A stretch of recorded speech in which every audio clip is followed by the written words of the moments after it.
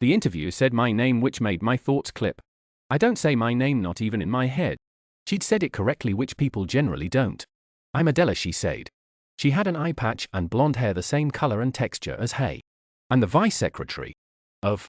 Have a seat. This was my 6th round of interviews.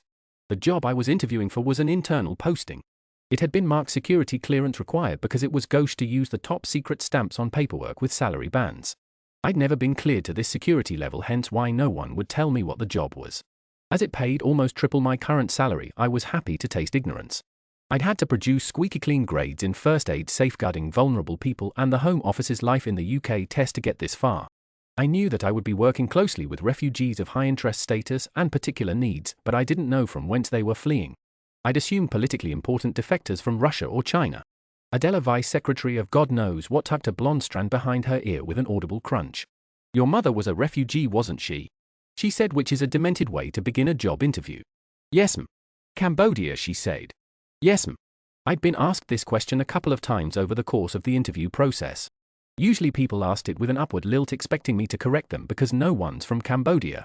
You don't look Cambodian, one early clown had said to me, then glowed like a pilot light because the interview was being recorded for staff monitoring and training purposes. He'd get a warning for that one. People say this to me a lot, and what they mean is, you look like one of the late entering forms of white, Spanish maybe, and also like you're not dragging a genocide around, which is good because that sort of thing makes people uncomfortable. There was no genocide adjacent follow-up. Any family still there? Understanding moo.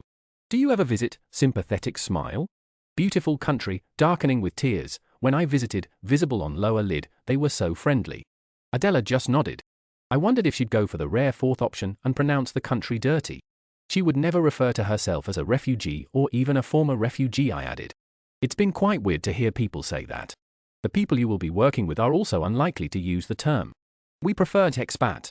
In answer to your question, I'm the vice secretary of expatriation. And they are expats from history. Sorry? Adela shrugged. We have time travel, she said, like someone describing the coffee machine. Welcome to the ministry. Anyone who has ever watched a film with time travel or read a book with time travel or dissociated on a delayed public transport vehicle by considering the concept of time travel will know that the moment you start to think about the physics of it, you are in a crock of shit. How does it work? How can it work? I exist at the beginning and end of this account simultaneously, which is a kind of time travel, and I'm here to tell you. Don't worry about it. All you need to know is that in your near future the British government developed the means to travel through time but had not yet experimented with doing it. In order to avoid the chaos inherent in changing the course of history, if history could be considered a cohesive and singular chronological narrative, another crock of shit, it was agreed that it would be necessary to extract people from historical war zones, natural disasters and epidemics. These expatriates to the 21st century would have died in their own timelines anyway. Removing them from the past ought not to impact the future. No one had any idea what traveling through time might do to the human body. So the second reason that it was important to pick people who would have died in their own timelines is that they might well die in hours like deep-sea fish brought up to the beach. Perhaps there were only so many epochs the human nervous system could stand. If they got the temporal equivalent of the bends and sluiced into grey and pink jelly in a ministry laboratory, at least it wouldn't be statistically speaking murder. Assuming that the expats survived, that meant they would be people, which is a complicating factor. When dealing with refugees, especially en masse, it's better not to think of them as people. It messes with the paperwork. Nevertheless, when the expats were considered from a human rights perspective, they fit the Home Office criteria for asylum seekers. It would be ethically sparse to assess nothing but the physiological effects of time travel. To know whether they had truly adjusted to the future, the expats needed to live in it, monitored by a full-time companion, which was, it transpired, the job I'd successfully interviewed for. They called us bridges, I think because the assistant was below our pay grades. Language has gone on a long walk from the 19th century. Sensible used to mean sensitive. Gay used to mean jolly. Lunatic asylum and asylum seeker both use the same basic meaning of asylum, an inviolable place of refuge and safety. We were told we were bringing the expats to safety. We refused to see the blood and hair on the floor of the madhouse. I was thrilled to get the job. I'd plateaued where I was in the languages department of the Ministry of Defense. I worked as a translator consultant specializing in Southeast Asia, specifically Cambodia. I'd learned the languages I translated from at university. Despite my mother speaking Khmer to us at home, I hadn't retained it through my formative years. I came to my heritage as a foreigner. I liked my languages job well enough, but I'd wanted to become a field agent, and after failing the field exams twice, I was at a bit of a loss for career trajectory. It wasn't what my parents had had in mind for me. When I was a very small child, my mother made her ambitions known. She wanted me to be Prime Minister. As Prime Minister, I would do something about British foreign policy, and I would also take my parents to fancy governmental dinners. I would have a chauffeur. My mother never learned to drive, the chauffeur was important. Regrettably, she also drilled the karmic repercussions of gossip and lying into me. The fourth Buddhist precept is unambiguous on this, and thus at the age of 8 my political career was over before it began. My younger sister was a far more skilled dissembler. I was dutiful with language and she was evasive pugnacious with it. This is why I became a translator and she became a writer, or at least she tried to become a writer and became a copy editor. I was paid considerably more than her, and my parents understood what my job was, so I would say that karma worked in my favor. My sister would say something along the lines of, "Go fuck yourself." But I know she means it in a friendly way probably. Even on the very day we were to meet the expats, we were still arguing about the word expat. If they're refugees, said Sommelier, one of the other bridges, then we should call them refugees. They're not moving to a summer cottage in Provence. They will not necessarily think of themselves as refugees, said Vice Secretary Adela. Has anyone asked them what they think? They see themselves as kidnap victims mostly. 1916 thinks he's behind enemy lines. 1665 thinks she's dead. And they're being released to us today? The wellness team think their adjustment will be negatively impacted if they're held on the wards any longer, said Adela Dry as a filing system. We, or rather Sommelier and Adela, were having this argument in one of the ministry's interminable rooms. Pebble-coloured with lights embedded in the ceiling, modular in a way that suggested opening a door would lead to another identical space and then another and then another. Rooms like this are designed to encourage bureaucracy. This was supposed to be the final direct briefing of the 5 bridges, Sommelier, Ralph, Ivan, Ed, and me. We'd all gone through a 6-round interview process that put the metaphorical drill to our back teeth and bored.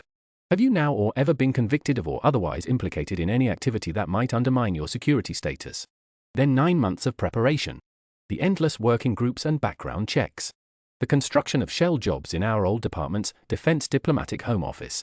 Now we were here in a room where the electricity was audible in the light bulbs about to make history. Don't you think, said Sommelier, that throwing them into the world when they think they're in the afterlife or on the Western Front might impede their adjustment? I ask both as a psychologist and a person with a normal level of empathy. Adela shrugged. It might.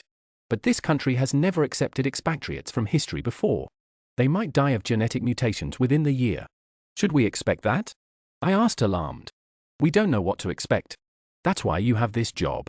The chamber the ministry had prepared for the handover had an air of antique ceremony. Wood panels, oil paintings, high ceiling. It had rather more éclat than the modular rooms.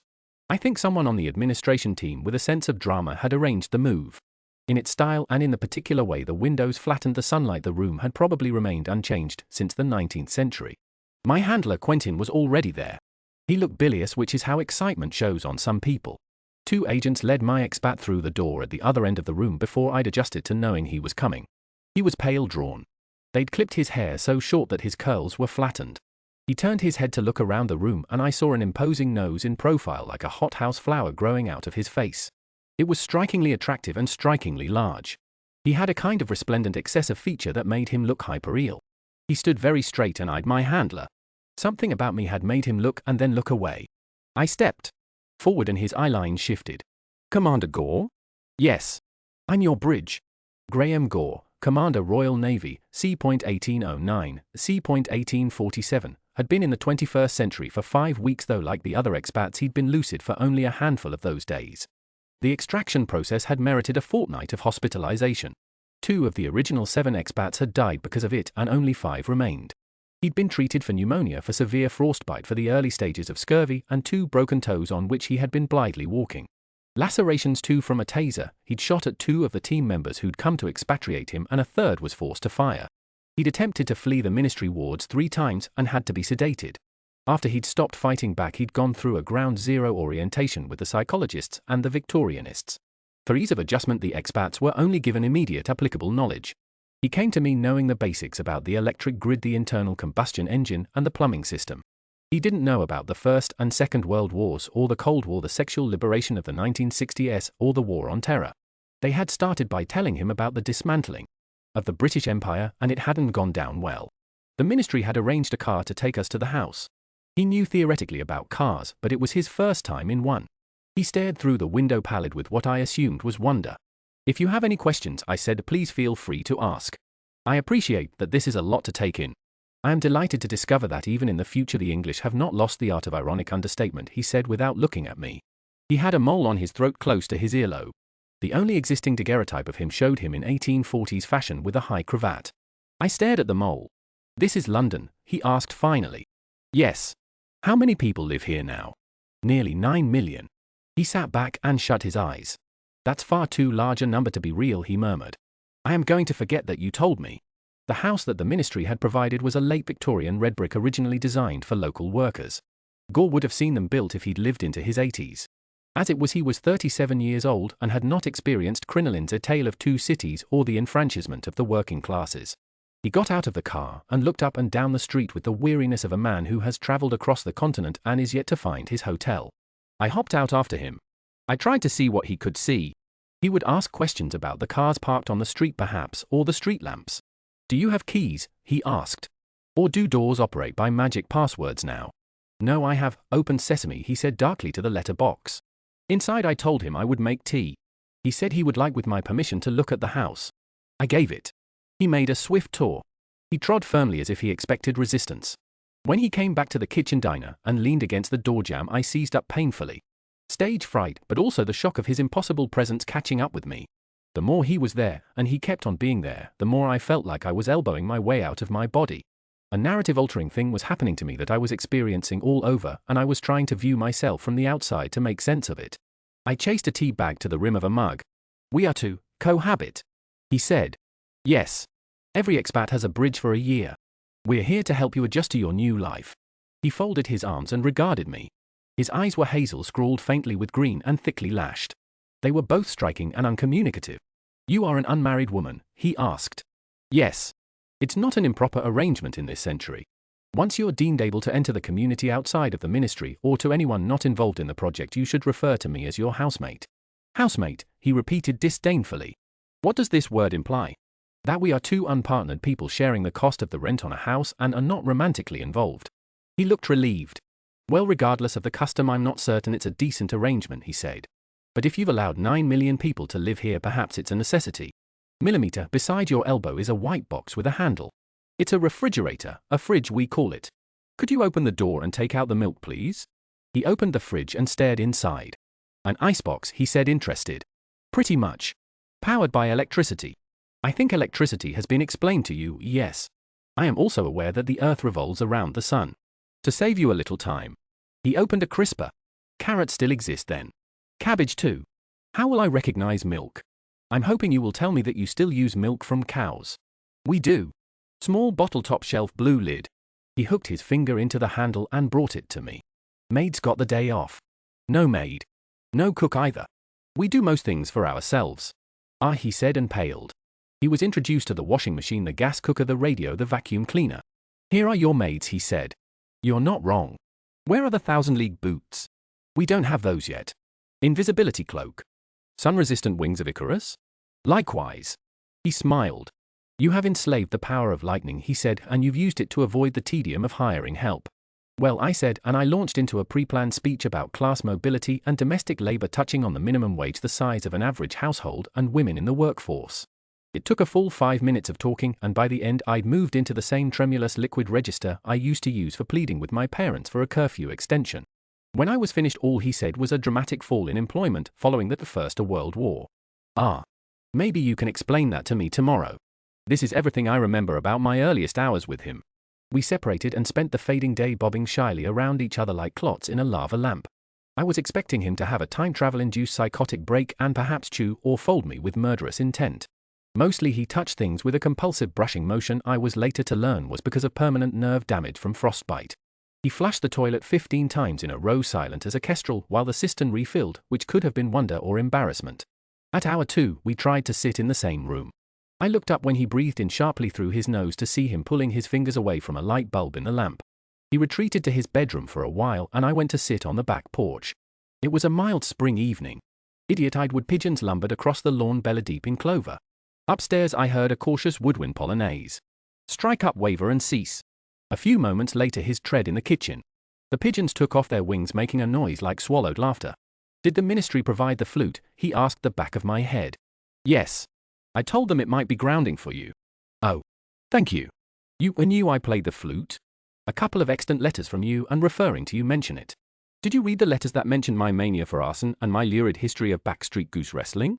I turned around and stared at him. A joke, he supplied. Ah. Are there going to be a lot of those? It depends on how often you spring on me such statements as I have read your personal letters. May I join you? Please. He sat down beside me, keeping a space of about a foot between our bodies. The neighborhood made its noises, which all sounded like something else. The wind in the tree sounded like rushing water. The squirrels chattered like children. Distant conversation recalled the clatter of pebbles underfoot.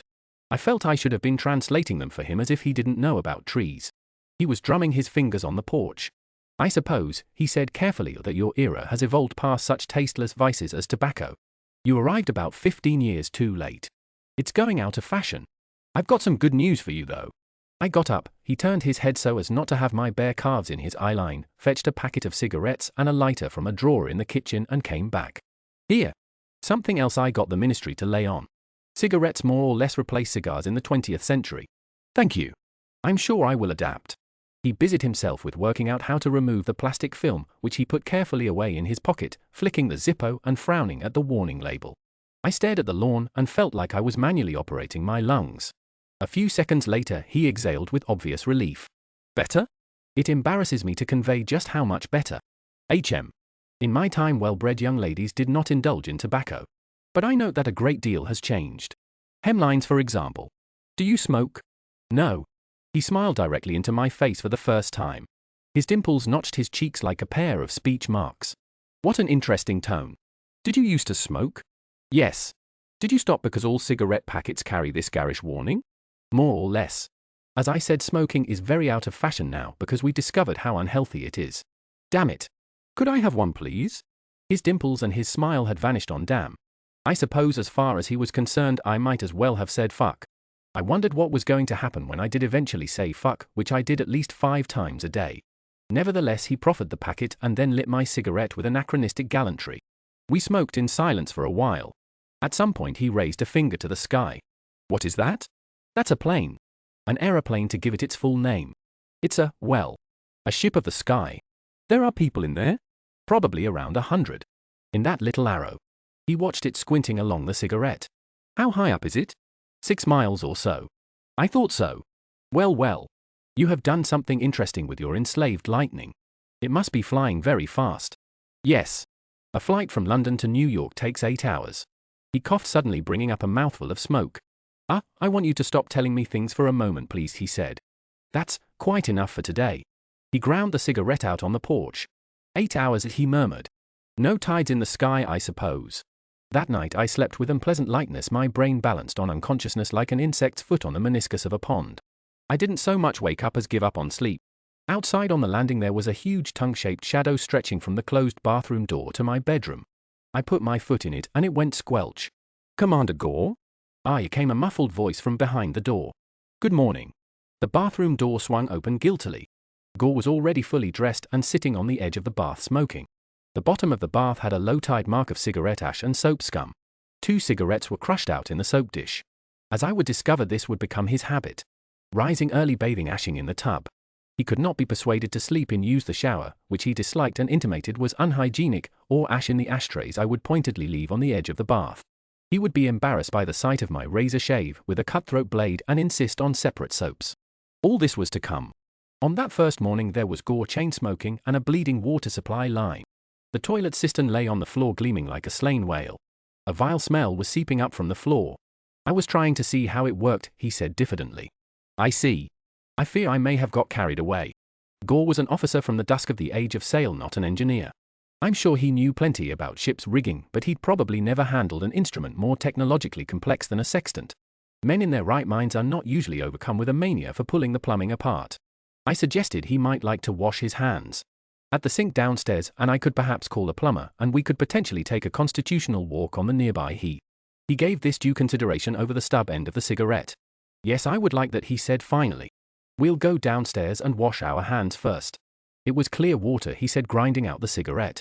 His face was averted from mine, but I could see the mole on his throat lay on pinkening skin. Well, germs. Germs. Bacteria. Very, very tiny creatures which live in everything really. Only visible through a microscope. The bad ones spread disease. Cholera, typhoid, dysentery.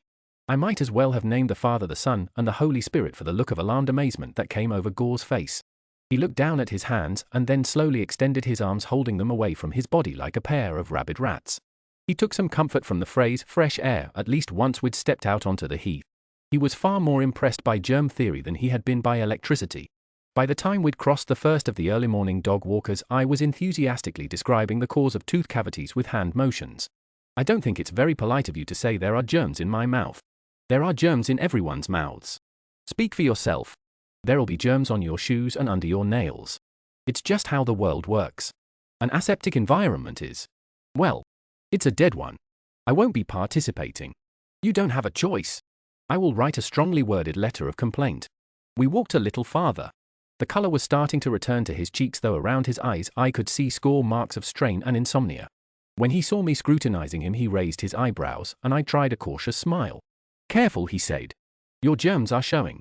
Well, we got croissants and tea from a food truck set up by the children's park. These concepts were either familiar to him or explicable from context, and we managed our walking breakfast with no further revelation. I've been told there are other expats, he said eventually. Yes. There are 5 of you. Who are they, please? There's a woman from 1665 who was extracted from the Great Plague of London.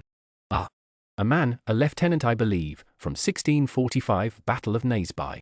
He fought back harder even than you. There's an army captain, 1916. Battle of the Somme. Someone from Robespierre's Paris 1793, she's got quite the psych profile. You didn't extract anyone else from the expedition?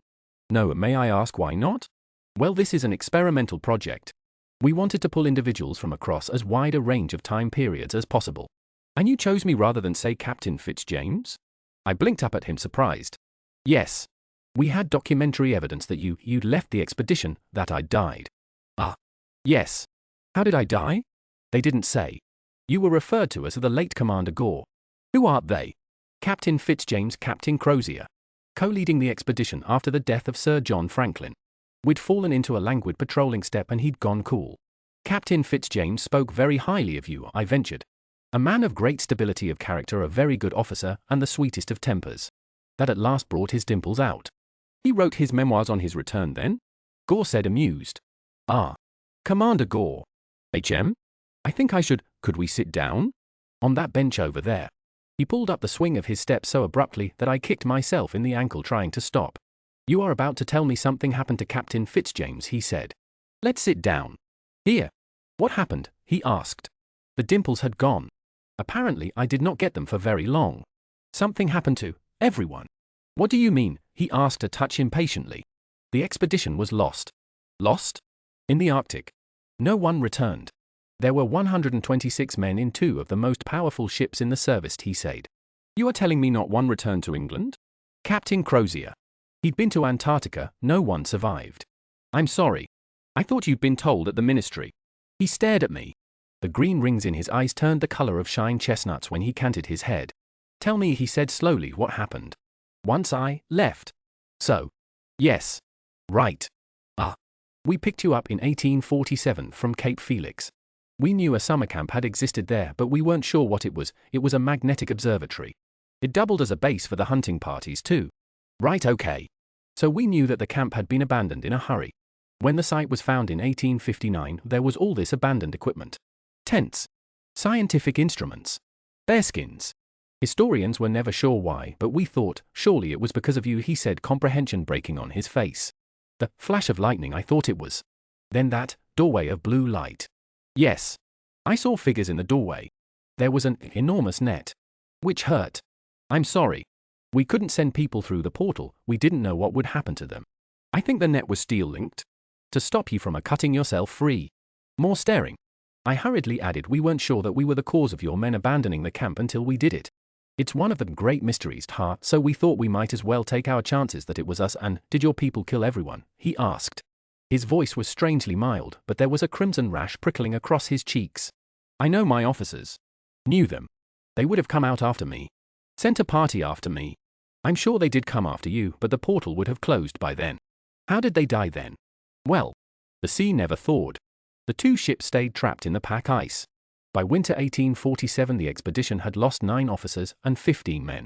I don't know how many of them died while you were still, Freddie, Mr. Devour, and I had left a note for the Admiralty on King William Land. In a cairn at Victory Point. It contained, yes, the expedition found your note in April 1848. Crozier and Fitzjames updated it to say they'd abandoned the ships and that the whole crew were planning to march south to Backfish River. King William Island is an island, by the way. He turned away from me and tugged the cigarette packet from his coat pocket. Backfish River was 800 miles away, he said eventually. Yes. They didn't make it. They starved to death on the march down. All of them? All of them. I can't imagine Captain Fitzjames dying of something so morbid as starvation. Or Harry, good sir. He was one of the cleverest men I'd ever, all of them. I'm very sorry. He stared out over the heath and exhaled slowly. It appears I was spared a wretched death, he said. I'm SOR, you're welcome. How long did it take? Inuit testimony suggests a small group of men returned to the ships and survived a fourth winter. But everyone was dead by 1850. What is an Inuit testimony? You called them Eskimos. It's correct to call them Inuit. To my surprise, he flushed deeply and flinched. He looked disproportionately guilty. Victorians didn't have political correctness, but all he said was the Admiralty sent no rescue parties. The Admiralty sent several. Lady Franklin financed a number as well. But they all went in the wrong directions. He shut his eyes and blew a feather of smoke at the sky. The greatest expedition of our age, he said. There was nothing in his voice, no anger, no sadness, no irony. Nothing. Later that day he said, I apologize for my reaction. It was something of a shock, but one I should have borne with greater stoicism. After all, we knew what we'd signed up for. I hope you didn't feel that I was in a temper at you. No. I'm only sorry you received the story so disjointedly. He stood back and looked at me. If he were another sort of man, I would have called this look a once-over. But there wasn't enough heat in it to be a once-over. He was simply looking at me head to toe for the first time. Why are you my bridge? He asked. Why did they not assign an officer of some sort? The secrecy of this our project, as you call it, was impressed on me at length while I was recovering. I suppose I am an officer sort of. A professional anyway. I worked in the languages department as a translator consultant. My area of expertise is mainland Southeast Asia. I see, he said. Actually, I don't see. What does all that mean? I'm cleared to top secret and I've worked with displaced people. The ministry's original intention was to have the expats cohabiting with therapists, but in the end they felt it made more sense for you to have a friend. He stared at me blankly and I blushed because even to me it sounded like I was pleading. I added, I already knew a lot about you. I'd read about the expedition. They've written books and books about it. Roald Amundsen, the guy who discovered the North and South Pole, did it because he was obsessed with John Franklin's expedition. You have the advantage of me, he said. I do, yes. The dimples came out for that. Not very mirthfully, but they did come out. And who found the Northwest Passage? He asked. That was our original intention. Robert McClure in 1850. Robbie. Yes. He found it when he came out after you on one of the search expeditions. He told the Inuit he was looking for a lost brother. As you're the only expedition member he knew personally, I always assumed, oh, he said. I stopped talking. He'd said oh as if I'd pushed a needle through his clothes. All these people were history to me, but still felt alive to him. The queasiness of his discomposure dropped the floor out of the room. I was so embarrassed that I automatically took the cigarette he offered me, even though I had, as I've said, given up smoking years beforehand. The more I got to know him, the more I discovered Gore was the most entirely realized person I'd ever met. In his own time he had liked hunting, sketching, flute playing. He was very good at this, and the company of other people. Hunting was out of the question and socializing was limited by order of the ministry. By the end of the first week he was visibly going bonkers with no one but me to talk to. When will I meet the other expats? Soon. Am I to be idle for this entire year? You do still have a naval service? We expected you would need more time to adjust. Is the sea still wet? Can one still float ships upon it? The first thing to slow him down was the capaciousness of streaming services. Specifically Spotify. I ran him briefly through the evolution of the phonograph, which he might have lived to see had he not perished in the 1840s, the turntable, the cassette player, the CD, MP3s, before landing on music streaming services. Any music? Any performances any time whensoever you wish it. Well, not any, but it's a very large library. We were sitting beside each other on the sofa, a ministry-issue laptop on my knees. He liked the laptop as a concept. He was cautiously interested in Google and Wikipedia, but the difficulty of finding letters on the keyboard had hobbled his curiosity. He had already remarked on how unnerving he found my ability to type at speed without looking. Will you please instruct the machine to play Bach Sonata in E-flat major? I hit play on the first version Spotify suggested. We settled back, if settle is the right word for the stiff, wary way we offset each other's weight on the cushions. After a while he covered his eyes with his hands. And one can simply repeat it. Infinitely he mumbled. Yep. Would you like it again? No. I don't think it's very respectful. Shall I put on something else? Yes, he said, not moving. Instruct the machine to play something that you prefer. It didn't seem like it would be kind to play Kate Bush. I put on Frank Sinatra in A major. When was this written? I'm not certain of the exact date. The 1880s, I think. After you, or after your, or afterwards. My sister Anne would have loved this. She was a great fan of sentimental violin. I looked away. When the music finished, he said in a thick voice, I'm going to go for a walk. He left and didn't return for several hours. The air turned sharp and cool. Oily clouds were piling up in the sky. A storm was coming. I was fretful and couldn't stay in one room for longer than a few minutes. It had occurred to me only after he shut the door that I wasn't allowed to let him out of my sight yet. When he returned, he blew in like the weather. His jaw was set, which I had started to understand was a sign of enormous agitation. This city is so crowded, he said, standing in the hallway in his coat and boots. Worse even than when I was last here. There are buildings everywhere. No horizons. Only buildings and people as far as the eye can see, and great metal towers strung with rope. Huge grey roads covered in metallic traffic. There's no space here. How can you breathe? Is all of England like this? The entire world? London is a capital city. Of course it's crowded. There are still empty places. Behind my back my fist was spasmodically clenching and releasing.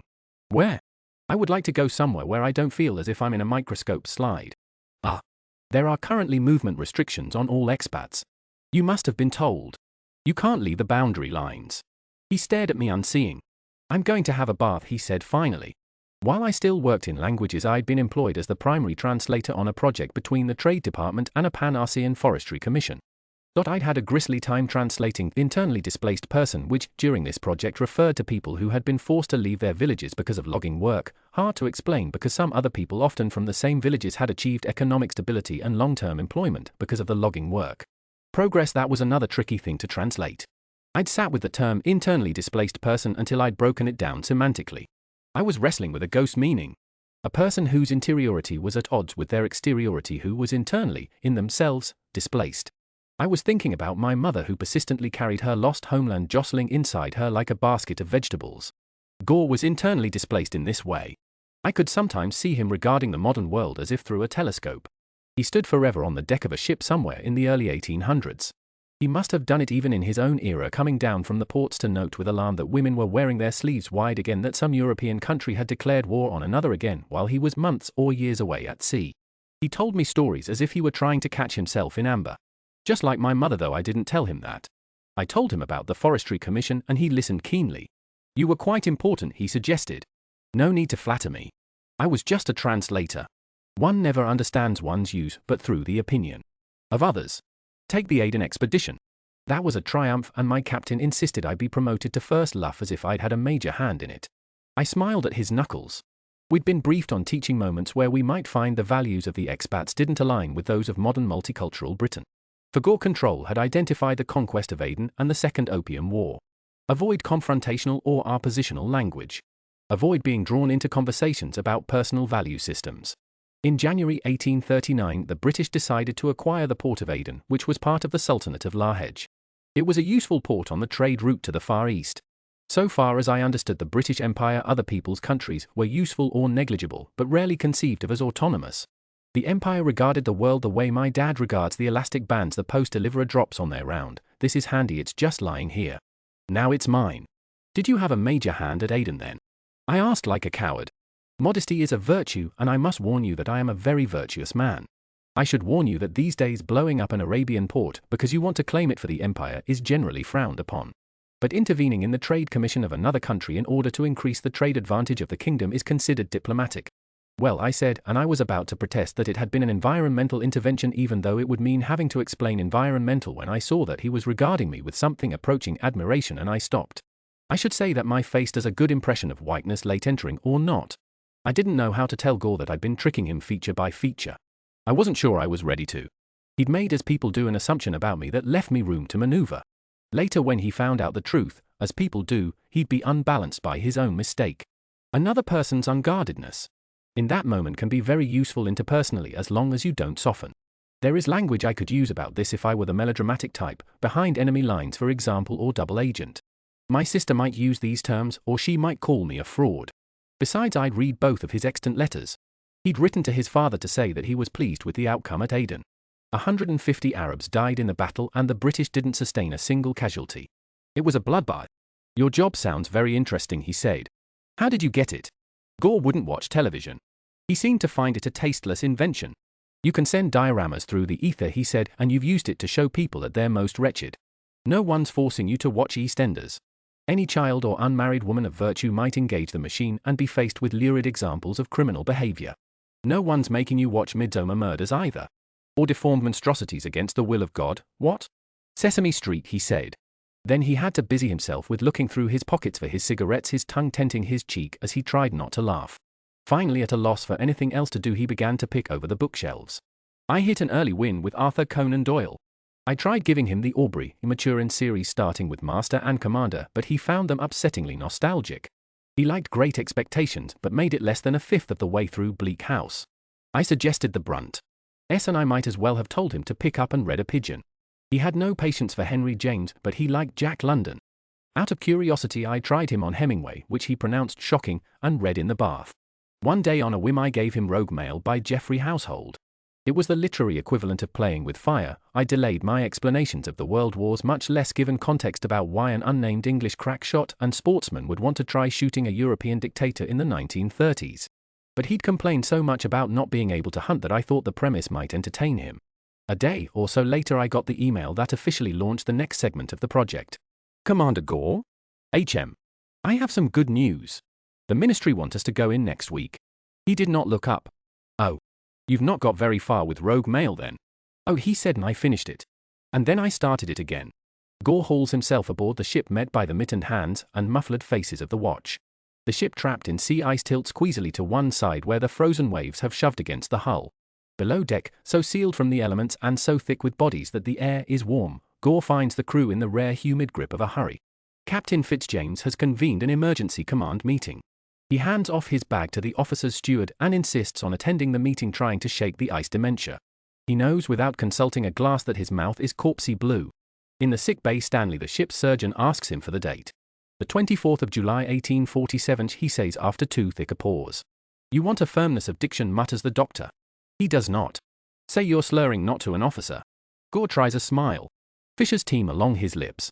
But no one orders him not to attend the emergency meeting. It is held in the great cabin of Erebus, a desperately unhaunted room. Sir John Franklin had died here, succumbing to age and the climate, more than a month before. His avuncular ghost has failed to manifest. James Fitzjames, his commander and now captain of Erebus, lives in the cabin like an orphan locked in a crypt.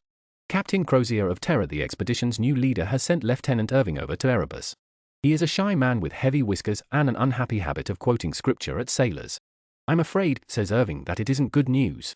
The rations. Fairholm cuts in. Fairholm is the third lieutenant of Erebus, a big bouncing man who towers over most of the other officers. Now he cringes, putting Gore in mind of a Great Dane caught stealing food. With yours too, sighs Irving. God has seen fit to test us in our resolution.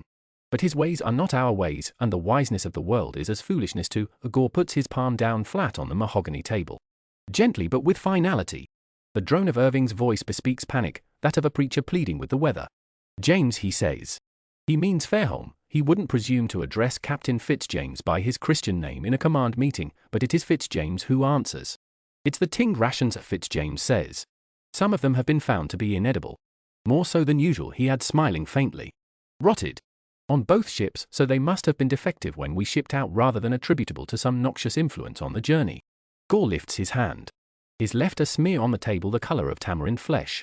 There is a sour steady pain in his palm that he briefly misunderstands as a taste. How many of the tins? He asks. Fitzjames doesn't answer. He is seated in Sir John's place. His curls have lost their gloss, but they still flash a troubling copper. Was there much game, Graham? He asks instead. Gore considers the weight of the sack he'd carried, which had felt so meaningful. 3 partridges, he says, and a bosun gull too far off to hit. Nothing else. Not even tracks. In 4.5 hours? Was I gone that long? They fall silent again. This had once been a convivial wardroom. A story couldn't start that wasn't met with an opposing tale like an arch bridge made of chatter. But even speaking the obvious is like massaging wax from granite these days. The persistent grieving and shrieking of the wood of the ice-locked ship robs them of sleep and silence between paragraphs. Without those fallow periods, all speech is feeble. We don't have rations to see both ships' companies through a third year, says Fitzjames. Is Captain Crozier of an accord? Yes, sir, he says Irving miserably. Fitzjames drums his fingers on the table. Like Fairholme, he is a big man set like a cathedral, but his face is boyish when he is worried. His parentage is a mystery. He is rumoured illegitimate. Presumably, he spent much time worried as a child, and now his face returns to it. 2/3 rations, he says. Captain Crozier's suggestion is that we reduce to 2/3. Yes, sir. At this, Stanley leans in. He is a fussy, short-tempered, handsome man who does not enjoy his job. I must impress upon the meeting that the debility that racks those in the sick bay will doubtless find ample foothold should we reduce the men's rations. And if we do not reduce the rations, the men will starve to death instead, says Fitzjames. I'd like to get as many of them back to England as possible when the ice breaks up. This is the compromise we must make. Gore is looking at his left palm. The sour pain is still there, seeping through the bandages. So is the blood, but it seems melodramatic to observe this. And if the ice doesn't break up? He asks mildly. The ice outside shifts, the Arctic stammering its jaws as a cat does when it sees a bird. The ship's cat died in convulsions during their second winter. Gore had liked that cat. He'd become quite attached to it, especially as his dog had died in the first spring. Creak crack. The ship bellows in agony. We took the London Underground into the Ministry. I gave him foam earplugs. In fact, the tube journey didn't faze him even before he put the earplugs in. But I was forced to explain a joke used on an advert for a mattress provider, which in turn required me to explain the concept of a dating, not a subject I would have liked to broach when it was necessary to shout above the sound of the train. The expression on his face once I'd outlined the fundamentals as pertaining to the advert suggested that he wished that he hadn't asked. Once we arrived at the Ministry, an escort of subtly armed suits took Gore to meet the other expats. I was expecting he'd go through a group therapy session, but Gore was in a sunny mood, so he must have been envisaging something closer to a salon. I sloped up to see Quentin, my handler. The handlers had offices in one of the Ministry's inner sanctums. They were all glass-walled and made me feel like a lackluster fish in an aquarium.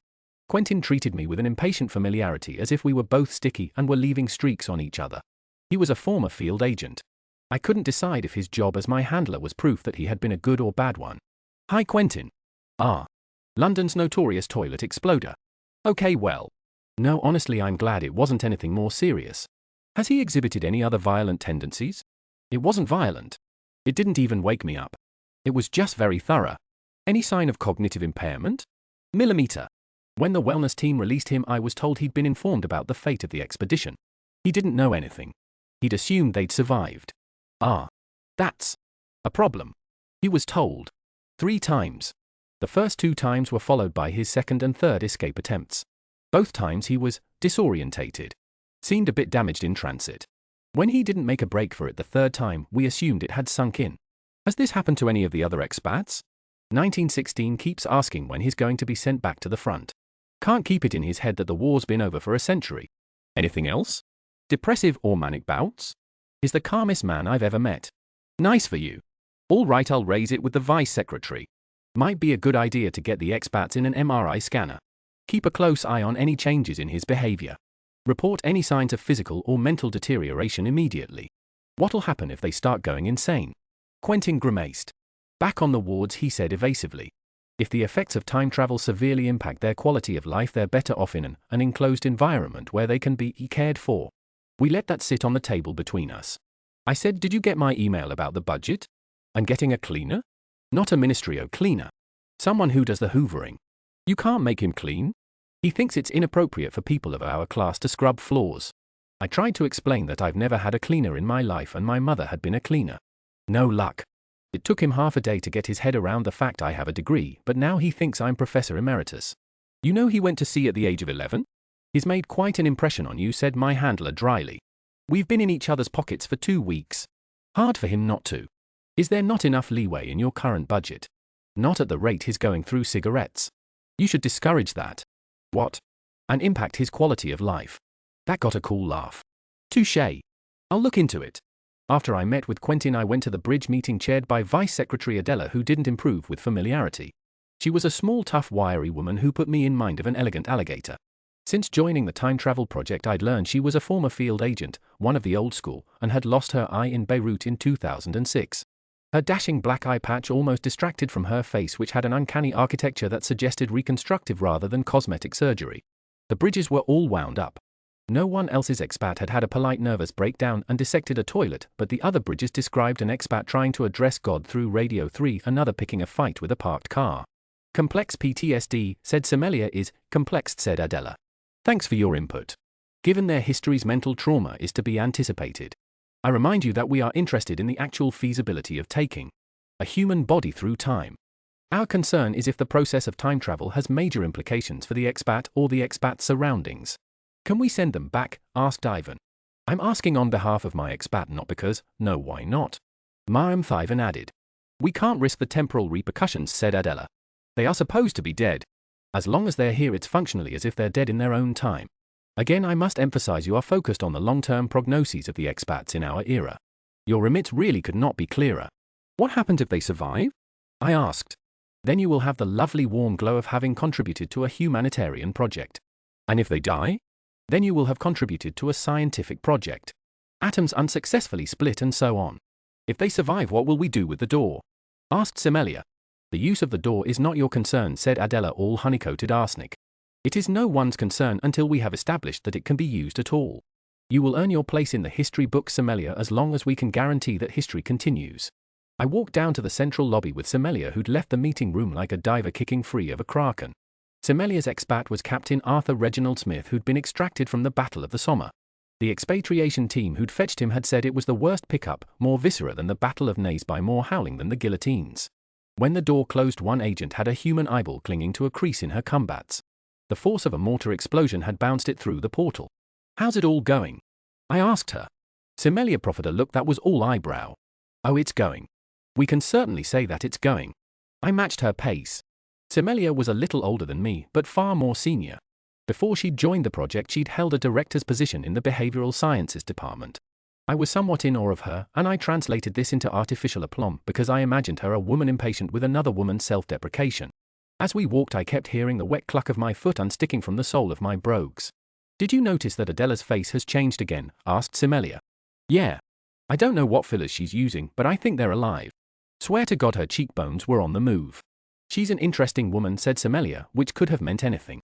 I tried another topic. Bets on home office absorption? What's that? If they make it through the year without dying of a time travel disease, then the ministry falls under the Home Office. Cross-historical immigration is still immigration. I'd put a 50 on it. One of Sommelier's eyebrows did something semaphoric. I don't think we'll be bringing over enough of them to require Home Office manpower. England's closed, is it? Yeah, hostile era policy. Fuck off back to the Dark Ages if you don't like it. Sommelier emitted an enigmatic smile. There's your boy, she said. We'd arrived in the central lobby. Gore was standing in a shaft of sunlight staring up at the steel and glass ceiling. He looked dazzled into boyishness by the half-sky of the building's skull. A snaky-hipped lady killer, said Sommelier dryly. I laughed. I'll see you at the next working group, she added. Sure. See you. I clucked across the shining floor until I reached his side. He looked down at me and said mildly, someone told me off for trying to smoke indoors. Yeah, you can't do that in this era. Send me back to the Arctic. Huh? We went for lunch at a small bistro near the ministry. Gore came from an era of service à la Fran. A's private dining rooms and putting everything into jelly. When I began to explain in tones of motherly patience how 21st century restaurants operated, he said, I've eaten kangaroo on the uninhabited shores of the Albert River. I understand how a knife and fork work. Please sit down. He pulled out the chair for me, then settled back and regarded the menu with exploratory interest. I don't think I was wrong, it's just that he approached all uncertainty as a challenge. I couldn't remember my first time in a restaurant as an unsupervised adult, but I could vividly remember my first time ordering a drink in a bar that I was too young to be in. I ordered a pint of Guinness because it was what my dad drank. It tasted like angry Marmite, I hated it, and I didn't order anything else for many years because I'd got served that one time and didn't want to break my streak. What are the other expats like? I asked. Overwhelmed. The pair from the 17th century loathe each other. I suspect the young lady, Margaret something or other, has blossomed under the appalling liberties of your age, and Lieutenant Cardingham does not approve. I found Captain Reginald Smith very sympathetic, however. He reminds me of Lieutenant Irving. How so? Soft-spoken, shy, awash in a grand quantity of private torment. This made me laugh even though I knew the expatriation eyeball story. I didn't ask him if the captain had explained the First World War, or maybe he'd been told and then failed to retain the information. Though I didn't know to what extent his brain behind that broad white forehead had been shaken and bruised like an overripe peach. Our food arrived, and Gore speared a falafel speculatively on the end of his fork. I thought it might be a good thing to make a proper friend of him, Gore continued. He said he would arrange for his bridge to take us to, here he raised his eyebrows, a public house. I am looking forward to seeing what visions of sin this era has concocted for the humble tavern. Wow. Maybe you'll go somewhere with Sky Sports. I refuse to find out what that is. And you'll meet Semelia. Is that the name of his bridge? Yes. She's an interesting woman. You'll like her, I said with no idea at all if he would like her. So, Captain Reginald Smith, you're currying favor with your superiors. He took a bite of falafel and gave me a dimpled smile while he chewed. He swallowed and said a Royal Navy commander has the equivalent army rank of lieutenant colonel. I outrank everyone. I don't think Lieutenant Cardingham much likes that either. Back at the house I was still struggling to think of as home. Gore shyly asked me if I would also come for a drink. He had done well at lunch to hide his deep embarrassment over my payment of the bill with a ministry expense card. He was adjusting with gold star alacrity in recognizing that it wouldn't be a reputation-detonating act for a respectable woman to be seen in a public house in the company of bachelors. In response, I made a noncommittal noise. 1916, Reginald Smith was not a well man. I was told he'd wept in the street the first time he'd heard a car backfire. He'd picked up the use of a modern washing machine very quickly and compulsively washed his sheets. Semelia thought it might have something to do with survivor's guilt manifesting in the anxiety that the long-dead lice that plagued him on the Western Front had followed him to the future. Either way, I wasn't sure if I ought to burden him with a third face to which he had to play polite. I emailed Semelia to ask for her opinion, and she suggested we meet for a pre-drink drink to discuss the having of drinks. The next evening I went to meet her at the pub. She had suggested an old-fashioned watering hole close to the ministry pokey. And bizarrely fuggy and upholstered in leather. It was like being inside the elbow of a patched jumper. There was only one other customer sitting in the corner lugubriously posting crisps into his mouth. The drinks menu was a hand-scrawled chalkboard over the bar. At a squint it appeared my choices included MMLL, MMT, Swaog and WDA. Can I get a half of Guinness? The young man behind the bar who was polishing a glass hammily gave me an encouraging smile. Right you are. He poured it as if he was an extra in Casablanca. Do you actually like your job? I wanted to ask him, but instead I crept to a corner table and drank some of the establishment's finest angry Marmite. While I was waiting, I started work on a core report. Bridges had to file core reports on a weekly basis via their handlers to control. There was a separate protocol for alerting control to time travel emergencies such as our expats turning inside out, but it involved such an unwieldy number of codes and permissions that Quentin had told me just to ring him if Gore began to play hopscotch between dimensions. He'd even given me his personal number for the purpose, which was excitingly unauthorized. Core Report, 1847, Graham Gore Franklin Expedition, Standard, X, Special Measures. If this report includes cross-expatriate material, please indicate expatriate 1645, Thomas Cardingham, Battle of Naseby, 1665, Margaret Kemble, Great Plague of London, 1793, and Spencer, French Revolution, 1916, Arthur Reginald Smith, Battle of the Somme, X. Observations on subject's physiology, physical appearance on closer examination blushes easily. Not previously noticeable because he speaks so calmly. As per last week's report, face shows evidence of broken sleep or sleeplessness, dark circles, puffy eyes. No longer bolts meals as if he's been starving in the Arctic for years, though still very quiet and intense around desserts. No weight gain. I'd value the opportunity to discuss nutrition plans with the wellness team. No further discomfiture with clothing. Some chapping at knuckles and backs of hands, which may be eczema or may be due to overcautious hand washing. Please could the wellness team tackle the subject of germs in a non-inflammatory manner. Observations on subject's mental state calm, pleasant. Adjusting well. Has demonstrated levity, humor. Keen to befriend other expats, especially 1916. Recent report from wellness team, see email from April 14th, appeared to suggest that bridge work has failed to create a foundation for meaningful therapeutic work. May I counter that asking 1847 about his relationship with his mother when he has been almost continuously at sea since he was 11 is an unproductive place to start. Flag to control his short-term memory has shown some signs of damage or deterioration, particularly information imparted on his arrival. What a charming picture of conscientiousness, said a voice above me. Semelia. Hello. Semelia looked as always chic.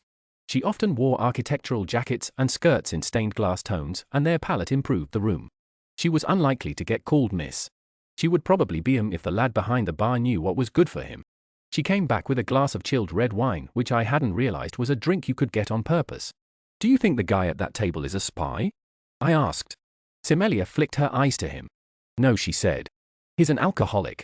The boy behind the bar is though. Yeah? Is it the way he's wiping down surfaces like he's being choreographed? It's that apron. That's a costume if I ever saw one. Also, Ralph trained him. Back in defense. I coughed at my half pint. Ralph, a snide and etiolated former field agent, was my least favorite bridge. He had somehow managed to get assigned the only young woman expat. Wait. Kidding. No. Apparently it was very awkward when Ralph came in here for a lunchtime gallon of Merlot and spotted him. He's part of Defense's tracking team. You know, they don't much like the fact that the ministry is a separate institution. They thought the Time Door ought to fall under their remit. Forgive me my density sommelier, but if you know this place is run by spies, why are we drinking here? Because I want to see what happens. Oh. Wow. Now drink your beer and look suspicious. I laughed and the spy carefully did not look round. Okay, I said, okay, let me pop my shirt collar. How's this? Hang on, let me hunch up a bit. How's this? Great. You look like you're about to sell me dirty magazines from out of your raincoat, and you're not even wearing a raincoat. She took a sip of her wine and adjusted my shirt collar to a more furtive angle. You know what he'll write about us anyway, she said calmly, no matter what we do or how we dress. The biracial woman and the black woman who work at the ministry. I straightened my shoulders hurriedly. Ah. Well. Of course I have the privilege of passing as white. I paused. I find that people usually want to tell me whether they agree with this assessment or not. Sommelier, however, waited for the end of my sentence. So he'll have to write about my pornographic raincoat instead, I finished lamely. How are you finding the whole? Is he all right, your expat? He used the word a Negro until I stopped him, but I don't think he meant it with 2 Gs if that's what you're asking me. How's your expat managing the news of your miscegenation? I took a big swig of Guinness. Well, he isn't. I haven't told him. Sommelier nodded slowly as if I'd asked her to do some long division. When she next spoke, I could hear a smooth change in register from backchat to professional counselor. I understand why you've held off discussing it until now, she said. But I don't advise leaving it much longer. It's psychologically important for both of you that you're able to inhabit your identity and that he's able to accept you gracefully and wholeheartedly. We mustn't adjust for them. They are here to adjust to the world. A person at a time. That's how you do it. Do it? Make a new world. She had a soft light in her eye, a sudden distance in her gaze. Gosh, I thought she really believed it. Personally, I believed that I had the bridge job because I was an exception and not a rule. If I'd got it by lionizing my marginalization, peeling back my layers to show the grid of my veins, I wouldn't have put it past the ministry to use the layout against me at a later date. Never tell a workplace or a lover anything that might cause them to terminate your relationship until you're ready to leave. I try not to give too many context clues early on, and I didn't like to draw attention to little harms. Why would I want to point out the places where my flesh was soft, my organs vulnerable?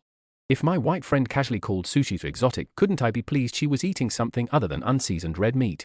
Anyway, I could be a little exotic, just enough to bring up in my annual appraisals if a raise or title change was under discussion. The spy behind the bar, who had been conspicuously checking the till and polishing already gleaming glasses, put some music on. Sommelier brightened up. Hey! Electric boogie! Hey! She laughed. Sommelier smiled all the time, but she almost never laughed, so I remember this moment clearly. I suddenly saw how much of a facade was the elegant, highly efficient government professional, behind which was someone who maybe had too many texts from a wayward sibling that she hadn't dealt with, someone who was giving up on dating for the 5th time in as many years, someone who had to smother her impatience when drunk elephant, shopping beauty evangelists tried to explain the miracle moisture properties of cocoa butter to her. Before, I hadn't really been aware that other sommelier was there, but now I felt her barricades. It's very funny to me that anyone can get to auntie age and not know what electric boogie is, she said. You don't know the electric slide? Excuse me. Auntie who? Ralph's protege called me a miss. Get up. What? I'm going to teach you. Sommelier. In the pub? What will the boy put in his report to defense? He'll put the biracial woman and the black woman who work at the ministry. Trust me on this. In the end, we decided that Captain Reginald Smither's first time in a pub and first public get-together with another expat would be overwhelming enough without adding a new bridge. So on the evening Gore was out with the two of them, I sat with some friends in their grey and yellow kitchen with a bottle of mid-price wine. I spent the visit pretending to be normal. I was in fact contractually obliged to do this, but my entire being was wired to wonder what he was doing, what he was seeing, what he was asking. When I burned my tongue on the pizza my friend had heated in the oven, I bizarrely imagined that some way he had burned his tongue in symbiotic sympathy. The ministry provided purportedly voluntary therapy sessions for all bridges, as our work was emotionally involved and psychologically taxing. I hadn't signed up. I felt that human connection shouldn't be professionally managed, or that I was somehow qualified for personal pain given a family history of pain. Fear and tragedy wallpapered my life. When I was 12 years old, I'd sat at the dining table with my mother peeling the skins off garlic for her. She was telling me about one of her sisters who had been beautiful and married rich. They'd killed her, of course, the Khadas who sacked Phnom Penh, and she mused out loud, I wonder if they raped her before they shot her. Yes, thought 12-year-old me, seriously, I wonder if they did. And I would always be a 12-year-old who had wondered that about her aunt at the dining table.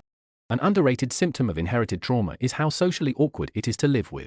When I got back to the house, I found an open packet of cigarettes at the dining table and settled in to smoke one, listening to my mind bleat. He returned about halfway through the cigarette. Commander Gore? Good evening. After dinner smoke. Millimeter. My friends aren't smokers and they don't know I've relapsed. Ah. I will keep your secret. He spoke with grave clarity, slightly louder than usual. He was drunk and hiding it well. If I wasn't cohabiting with him, if my paycheck wasn't dependent on recording his every move, I might not have noticed. He opened the narrow drawer that contained bottles of spirits. They rattled lushly. The ministry had resisted providing these, but as I kept pointing out he'd been in the Royal Navy at the height of the rum ration years, no doubt he drank. He selected a whiskey, wandered to the freezer, then paused. Will you join me? No, actually yes please. I was also quite drunk, but he'd never offered me anything stronger than tea before. He came to the table with 2 iced glasses and the entire bottle, which he set down in front of me. I slid the cigarettes across to him and he lit one briskly. We must get a decanter. I feel like a Lushington pouring from a bottle. Here. Thank you. Did you have a nice time? Yes. I like Arthur. And his bridge? I like her too. She is a negress, I choked. Ah. We don't use that word anymore. We just say a black. As an adjective. You would say she is a black woman. That sounds rather rude. Or brusque somehow. Negro is derogatory? People will assume you're racist. Racist? Oh. Ah. That you have prejudices against people of other races. He frowned. Does not every race have this? He asked. Having exposure in the main to the customs and habits of their own race and being unfamiliar with the customs of others. Well, in this era, we try to look beyond a person's race and consider them by their merits alone. We? The ministry, for example. The civil service is an equal opportunities employer. He murmured equal opportunities employer back to himself, and I flushed so deeply I could feel it smearing across my sternum. He said she is a doctor. Of the mind. I forget the term, a psychiatrist? Psychotherapist? The latter, I think. But she said she was the only person of her race in the entire department. Not only the sole black, as you say, Bridge, but the only black, mind doctor, in the mind doctor squadron. Oh yeah, Kooks and Killers is super white. Obviously at intake there are fewer black candidates, you know, structural reasons are it starts at school, even there are barriers in their way from the start, and then by the time they're school graduates, university graduates are. It's an ongoing process. We've had only about 50 years of thinking about it seriously, and every generation sees that the last one wasn't doing enough. They'll probably find us criminal in a century or so. I stammered this out hurriedly. Semelia felt so present that she might as well have been there invigilating our conversation. Gore was pondering his whiskey and nothing I'd said would have made sense to him, but I wanted to get a good mark from Semelia for my anti-racism, totally normal to want, totally possible to achieve. Gore stared into his glass, turning his wrist to give the ice cube a tour of the perimeter. Kooks and Killers, he said at last. My shoulders unknotted. Ha! Ministry nickname for the behavioral science department. He raised his eyebrows at the ice in his glass, tipped it back and forth. I pulled a second cigarette and he lit it for me with automatic politeness. At length he said, when I was a younger man, I spent some time on the preventative squadron. It was set up to suppress the West African slave trade. He threw back half his whiskey, set it down. I was thinking about the Rosa. That was captured when I was 25. On Christmas Day I remember that distinctly. It was flying under Spanish colors with some 300mm Africans aboard. I was on the dispatch under Commander Daniel. We brought them to the port at Barbados. At that time I was quite thick with the assistant surgeon John Lancaster. We were of an age and he was excellent company. He spoke Spanish, which none of the other officers did. He was determined to make me eat a coconut. Have you ever eaten a coconut? I have. I'd never experienced a fruit that fought back so hard against being eaten. Where was I? Yes. Commander Daniel and the chief surgeon went ashore in February and left me as acting lieutenant just as the Rosa's case was being tried. John and I had to go aboard and count the Niger captives. They'd been provided with such provisions as they needed and confined to the ship along with the Rosa's crew for the duration of their detention. But they couldn't leave the ship, you see, and he stopped, drank the other half of his whiskey, then reached for the bottle. I was, I think, a little giddy with my own power. I had never been handed the command of a ship regardless that it was docked, regardless that its captain would return soon enough. Riding beside that giddiness was the dread weight of responsibility. When I saw the captives, I recognized that their birthing was inadequate, that they had undoubtedly suffered greatly and were exhausted and sick. 2 had died since we captured the Rosa. But my chief thought was I had better get this head count right. Or perhaps I might have thought briefly, poor wretches. But there was more obligation than Christian compassion in my heart. Whether I saw men or women or children, he trailed off. You're thinking about Semelia. I've had black seamen under my command. That's a different thing. Those unfortunates in the hold. I don't know. Would she have behaved so pleasantly towards me had she known that I'd looked at them and seen a tally? She's familiar with the era. He nodded rather gloomily and lifted his glass to his mouth again. This time he didn't drink but regarded me over the lip. I hope you do not mind me making this observation, he said. But I think I am right in saying you are not yourself wholly an Englishwoman. Well done, I said as neutrally as I could. What gave it away? Shape of my eyes. The color of your mouth. The ice hit the bottom of my glass with a frigid knock. I'd never heard that one before. He didn't like 21st century language. Victorian was his greatest descriptive enemy, and to be fair, I'd heard people apply the word miscellaneously to any period 1710 to 1916. But much of what I thought of as quintessentially Victorian was in his future and to him gargantuan, disproportionate and gentlemanly unpierce.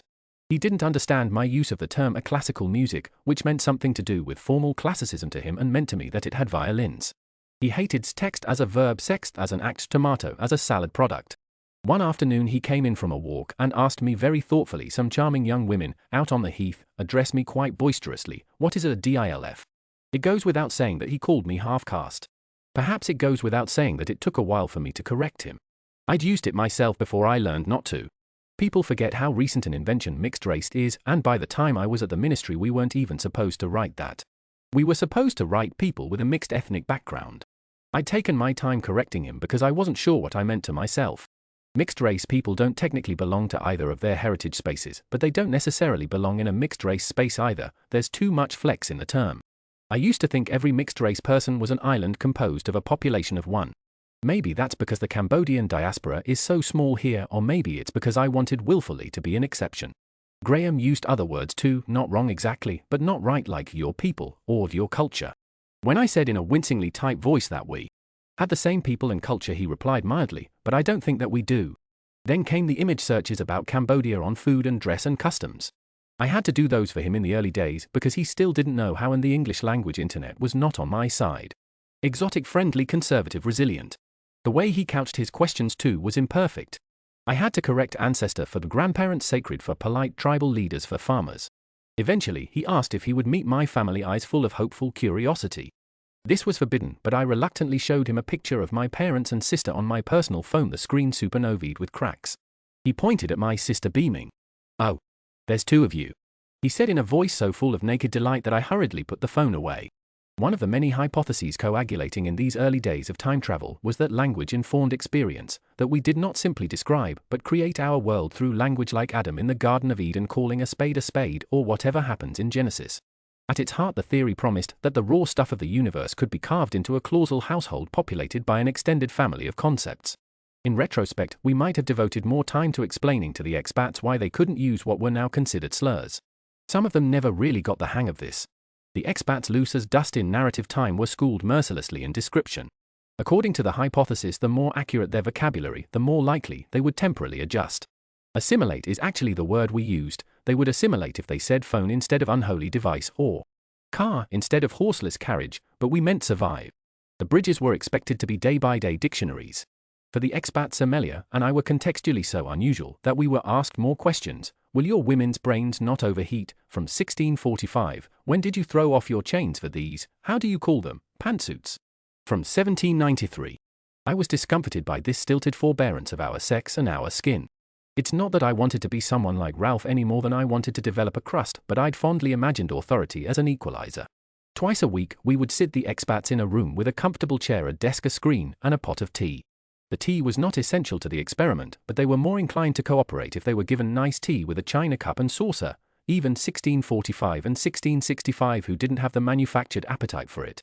Embarrassing stuff, something for a Punch cartoon about Englishness, but it worked. The bridge would sit behind a two-way mirror with the members of the wellness team running the experiment. We'd stand and watch as images from 21st century life appeared on the screen in front of the expat, who would then describe aloud what they could see. Anachronisms, malapropisms, and total ignorance would Be noted but not pointed out. It was up to the bridge to actively correct them in future daily routines. To begin with, the language experiment had a chilly near-sensual thrill. There's something vengeful about agreeing on an interpretation. Set your narrative as canon, and in a tiny way you have pried your death out of time as long as the narrative is recalled by someone else. I certainly understood better why people became writers, and why jealous lovers force so many false confessions, and why the British history curriculum looks the way that it does. But after the first few sessions, the Voigt-Kampf neo-noir charm of the language experiment wore off, and it became boring for bridge and expat alike. Gore played up. He started describing the images on screen via caricature, what a mermaid would say about a coffee shop, for example. It charmed me, and I resented his ability to play drawing room games in the laboratory.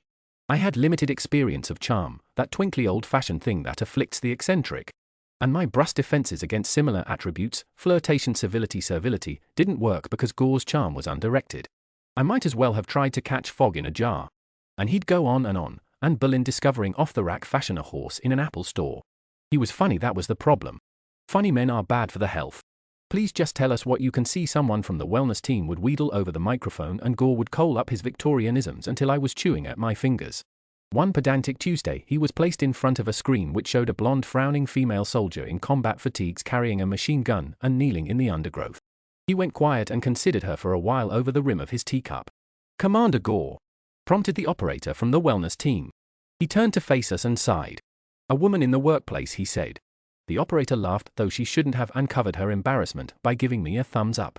I only saw it out of the corner of my eye because I was trying to meet Gore's and to remember if I'd told him that the mirror was two-way. In the first couple of months, I watched him fill out with attributes like a daguerreotype developing. Take Sunday mornings. One Sunday, I rose before 10, unusual, and wandered the kitchen too unfocused by the Clementine sweet spring sun to consider breakfast. He came through the front door while I was gazing blankly at the kettle. "Good morning." "Morning. Have you been out for a walk?" "No. To church." I felt strangely embarrassed, as if he had just told me that he spent his Sunday mornings at a soft play center. He smiled at me and said, "I have noted the dreadful secularism of this age. You may assume a less guilty expression." He went for long walks and came back with sketches of pylons and dismantled gasometers. Black ink, exacting and melancholy, with a fastidiousness of line I recognized from his archived sketches of ships. I wondered if he saw glorious visions of industry or broken metal monsters. Perhaps he saw nothing but shapes. He gave me the best of his gasometer sketches, and I put it up in the tiny office. At the insistence of the wellness team, the ministry granted the expats access to the staff gyms and pools. Gore took up boxing, often with 1645 Lieutenant Thomas Cardingham. I understand some well-meaning dimwit on the wellness team had tried to persuade them to join the fencing troop, currently comprising a total of one member, viz. the dimwit, as they were both familiar with sword warfare. Cardingham, when presented with a foil, laughed so hard that his nose dripped. Gore was more polite. Gore's weapon of choice was charm, but I'm told he mentioned the Battle of Navarino and some graphic stuff about disembowelment. Neither of the men were classically trained fencers. They just knew how to kill someone with a sword. The dimwit let the matter drop. Gore couldn't understand the simultaneity of stacks of meat in supermarkets and our anxiety around hunting. Someone on the wellness team taught the expats the term quality of life, and somehow grumbling about his inability to hunt and the paucity of countryside to hunt in, he parlayed the term into an air rifle. I came down one morning to find he'd killed all the squirrels in the garden. He'd piled them in a grotesque furry cairn. What the hell? There is no need to swear. I have heard you talk to them in the roughest way about the lawn, so I thought I would dispatch them. They're dead. Of course they are. I'm a very good shot. How do you feel about pigeons? Leave the pigeons alone. As you please. Would you like these? You could make a lovely hat. No. Later at dinner, a now unidentifiable meat he had charcoaled into submission, and limp green beans, he said. I think it would improve my quality of life if we got a dog. The expats weren't allowed pets. They were detained at the generosity of His Majesty's government and could not themselves take on a caring burden. Wear and tear also of the furniture, an insinuation never expressed before them that the expats might die of mutations and leave the animal parentless. I murmured, "It's quite a small house for a dog." "They are only so big," he said, indicating with his hands the dimensions of a very large dog. "Where would it sleep?" "Where he lay down." He'd had a dog on the expedition. I knew, a black Labrador, so ancient that a number of letters from the other expedition members remarked on the animal's decrepitude. It must have died along with all the men he'd served with. I said, with the intent to get off dangerous ground, "Cats are smaller." "We do not need a cat," he said. "A little creature who sleeps for hours and plays with her prey. We already have you." I almost pushed a green bean into my lungs. He watched me let me bar my shaking throat with my fingers gargling vegetable before he poured me water. Gore was bored, that much was clear. Despite the amenities and pleasures of the 21st century, he was bored. He had been handed a plush-lined life with time to read, to pursue thoughts to their phantasmagoric end, to take in whole seasons at the British Film Institute, to walk for miles to master sonatas and paint to his heart's content. He did not need to work to exchange the sweat of his brow or the creak of his mind for board and bed. And yet he was bored of having no purpose. He was getting bored of everything. I was afraid that he was getting bored of me. Toward the end of May, the expats were summoned for MRI scans. We took the tube to the ministry together. The medical staff hustled me into the observation room while they prepared him for his scan. 3 men were already waiting at the controls.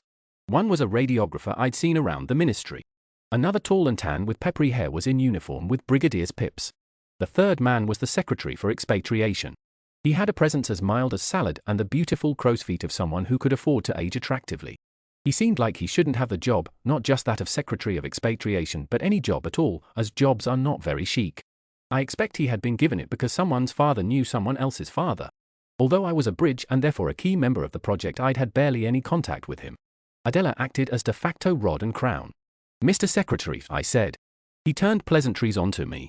The brigadier, who was already standing very straight, stood a little straighter. "I've," said the secretary. "Have you met?" "Ma'am," said the brigadier. He had an exquisite broadcast aplomb I thought had died out in the 70s. "You are Commander Gore's bridge?" "Yes, sir." "Congratulations on your new role." "Where were you before?" "Special branch?"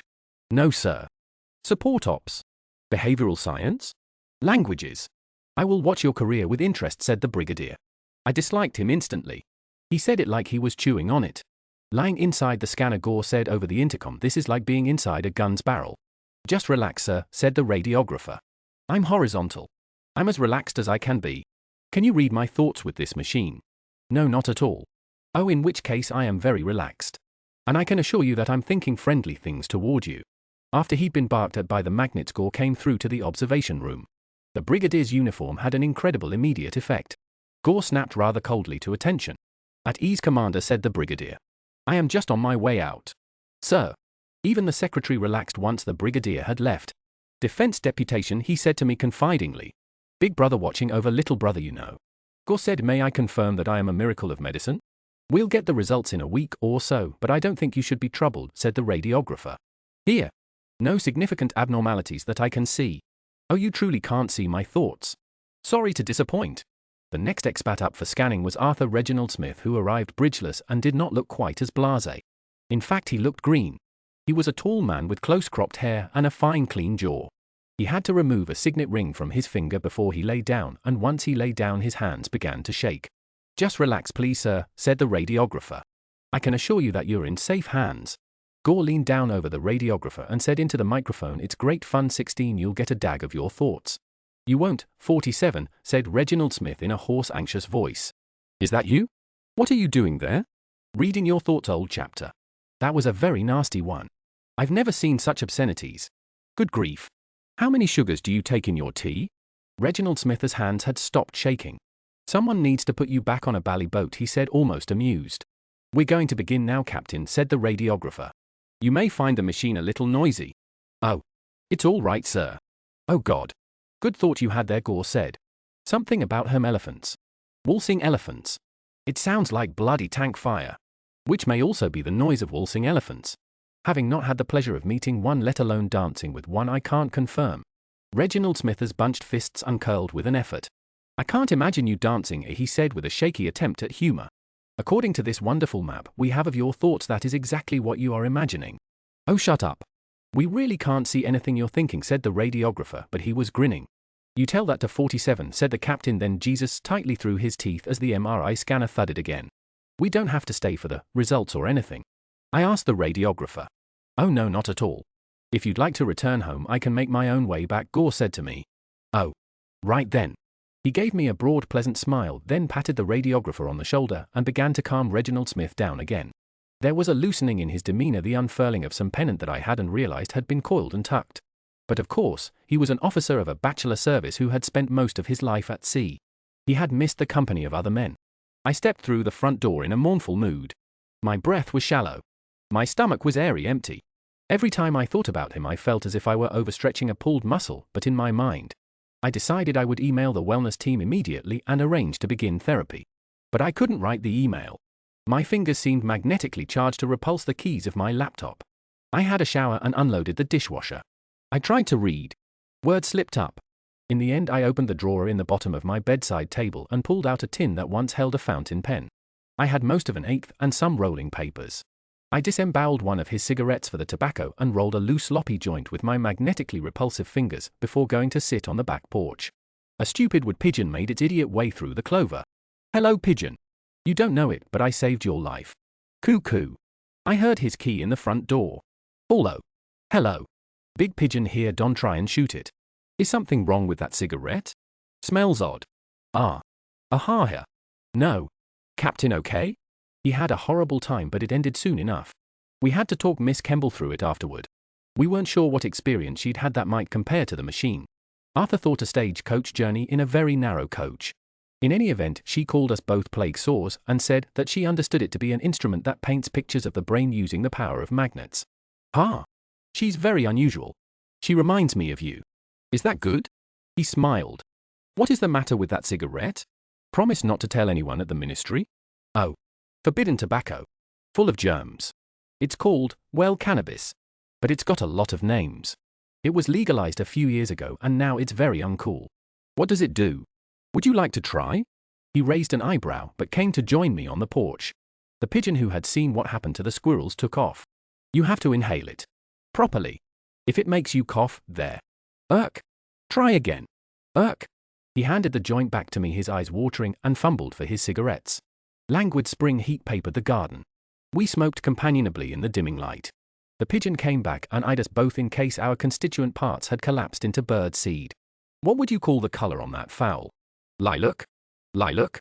On there. Is that lilac? Lavender? What? What? What? We stared at each other. Then we creased toward each other and began to giggle helplessly. I retreated inside to make a pot of tea. He found a packet of unopened chocolate digestives. We settled in to demolish them. I think we should get a dog. Millimeter, no. We should have had this stuff in the Navy. Chocolate biscuits or weed? Both. Weed? That sounds very whimsical. Something that fairies put in their pipes. If the Royal Navy had a weed ration in the age of sail, your Arctic journey would have ended up in Rio de Janeiro. Good. This made us both start honking weakly again. Well, I'm glad you found something about the 21st century that you approve of, Commander. He smiled, dimples curving. I think as we are housemates and also I hope friends that you should call me Graham. Who is Auntie? He asked me the next morning. He'd come down from his bath barefoot with his hair still damp for another first. His curls had grown back in. I'm going to need more context. After you returned home yesterday, the Brigadier came back to see Arthur. They had a conversation about television, which Arthur seems to think is a wonderful invention. The Brigadier mentioned Auntie's output. Oh. It's a very old nickname for the BBC. Hasn't been in use since the 60s, I think. The 1960s, I mean. How odd. He asked me if I'd been part of Special Branch too. Can't remember the last time I heard someone call counterterrorism Special Branch. Well, maybe it's not so weird. The top brass all live in the past anyway. As it ever was. Why, Auntie? It was considered very staid and fussily benevolent. You know. Educational programming for the beloved workforce. In the 1960s? And one could smoke indoors? Yes. Why was I not taken there? Did the fashionable still wear hats? I noticed that only the very religious appear to preserve this decorum. Fashion, I muttered. I pulled out my phone, googled a picture of a girl in a 60s miniskirt and held it up to him. He blushed with his face on mute. Well, that looks very unhealthy, he said.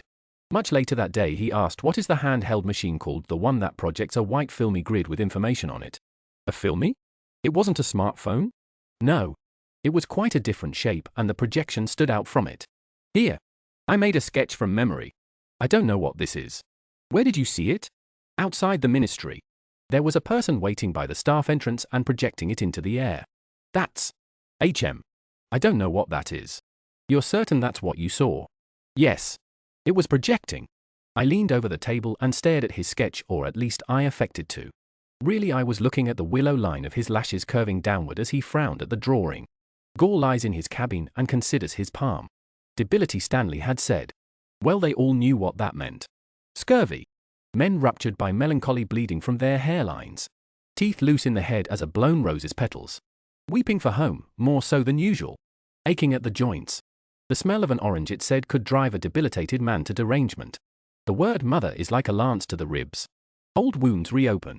He stretches his fingers wide as if trying to span an octave on a pianoforte. Hot dark pain gels the bandages together. This old wound formerly healed he'd received in Australia with Captain Stokes. A gun had exploded in his hands. They were rowing up a river in the captain's gig charting its course. The cockatoos they'd spotted on the opposite bank were so dense as to be cloud-like, billowing from tree to tree. He'd taken up his fowling piece and sighted along the barrel.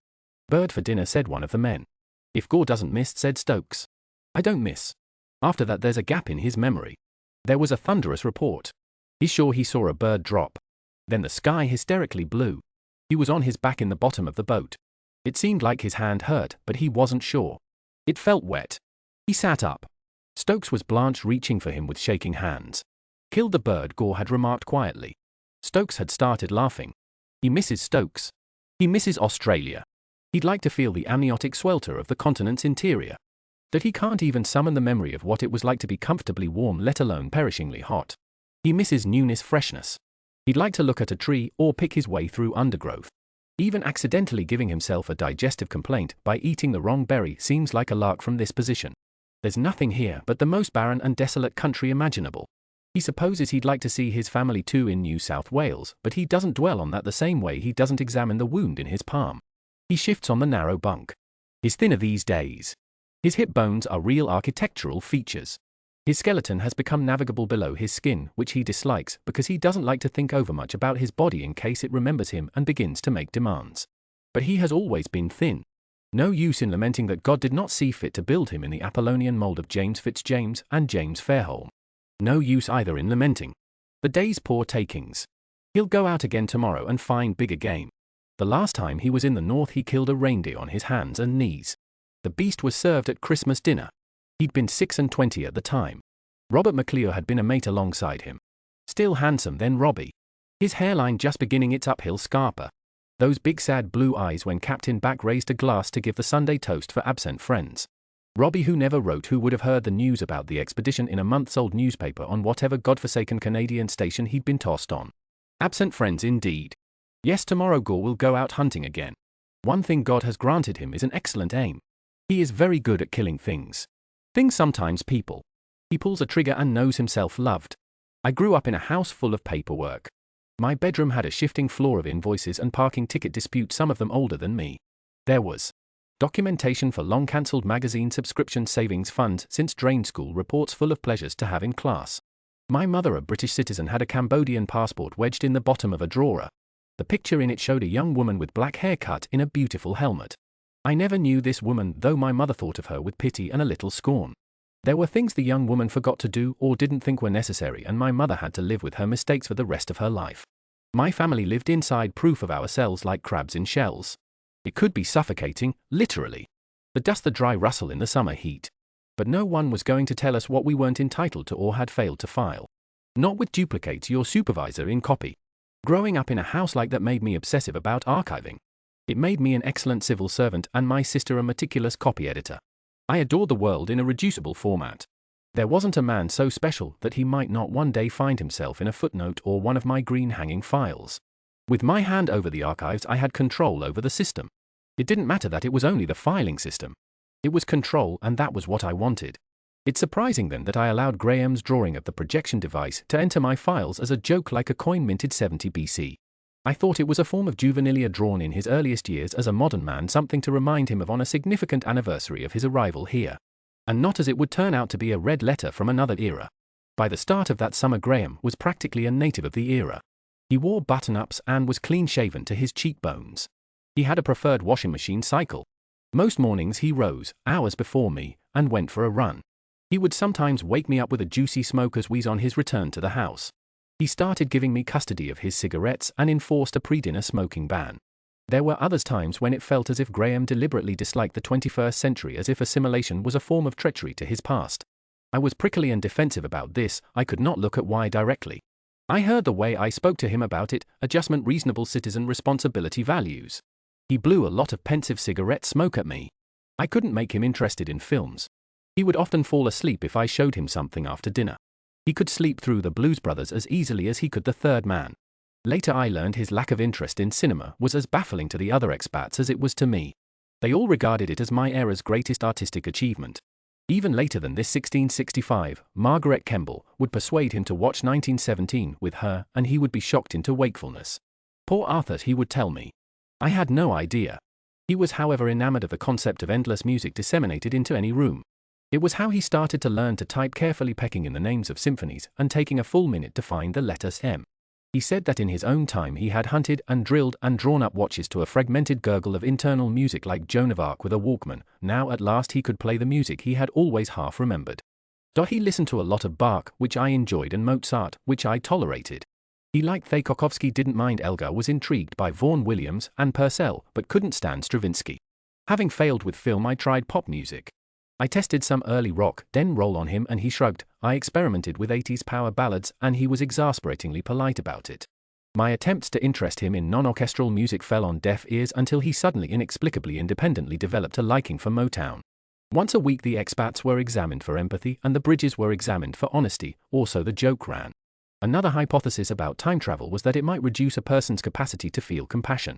Forcibly removed to a new epoch, meeting all places and people therein as foreign, would lead the expats to defensively other the people around them. Worse still, these others could not be psychologically processed because the expat hadn't experienced a normative passing of historical time. The empathy theory drew on sleep science. When we sleep we enter the Hadal Valley of REM, and through our dreams we process the day's events. But people with disrupted non-linear sleep cycles, for example people suffering from PTSD whose excessively high levels of noradrenaline blocked REM-level dreams, couldn't enter deep sleep to process their memories and chemically defang them, so their recollections of unprocessed violence and fear leaked into their waking world. Just as the right continuous conditions were required to experience good sleep, the right continuous conditions were required to experience temporal actuality with the requisite level of empathy. Thus, on a weekly basis, the expats were subjected to tests designed to trigger empathy or disgust and scrutinized. The first tests were conducted in the laboratory booths, but they resembled the ministry hospital ward so strongly that the expats had tremendous anxiety reactions and it was difficult to get serviceable data from them. Graham, for example, kept asking to be excused for a smoke, heart rate elevated, and struggled to focus on the tests, eyes moving rapidly. I once found him the sole occupant of the 5th floor smoking area, a pigeon shit-encrusted balcony, methodically shredding a filter of a finished cigarette. I watched him for a while, interested in the way that only his fingers moved. Most people ripple with surplus motion unless they are concentrating, but Graham only ever moved the parts of him that he wanted to move. In the end, we converted one of the wood-paneled rooms in the ministry into a library where the tests would be conducted. The Secretary for Expatriation personally paid for the addition of dozens of leather-bound volumes of Enlightenment-era science and traveled to the shelves. One of the administrators, who had a master's degree in art history, bought some framed Canaletto prints on the tech supply budget, which caused a brief fracas, but the Secretary liked those too, so it got signed off. After that, the empathy exams returned more useful results, though there were other issues. A controversial test used pictures of soldiers from the First World War caved and raised by new weapons. The disruption was terrible. 1916 had to be sedated. The other expats were horrified too. Even 1645 and Graham, who had fought in large-scale battles, were laid out by the ultramodern scope of the harm. They began to resist the exams, psychologically spoiling our hard-won data. It was agreed that we'd delay introducing them to Hiroshima, Auschwitz, and the Twin Towers. Control promised to provide a timeline for the revelations, but it hadn't materialized. As to the bridge honesty exams, these were like something out of a 1960s Cold War spy thriller. It involved a polygraph and everything. Operators squished on electroencephalograms and asked us about how we were feeling. Unlike the ministry-funded therapy, these sessions were mandatory. Our progress was charted against an enormous file sustained by Control, although where they came up with their benchmarks was anyone's guess. Adela was always present at the honesty exams, often intervening in them. I got the impression that she was listening to off-stage prompts that only she could hear, being the only one among us who was aware she was on a stage and was trying to chivvy us along the right course of action. One day, she asked me, "How would you describe your work?"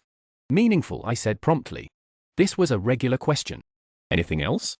"Challenging." "Unusual." "Anything else?" "Sometimes I feel like I'm a bit in the dark." "Like, what are we going to do with the time door if it works?" "Would you say that you found your work erotic?" asked Adela. The operator sucked his teeth and made some rapid notes about whatever my readings had just done. I don't think he expected the question any more than I did. I visualized sinking backward into black mud. "No," I said very placidly. "Are you sure?" "I don't know, ma'am, am I?" Adela smiled with about a third of her mouth. Her face had changed again. She looked pinched and hungry and hauntingly as if her skin was held in place by a bulldog clip at the back of her skull. No. You're not, she said. I don't need to look at your readings to check that. I suppose it depends on what you mean by neurotic. No. It doesn't. What do you think of Commander Gore? I think he's an interesting man. Adela looked at my readings and increased the percentage of her smile. That will do. Unhook her, Aaron. Not all of my job was this confrontational. Going through Graham's proficiencies with Quentin was fun. Today my overgrown son told a man on an e-scooter he was riding a coward's vehicle. Today my overgrown son tore off his headphones and gave me a blow-by-blow account of the opening of Tutankhamun's tomb because he'd been listening to a podcast about ancient Egypt. Today my overgrown son put metal in the microwave deliberately even though I had told him not to do that because he wanted to see what would happen. We'd sit there trying to decide if his actions demonstrated alienation or acclimatization. Often I thought that they demonstrated that he was Graham Gore. I began to think of him as his own benchmark, which was dangerous. Adela had spotted something in me that I hadn't not yet, and if I'd been less charmed by my own levity then I might have been moved to wonder why she wasn't trying to stop me. I gave Quentin Graham's drawing at one of our regular meetings. I thought that he would find it as charming as I had. What do you reckon he actually saw? I said. Game console? Stroboscope? My money's on a handheld umbrella that opened fast enough to startle him, by the way. But Quentin gawked at the drawing, his complexion growing fungal, then crumpled it in his fist and shoved it up his sleeve. He smacked at his desktop keyboard until on the other end of the office the belligerent laser printer started up. He pulled me over to it. Why are you printing the Wikipedia page for, I craned my head, the Cretaceous, Paleogene extinction event? Because this printer is noisy, hissed Quentin, and I'm fairly sure all the offices are bugged. I smiled at him. Are you sure, Quentin? The printer hummed itself into silence. Quentin's mouth writhed about under his nose. Am I sure about what? He said with strained lightness. Far from wondering if I should have looked at the sketch more carefully, I thought about the semaphore flags of weakness visible in the facial muscles. Contractual, we could not be signed off from the time travel project, we could only mysteriously be reassigned by control. I've seen people burn out, not with drama and defiance, but with the damp blue despair of something being cooked off for disposal, and I've seen how such a fire spreads to others if it isn't contained. I patted Quentin on the shoulder and told him to keep the drawing if he liked. Graham continued to acclimatize to the concept of me. You seem very busy, he might say, almost shyly, watching me rattle at the laptop. Or, that looks complicated, and sound both teasing and wistful. He would nearly always follow up with a story that began when I was sailing with Captain Ringsabel on the HMS Usehold Have hard off this. I don't think he was boasting, but rather trying to find a way to relate to me, a permutation of womanhood rendered sexless by authority. I came to understand that this bothered me, and I felt embarrassed about that, as if I'd been caught complaining that men on the street had stopped catcalling. The ministry provided the house we lived in, and we didn't pay rent or bills. I finally had a savings account that looked like it might withstand a life emergency rather than crumple at a dentistry bill. I was in the economic bracket my parents had hoped I might enter, and having been brought up so thriftily among so many 30-day guarantee receipts, I had no idea what to do with the cash. So I bought a hand-sewn bag in the shape of a hen. It was the sort of purchase that would force him to recognize my girlishness, which I was by this time desperate for him to acknowledge. I showed him the bag, distracting him from his 7th or 8th reread of Rogue Mail. Look. Chicken bag. I see that even in the future women remain fascinated by impractical accessories. It's not impractical. It's a bag. Nothing will fit inside it. I do not think it could even carry this book. I can put a coin purse in it. See. I reached inside the hen and pulled out the coin purse that came with it. It was in the shape of a small yellow chick. He smiled. I've changed my mind, he said. I think chicken bag is very good. What to do with money? Social media was full of stories of mothers keeping sewing kits in biscuit tins and filling childhoods with biscuit-related working-class immigrant malaise. I'd laughed at all of them, of course, because they were aimed at people like me. Making do ceases to be habitual and becomes a matter of conscience. My mother had been a cleaner, I'd told Quentin, and I'd never had a cleaner until Graham refused to mop, and I had to ask Quentin for one because my own mother. What was I hand-wringing about? Sorrow, I suppose, that my parents hadn't had easier lives. I kept thinking, I should save. I expected that it could all be taken from me. But wasn't I safe? Wasn't I ministry? It didn't take us long to dash up against another issue with acclimatization, which was that the expats didn't make sense to each other either. 1916 was as incomprehensible to 1645 as I was. Everyone was paddling in their own era-locked pool of loneliness. Ed. 1793's bridge had a romantic solution. Once or twice a week the expats should all cook and eat together, temporarily commandeering one of the canteens for the purpose. This would encourage bonding. He cited sociological essays about immigrant community restaurants' oral traditions and the ancient banquet, the genesis of Homo sapiens as hunter-gatherers, the creation of the supper club. He sent an email with so many attachments that I immediately deleted it and emailed Quentin for the highlights. People like to eat dinners that are nice often together, Quentin wrote back. I went along to one of the earliest dinners, chicken bag slung over my shoulder. Bridges tended not to eat at the ministry canteen, with administrative staff and the operators on the wellness team, the office-based employees, and the decorous hostility with which the paper pushers met me was adorable. When I got to the kitchen itself, the first thing I saw was Graham leaning down to light a cigarette on the gas ring, his curls dangerously close to the hob. We'd had to disable smoke detectors in every ministry room that Graham used. If he couldn't have a cigarette, he'd throw whatever experiment he was strapped into. 47. Mark your thatch. Or are you that frantic for martyrdom at the pyre? Graham straightened up, cigarette between his lips, and beamed. Directly in the light of his smile was a small woman, barely 5 foot, perhaps 27 years old, and so beautiful that light seemed to obey unique physics around her body. She had strawberry blonde hair and was wearing an apron that read "Kiss the Cook." I wedged myself into his sight line and he brightened further. Oh. A little cat has come in for her supper. Have you met Margaret Kemble? 65. This is my bridge. I turned. 1665, Margaret Kemble, gave me a broad grin. Good e'en. This clodpole lodges with you? I am sorry for your trouble. A drink. I took a few seconds to parse her accent, unplaceable because it had been extinct for a couple of centuries. And I said, yes please. She'll get excitable about the garnish, said Graham. It will be like drinking a salad. Sauce. I'll boil your ears. Take that devil's finger out of your mouth and find some parsley. Isn't she charming, said Graham, ashing into a small bowl and earning more archaic insults. Noddy. Heron-faced fool. He'd gone rose pink. It struck me that he might be flirting with Margaret in a yank the ponytail sort of way. The realization came on like indigestion. I stepped between them again. Are you helping? I asked him.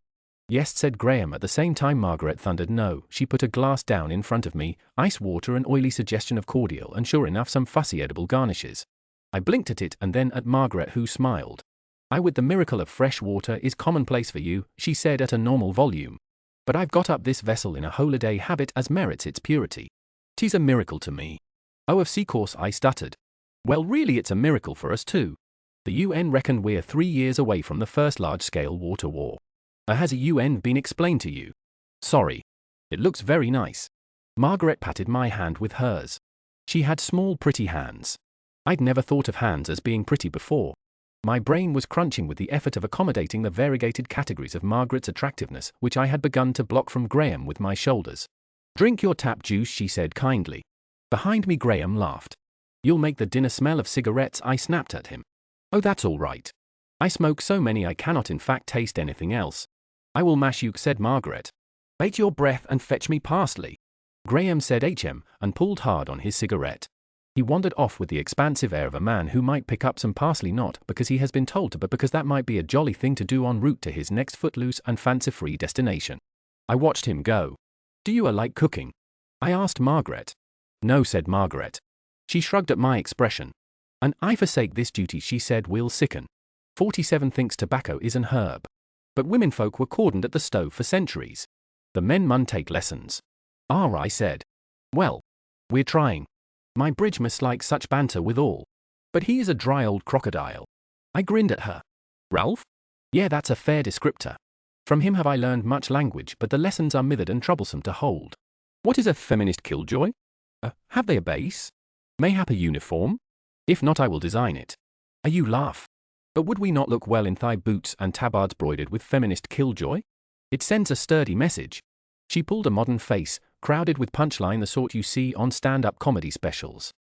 I had the sense she'd learned the face and figured the ministry and its employees as an audience, which suggested an instinct for camouflage that I hadn't expected. I tried to look at her more closely, but her glamour got in the way. There is some joy I'd passing love to kill, Margaret said. Have you met Lieutenant Cardingham? She jerked her chin toward a corner. Graham, a bouquet of parsley wilting in his hand, was talking to a handsome man of 30 or so, not more than 5'5", with striking cheekbones and a trim tawny beard. His hair was long and wavy. In deference to contemporary fashion, he had pulled it into a bun, but more than any other expat I'd seen 1645, Thomas Cardingham looked like he'd time-travelled recently. Whatever Graham was saying to him was tickling his fancy because he threw his head back and guffawed in a way that stifled the sound in the room.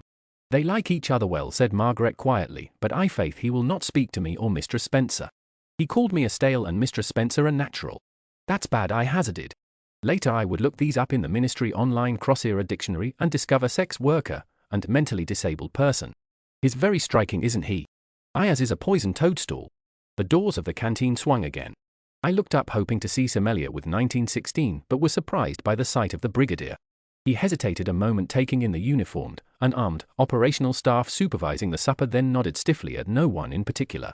Despite being out of uniform, he looked oddly formal, as if he was the sole person in serif font.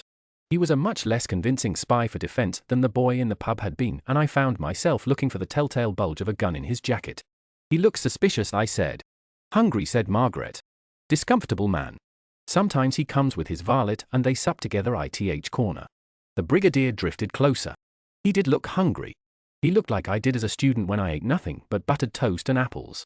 He turned the white of used candle wax when Margaret opened the oven to better squint at her roast potatoes. That smells delicious, he said slowly. 1665? My colleague Celise will be joining us. "'Tis all the same to me, sir," said Margaret, "though I fear this cod will grow legs and walk afore my colleague returns with my parsley." The brigadier looked me up and down, presumably for his report. "Is your chicken all right?" he asked. I cleared my throat. Chicken bag was slightly agape to accommodate the novel I was reading. "These hardbacks are too big," I said. "I could use this one to brain a badger." "Do you read much, sir?" "I have some favorites," said the brigadier. He had shifted to watching Margaret slap fillets of cod into a dish of flour to astonishingly cloudy effect. Elizabeth Bowen, Evelyn Waugh, Graham Greene, the English Catholics. He looked back into my face. He looked much too intensely, and I felt his gaze sting my pores. "I suppose they were," he said. "But I think of them as war writers. It's my specialism. The war." "How interesting," I said. "Do you have a favorite author?" "Not war." "Graham Greene," he said. "He wrote a superb 1943 novel that I think of often." "Have you read it?" "The Ministry of Fear." We had our hellhite heat wave soon after, for days at 110 degrees Fahrenheit, cooler and shorter than the previous year's heat wave. Despite that, the chief meteorologist handed down a sentence of 3 months tropical heats, so the summer water ration was reinstated. Graham's baths dropped 2 inches. Because we lived in a government-owned residence, there were also restrictions on how long we could have the air conditioning on. Graham picked at this, irritating and irritated. "You're lucky we've got aircon at all. But why would the government punish its own workers? We're supposed to be aiming for carbon neutrality. We're way the fuck off, like way off the target, but every little bit helps apparently." "What?" "Never mind. Look, it's all government-owned residencies. Council houses have an automatic limit on aircon and energy use too." "What?" he said again, but in the itchy-voiced way of someone who doesn't want an answer and is speaking as a distraction from self-flensing. Movement was anathema.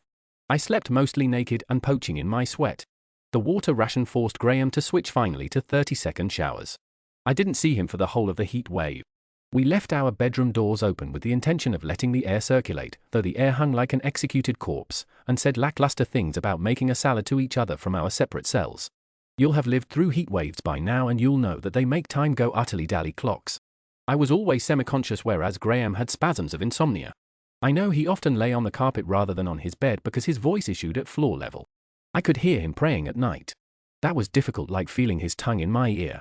We had patchy conversations at 3 a.m. in our overlapping shadows of wakefulness. "The garden is dead," he might say apropos of nothing after hours of breeze-blocked silence. "It'll come round. Can you see the moon?" "Yes. There's a reflection on the tarmac. I think the tarmac's melted. It's a handsome moon tonight. We've gone there. To the moon." "Oh." On the last night, the bleeder night they were called because of how many people had nosebleeds, the temperature dropped fast and I felt my first breeze in 4 days. It must have stirred him too. Toward dawn I heard him say my England wasn't like this. I needed to distract him. Any melancholia he exhibited would be my business. In fact, it would be my failing. I had never owned a bike that was not second-hand and coming apart. Brakes were more of an ideological pursuit than a mechanism. So I bought a brand new bike, cycled it home from the shop and wheeled it into the kitchen. He was at the table staring glumly at his cigarettes. A half-filled spatial reasoning test was open at his elbow, the ministry's latest line of expat questioning. He looked up. "Oh. A velocipede. Bicycle. Bike for short. They're good for getting around. Isn't it lovely? It looks like a torture device. They were not popular in my time. Unhealthy, I think, not something you would like to take over cobblestones. Though we did not have these. What are these called? Tires. They're made of rubber and filled with air as a cushion. Stop ringing my bell. Will you not be flattened by a car? Yeah, it's a risk especially in this city, but I could be flattened by a car when I'm just walking around. I have seen people on them. It appears very dangerous. He said this with interest. He had a gleam in his eye. I said the closest I've ever got to flying is going downhill on a bike when I'm drunk. Very dangerous. Want to go? Yes. I bought a second bike. His legs were longer than mine. I expensed it and let Quentin deal with it. We walked up to the heath one afternoon. He gripped the handlebars tightly and frowned when the bike wobbled over the pavement. It's as bad as a horse. Can you ride? Horses, I mean. With careful interspecies negotiation. Ha! If I'd wanted to have some great animal look at me with its teeth and step on my feet, I'd have joined the army and made the acquaintance of some colonels. Ha! We strolled up the side of a slight incline. It was a sultry summer day. The sky looked like tissue paper and the heath lay swooning in the sun. Insects made their opinions known. Right. So. I know this looks counterintuitive, but you catch your balance and you just go. He got on. One foot scrabbled for the pedal. He fell off. Oh. Don't worry about the pedals for now. Just focus on getting your balance. We're at the top of a hill, see? So if you just let the momentum take you, he got on. He moved about a meter. He fell off. Oh. Will you mount yours and give a demonstration of how this is supposed to work, please? I swung my leg over my bike. Since living with Graham, I'd started wearing skirts with hemlines that fell below the knee, so this was a performance. Very unladylike. Don't worry, my womb is firmly strapped in. He flushed from his forehead to his throat, but continued in his usual mild voice. And would Artemis be so kind as to demonstrate the driving of her team? I pushed off and sailed down the incline. I didn't even need to pedal. Warm wind tugged my hair. I touched the brakes lightly and grazed to a halt. Behind me I heard, "Oh dear." I looked. He'd fallen off again. I stumped my bike back round and cycled up toward him. He was lying on his back, one arm thrown across his eyes. Hello. I would like to remind you that I am an officer of the Royal Navy. You're on the floor is what you are. My captain commended me for gallantry at Aden. On the floor. With the bugs. You say children learn to ride these things. Yep. Little ones. He flung his arm off his eyes and stared at the sky. I'm too old for this, he muttered. I started to ride around him in slow circles.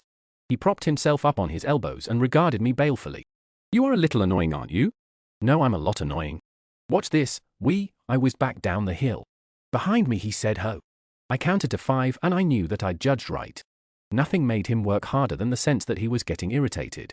He simply refused to be irritated. He would learn to ride a bike so that he could go back to being a man of great stability of character as soon as possible. He whooshed past me with a ha. Yes, very good, I shouted after him. Now you need to pull on the brakes. Pull on the brakes. Pull on the. A few days later, when the heat had dropped to a mild 84 degrees, we cycled to Westminster. I'd suggested an easier, shorter route to a quieter destination and he'd said why. So we went to Westminster. He was nearly run over twice and it put him in a good mood.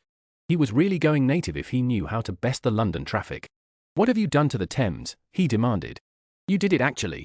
The Victorians. Cleaned it up and embanked it, I think the word is. Congratulations for missing the great stink of 1858. The Victorians.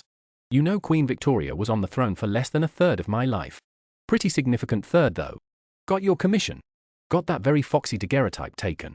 I assume by a foxy you are referring to the size of my snout in that portrait. Foxy in this context means A. Alluring. Can you swim? What? If I push you in the river, will it be murder? We cycled across the river past the Globe and had lunch at the Anchor, a pub which had stood on the site since 1616 and was one of the few London establishments familiar to all the expats. It had low ceilings, paned windows in scarlet frames and copper-brown wooden beams. I could call it quintessentials without feeling too ridiculous. We'd been cohabiting for 5 months and had never been in a pub together before. I don't think he'd ever been out with a woman one-on-one in his own time. I'm not certain he had even had women friends. He found the whole thing very daring and mischievous and kept smiling at me as if we were getting away with a visionary practical joke. Smugglers used to drink here, he said. In my day. Tourists drink here now. Am I a tourist? I suppose you are in a way. How are you finding our fair city? Underdressed, said the man wearing trousers and a shirt in micro-mini everything weather. We had battered fish and chips, another grand British tradition that he predated by 2 decades. I don't know what you mean most of the time when you talk about Victorians. He'd once said to me, I don't recognize anything Victorian about this city. It's like ancient Rome at its most orgiastic. A war would see you right. He seemed to be serious. I started telling him about my mother's disappointment when she first arrived in England and ordered fried fish expecting pan-fried mudfish and receiving a lump of oily white cod in a crusted parcel. I sympathize, he murmured. He used his knife to lift a chip suspiciously. I pushed the ketchup at him. There was an inn close to where we set sail, he said, called the White Hart, where Lieutenant Hodgson made himself terribly unwell eating periwinkles. I promise that ketchup won't give you food poisoning. Probably the winkles had cholera or something, which we don't have anymore, and certainly not in condiments. I started tapping at my phone, which was incidentally an instrument he hated. Put that machine away. We are lunching. I was looking up the White Hart in Greenhithe. It's called the Sir John Franklin now. His cutlery clattered on his plate. Ah. Sorry. What a thing for me to bring up at lunch. There's no need to apologize. He put down his knife and fork carefully and stared at his fish. You can't bring them here. As you brought me. No. I've not been involved with the technological part of the project, but I'm told this isn't possible. Yes. I do not mean to make you repeat yourself. He had asked twice before if he could be returned to the same spot. I know you feel sorry for them. I feel responsible for them. I was the third most senior officer after Sir John passed on. And I was with them for 2.5 years. They were decent, deserving men. I wish you could have known them. Yes. So do I. I cannot imagine what you say happened. That they walked and starved. Left the bodies where they fell. I knew those men. They had good souls. He passed his hand across his forehead, then shielded his eyes, head bowed. Sometimes when I see something that strikes me, I imagine trying to explain it to the wardroom. Radios, for example. I think they would have been tickled by those. Or feminism. They'd have found that very good fun too. Unusual use of the word fun, but I'll allow it. He unfolded his arms to bother his peas with his forked tines. Your heat wave, he said. It wasn't my heat wave. It was a multinational responsibility. But yes, the heat wave. You said it was caused by historic emissions? Pollution. Yes. Fossil fuels and so forth. Can you go back and stop it from happening? The Bridges were due to have a 6-month progress meeting with the Vice Secretary, but Ralph called it early. Adela took bridge meetings in a soundproof room deep in the ministry's chest. She always arrived first, and we'd find her sitting at the top of a long table like a mannequin awaiting the gift of demonic possession. But this time I arrived a quarter of an hour early and she wasn't there. I trotted down the corridor to the nearest kitchen. Kitchens in restricted areas are farcical, by the way. All paperwork that enters restricted areas has to be accounted for, which means that if people put post-its on their lunches, E.G. Sandras. Don't touch please, they had to be stamped with unclassified. The project's operators and administrators couldn't even start a ping-pong league without getting secretary approval, which they did and which the Bridges were explicitly not invited to join. Adela was standing at the sink and anarchically disobeying the water ration by running her wrists under cold water. She looked unwell, but God alone knows how her plastic surgeon thought she was supposed to look. Oh. You're early. How unlike you. Could I ask a question about the time door? No, if the expats survive, are we going to experiment with using time travel to change history? Adela turned off the water, then ran her thumb along the spigot, her finger squeaking on the metal. You misunderstand how history works, she said. History is not a series of causes and effects which may be changed like switching trains on a track. It is a narrative agreement about what has happened and what is happening. I am astonished you have worked in the civil service for as long as you have without understanding that. So we're not going back in time to strangle baby Hitler. You're a stupid girl. Yes, ma'am. History is what we need to happen. You talk about changing history, but you're trying to change the future. It's an important semantic differentiation in this field. Adela's hands were already dry by the time she'd delivered this splendid work of didactics, but she scrunched a paper towel and pulled open the undersink cupboard to drop it in the bin. As she did, she revealed a frill of paper edges. They were in a distinctive procedural green with black seals. I recognized them because they were the files which the Bridges used to deliver their core reports on the expats, the observations that we'd been told were so vital. The seals weren't broken. Adela had thrown them into the bin without reading them. Congratulations, she said to us at the meeting. They've all made it through half a year without dying. I'll save the briefing for the end of the session, as several of you have asked me to attach urgent business to the agenda. Adela talked to us as if we were pissing lavishly all over her time. Why she applied for the position of vice secretary or how she got it was a mystery. She didn't enjoy the prestige as the secretary did, and she seemed bizarrely overworked for the proxy boss of a project in its pilot stage. Ed said, "Thanks, Adela. I think we should reconsider post-bridge year goals. I appreciate that this year is intended to give the expats the skills to live independently in this era, but I think they would benefit from extended structured contact," noted, said Adela. "We'll return to the matter in 3 months. That doesn't give us much, that's the secretary's decision." Simelia? I'd like to raise what I believe is a labor issue, said Semelia. Adela unnerved Semelia too.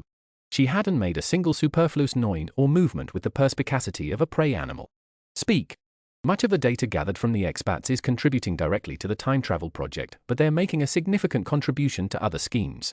I'm thinking of the History of Britain project in particular and Department for Education Analytics. They're essentially working as consultants for the archivists, especially 1847 and 1916. Excuse me, said Ralph loudly. I called this meeting early because I have an immediate problem. I tried to catch Semelia's eyes to roll mine, but she'd powered down. Ralph was the only bridge she did this with. She'd once told me it was because she couldn't even find the energy to despise him. Ralph was another former old-school field agent, a dinosaur really. He was stiff as a train track with a thin, awful manta ray mouth. For some ungodly reason he had been assigned Margaret Kemble. I expect he thought he'd get a nice old-fashioned girl who'd read him done and do the laundry. I find myself in a position I am eminently unqualified to handle, Ralph continued. It's about 1665's, pre-elections. Graham was already home that afternoon. He'd had a day off, a telling term that bolstered Semelia's labor argument, and had spent it at the Tate Modern with the other expats trying to understand contemporary art. I have some questions for you, he said severely as I came through the door. Well, I have some questions for you. Oh? About Miss Kemble. He emptied his face of all expression. Yes? Well, I said. Did you know that she's a lesbian? This is a sitting-down conversation, isn't it? Said Graham. Oh dear, what a revelatory day I'm having. He made 2 cups of tea. A packet of cigarettes fell out of the cupboard where we kept the cups, and he shoved it into the bread bin. A lesbian, I said, is a woman who is only attracted to other women. Attracted to? You know what I mean. Come on. You were in the Navy, I'm sure you've come across the concept of, I'm not even sure what word you were using, homosexuality. No. Carnal and romantic desire for members of your own sex. Graham put down his mug. He was blushing in that watercolor way that I found so beguiling, and I caught up with what I was looking at, an isolated man who had just discovered that a woman with whom he was spending a lot of time would never be interested in him. I frowned and he frowned, and we were frowning into our tea. I think this era ascribes too much importance to what people consider of themselves in private, he said very coolly. What you are referring to as far as the service was concerned was, well, it was punished harshly if you were caught. But to make an identity out of a set of habits does not strike me as wise or even very useful. We think about it differently these days. Evidently. For the rest of the day Graham treated me as if my recipe had been changed and my flavor was unpleasant. He cut restlessly around the rooms, running his fingers along the spines of books. I should have used this as a teaching moment that would improve Margaret Kemble's quality of life, but I was hurt in a manner I couldn't examine. It was my turn to cook. I made the dish I thought was most likely to symbolically kill a Victorian child with the ingredients I had on hand, which was mapo tofu with a belligerent amount of garlic and mala. It had an effect, though not the quasi-fatal one I anticipated. He stopped mopping and started touching his lower lip with amazement. He had a second helping. Afterward he fetched his cigarettes from the bread bin and lit one, pushing the packet across to me with the edge of his hand. I watched him get down half a cigarette in silence. You told me that Robert McLeod discovered the Northwest Passage, he said at last. Yes. You knew him. From Sir George Back's Frozen Strait expedition. A dreadful expedition. Did you know we had to wrap Terror in chains to stop her falling apart on the journey home? The officers had to help pump out the seawater. No one got more than 4 hours of sleep at a time, and the ship screaming all the while. To say nothing of the 10 months trapped in pack ice, I know. Millimeter. Well, when we made port at Loch Swilly, in sinking condition, they couldn't find temporary lodgings for everyone. He and I had to share a room. I don't know how much you know about Robbie, grim and opportunistic. Well, don't pull that face. History records and all that. He almost killed himself and all his men on the expedition where he found the passage. Graham blew smoke out through his nose reflectively. I see, he said. I'm not sure it's fair to call him grim, though you wouldn't be the first to say it. He was a severe disciplinarian, it's true. Held grudges. But he was a very lonely person. Romantic too, which made his loneliness worse. He went out after you twice. He must have been lonely. Graham had reached the end of his cigarette, but he kept pulling at it restlessly. He said he'd never go back, he said. In Loch Swilly I think he really believed we'd die out there, which I never did, and, well, he clung to me. Every night. And wept. He ground out the cigarette and said quickly, I was posted to the Modest 2 months later, and I never saw him again. So when you say that he came out after me, I waited. He absently touched one of the curls by his ear. But his color was quite cool. Drained even. He was very lonely, Graham repeated. I didn't write the story up in my weekly report. I couldn't tell what it was supposed to mean. Whether he was giving me an excuse or giving me an example. It was around this time that different parts of the project started to individually in tandem and at random get on my fucking nerves. I was lightly haunted, at the level of a chronic but manageable digestive complaint, by the memory of those vital files in the bin seals unbroken. But Adela didn't issue any new orders. The bridges kept turning in their core. Reports and the experiments kept running. Given how much of our working day the data collection took, we all assumed that the time travel project was running to the stated purpose. Every day I had to record his heart rate, his blood pressure, his temperature, every day a written record of what he wore, what he ate, how much exercise he took, every week checking progress against the imaginary benchmarks set by control, use of phone, use of transport, use of media, and the assessment of how harmful or useful each medium was, all the time the corrective tests for vocabulary and habit, novelistic observations on his character and temperament. It seemed that the job continued. I suppose if you switch on your lights and boil your kettle with energy provided by a nuclear power station, you don't spend much time reflecting on the fact that the atom had originally been split to kill cities. Not long afterward I received 3 emails in a row. First from the wellness team indicating that there were irregularities with the results of some of the medical scans done on the expats, then a second from the Secretary for Expatriation denying the existence of irregularities and demanding forgetfulness of the first email, then a third heavy-handed message reminding its recipient list of the consequences of breaking the contract of the Official Secrets Act as it pertained to our work. Graham hadn't exhibited any behavior more eccentric than usual, but as he was a difficult man to read, I didn't know whether I was witnessing a series of neurological events. He'd lain motionless in the garden for 2 hours on a wet and putrid night to shoot a fox and pulled out one of his own rotting teeth. He showed it to me afterward. It was the color of a tombstone caked with gelatinous red. Was this Victorian or was this irregularities? I called my handler. Quentin. Accepting as I do that you're unlikely to tell me what the fuck is going on. What the fuck is going on? 1793 has stopped showing up on scanners. What? Did you call me from your work phone? Yes. This is a work matter. He hung up. I got off my chair and sat on the floor chewing at the skin around the nail of my thumb. And Spencer, 1793, had been picked up from Paris. Her husband, a Frenchman, had already been guillotined. At the bridge meetings, Ed reported that she was responding badly to expatriation. I had understood this to mean she was mentally unwell. Now it seemed he'd been referring to the physical effects of time travel.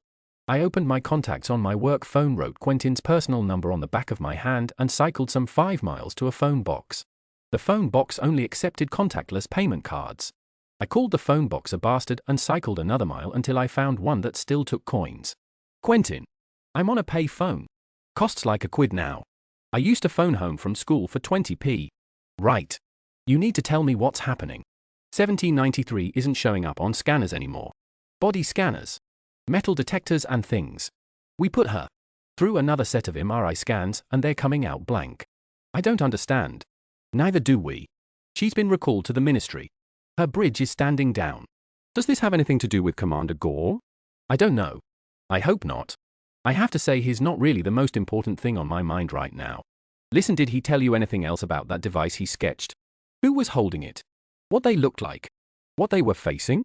I'd barely thought about the sketch since I'd handed it off. Quentin, I said, you're not talking about the glorified Nintendo console? That was a mistake, a pebble flicked at the scalp of an avalanche, though I didn't know it yet. Quentin swallowed sharply. He must have been pressing the phone to his face because the sound was large and liquid, the sort of noise someone makes when they're trying to choke down tears.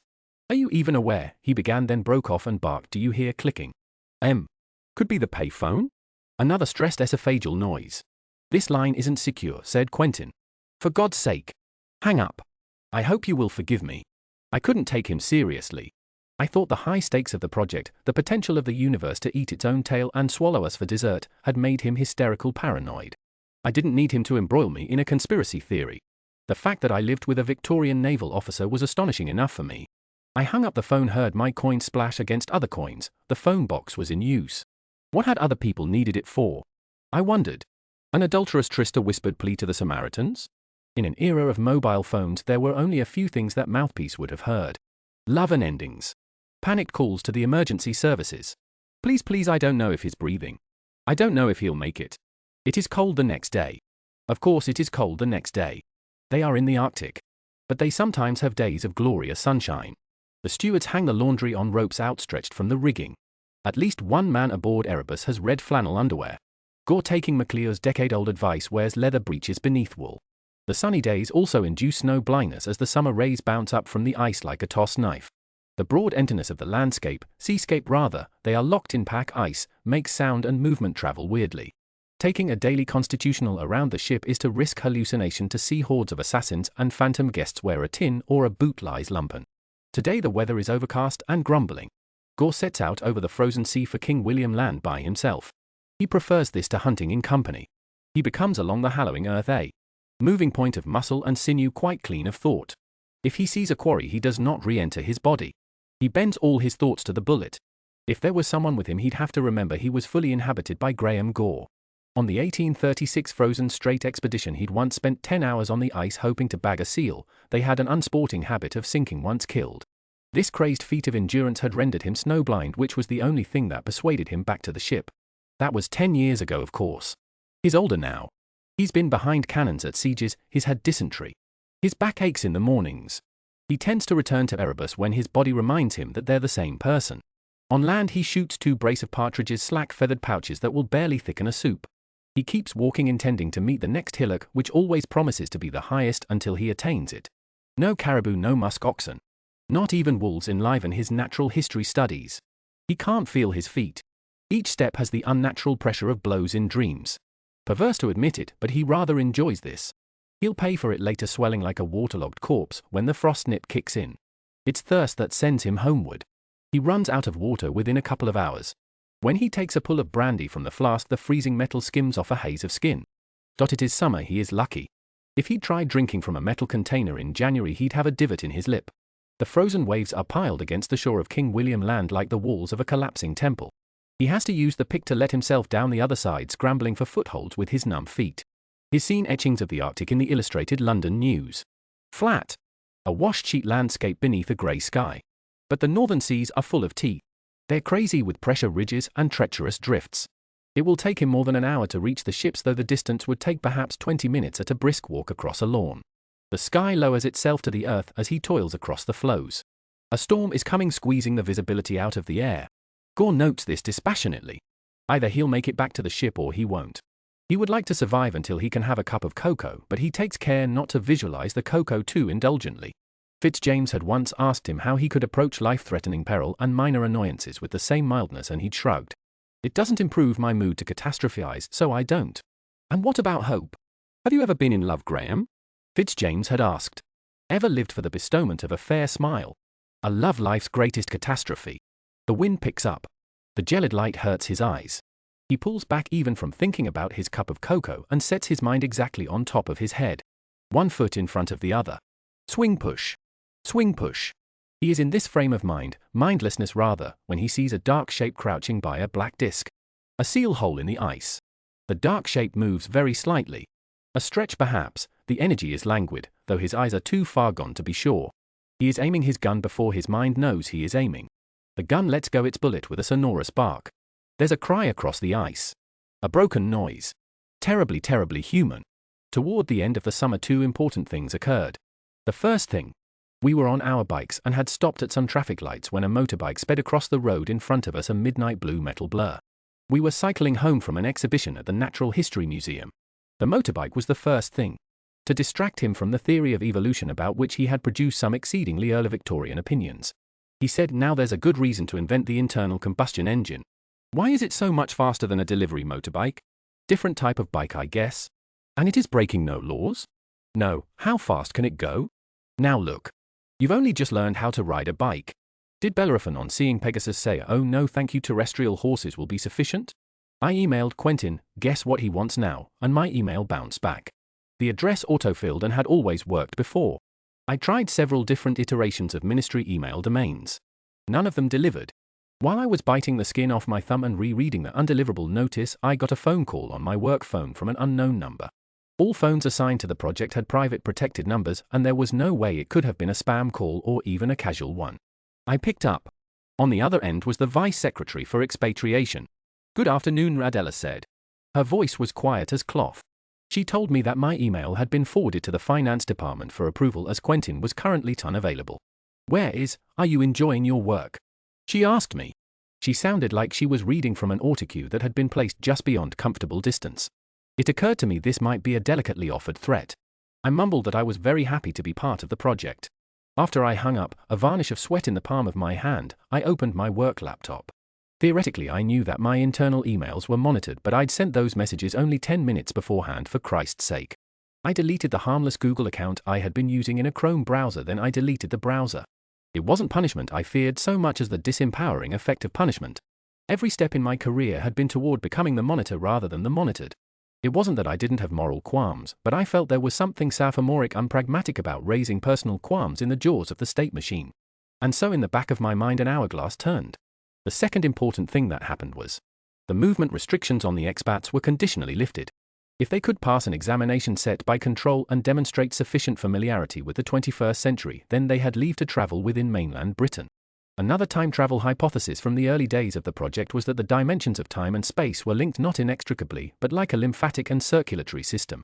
Both were needed for the universe to function in a way hospitable to human survival, and both could be fatally damaged at discrete points while the rest of the system appeared to function. We needed to see the expats move through broader geographical space without atomizing into the scenery, or the scenery atomizing around them, to know for sure that the 21st century had accepted their presence. The expats were envisioned as either foreign bodies against which the universe might launch an immune attack, or cells that could be recognized and incorporated by that systems into the body of the world. We used once again the word assimilation, but instead of survival, we meant a sort of sublimation, a permeable boundary between the individual and the world they'd entered. To belong, the hypothesis suggested, is to have a stake in the status quo. So I was anxious about Graham's disdain for the 21st century, because never mind that I felt rejected by it, I was worried that the universe would feel the atemporal sting of his contempt and take him away. My England wasn't like this, he'd told me, but this was the natural evolution of his England. I was the natural evolution. I was his lens if he would only raise me and look with me. Graham told me that when the conditional lift of the movement restrictions was announced to the expats, they'd started wagging their tails. Oh yes? Are you insinuating that you were exempt from tail wagging? I was very restrained. I only jumped up and licked the man's face a little. He pronounced this lethal with great tartness and vinegar. My nose went numb. I persuaded Graham to use the tiny office in which I ordinarily worked to cram for the test. The ministry gave no indication of what format the test would take or what manner of questions would be asked or tasks set. I thought this was unfair and suggested as much to him. Oh, it's not so different from the lieutenant's examinations. One had an idea of what one was expected to know, and the written portion was tolerable, but the oral portion depended on the mood of the men in front of you. Were you nervous? No. I was cocky, if you still use that word. I don't think you would have much like me at 19. We were having this conversation in the office. It was a tiny south-facing room, stuffy in the August heat. In deference to the weather, he had rolled up his shirt sleeves, and the erotic charge of his bare forearms was giving me a headache. There were 2 pale brown beauty marks on the inside of his left arm and a flimsy net of pink scars in the palm of his left hand. He filled the room like a horizon. At 37 he was only a little less cocky than he was at 19, but more adept at hiding it. He had made friends with a couple of the range masters and quartermasters at the ministry, and occasionally went down to the shooting ranges to unnerve the junior field agents by besting them in target practice. By the time of the examination he was also cramming the highway code, determined as he was to get on a motorbike and make mischief outside the boundary lines. He was spending more time at the ministry getting under people's feet and asking questions in that mild, impossible, unperturbable way of his. I had the feeling that I thought must afflict parents when their children start to grow apart and answer back. He was moving outside my observation, graduating from my guidance, fitting this new plastic world around him. The sunlight became acerbic. At midday it shone down vertically, so that when I ventured onto the pavement I walked into a world burned clean of shadows. I missed the shadows and the long English rains. The expats were still struggling. Graham moved into crisis management mode, though I'm sure he thought of it as keeping up his crew's morale. With the permission of control and with the help of administrative staff, he organized a series of lecture soirees. On Tuesday evenings a member of the ministry would give a lecture on contemporary British culture, and then we'd all eat sandwiches with the crusts cut off and drink lemonade and rum punch. On Thursday evenings one of the expats would give a short presentation on something that interested them, and then we'd all eat bits of ham with cocktail forks and drink tepid beer and lukewarm Coca-Cola. It freed Margaret from doing all the cooking for the group dinners, which was, by the way, what had happened. The ministry lectures were to a sentence dreadful. Control handed down a series of pre-written presentations, and they were so didactic as to be oppressive. They made me read a lecture on multiculturalism, the bastards leaving blanks for insert own experience here. I gave it in a monotone without lifting my eyes from the page, then drank 250 milliliters of white wine at a quaff. Semelia gently clinked her full glass against my empty, her jaw set. She'd been asked to deliver a lecture on post-war migration from former colonies and the Windrush generation. Control's lectures were nakedly about getting the narrative right. In their much-edited correctness, their placid-voiced hectoring, they bankrupted the energy in the room. Ideas are frictional factional entities which wilt when pinned to flowcharts. Ideas have to cause problems before they cause solutions. The expats did much better. Contrary to what the simple-minded among us had expected, they did not give presentations on their eras. Margaret, who had responded far better than Graham to the magic of cinema, amazed us by putting together an actual PowerPoint presentation about why Charlie Chaplin appears a fool but is verily a philosopher. Cardingham climbed the podium with soldierly grace, fixed us with a sneer, and in language even more obscure than Margaret's delivered a summary of the Manson murders, which was also somehow a deranged excoriation of vegetarianism. His bridge Ivan was pulled into an emergency meeting the next day. Arthur Reginald Smith's presentation was the talk of the ministry. Reginald Smith was in his mid-30s and quite handsome in a washed-out white clean Anglo-Saxon way. He was over 6 foot tall but held himself as if he thought he should be shorter. He had a faint rhotic impediment and his RS flattened into WS, which may be why his presentation went the way it did. "Thank you all for coming," he said. "I'm afraid I'm a rotten public speaker and so I won't be speaking this evening." There was an embarrassed silence. Then, "Shame," yelled Margaret from the audience. "Fie! Rhubarb, rhubarb!" and divers other curses. I flinched, but Reginald Smith smiled and made a sort of cheerful fidgeting gesture, a bad actor ostentatiously preparing for his next line. There was a smattering of laughter as the audience realized they weren't about to watch an unwell man humiliate himself by running away. How strange that it hadn't occurred to me that the expats might be friends with one another regardless of what I was doing. "Oh, Semelia," said Reginald Smith, "could you?" Semelia was leaning against the wall by the door that led to the lecture theatre. She swung open the door with a fun little nudge of her hips, reached outside, and pulled something in. It was a Casio keyboard on wheels. Another amused, appreciative murmur ran round the auditorium. She helped Arthur lift it onto the stage. "M47, said Reginald Smith. Graham unfolded and ambled with studied nonchalance to the stage. He was holding what I briefly mistook for an épée, but was in fact his flute. He leaped lightly up beside Reginald Smith, who was glowing rose and trying hard not to corpse. "We are going to offer you ein kleiner disco." "We have rehearsed a little," said Graham, "but not, I would say, copiously." "We'd be telling you a tall one if we said it copiously," said Reginald Smith. "Indeed. Or in fact well. Yes. We have not rehearsed well or much. We are fairly dreadful. We are," Graham confirmed solemnly. "Godspeed to you all." They launched into a hornpipe, one that I'd heard Graham occasionally playing in the morning around the hour that he thought I should get out of bed. I didn't, but after a few bars the song morphed into a Jackson 5 song. They were very good. "Rhubarb," Margaret shouted again. There was more laughter. I felt through the floor a dozen feet begin to tap. Semelia slid onto the seat next to me. "Hi," she whispered. "Hey. You're not going to ask me to dance, are you?" "Well, now you mention it." In fact, there were a couple of members of the operative and administrative staffs hopping about in front of the stage, very young people who had been selected and fast-tracked from degrees at Oxford and Cambridge into the ministry. I wondered how scary their NDAs were. One of them looked like he'd heard the term throwing shapes and was trying out some interpretative mime to realize it. Semelia, in all other matters a restrained woman, couldn't resist a wiggle to a tune. She shoulder-bopped in her chair. I side-eyed her. "Did you know about this?" I whisper-demanded. "Not until the last minute. They've been rehearsing in secret in a spare office. They came and found me yesterday after my catch-up with my handler to ask for help setting up." "Millimeter," I said. "They are likely to have asked me instead of you because they both know me and the situation is not a reflection on your relationship with 1847, said Semelia, who in addition to being enthralled to rhythm was also enthralled to doing best practice at me. "Aha. You should both come over some time. We could play board games." "You do not want to play board games with me. I ruin every Christmas with Risk. Julius sees her my family call me. There isn't a single board game you could name that I couldn't suck the fun out of. Shall we dance?" said Semelia, who had been watching the makeshift dance floor all through this intimate and vulnerable confession. "No, come on.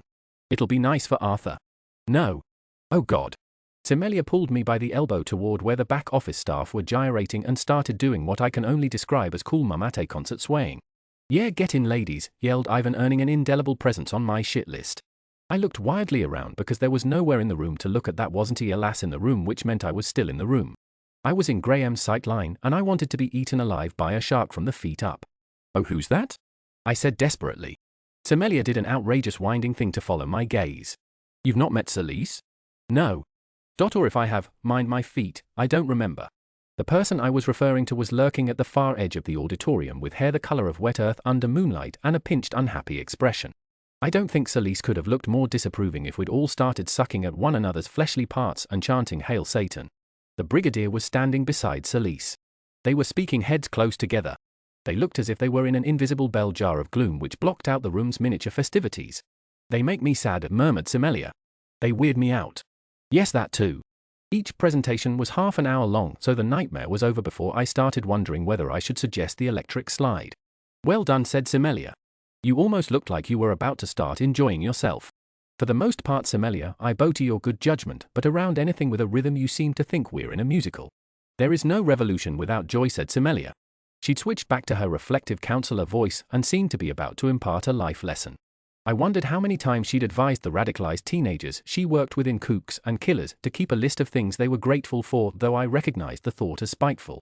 Oh, I don't know about that, I said. I'd ask 1793 about revolutions and the joy therein. Anyway, what revolution? We work for the government. Graham and Reginald Smith had clambered down from the stage and were standing just at the periphery of our conversation. Good lecture, I said. Unique. You did wonderfully, said Semelia. Thank you, murmured Reginald Smith.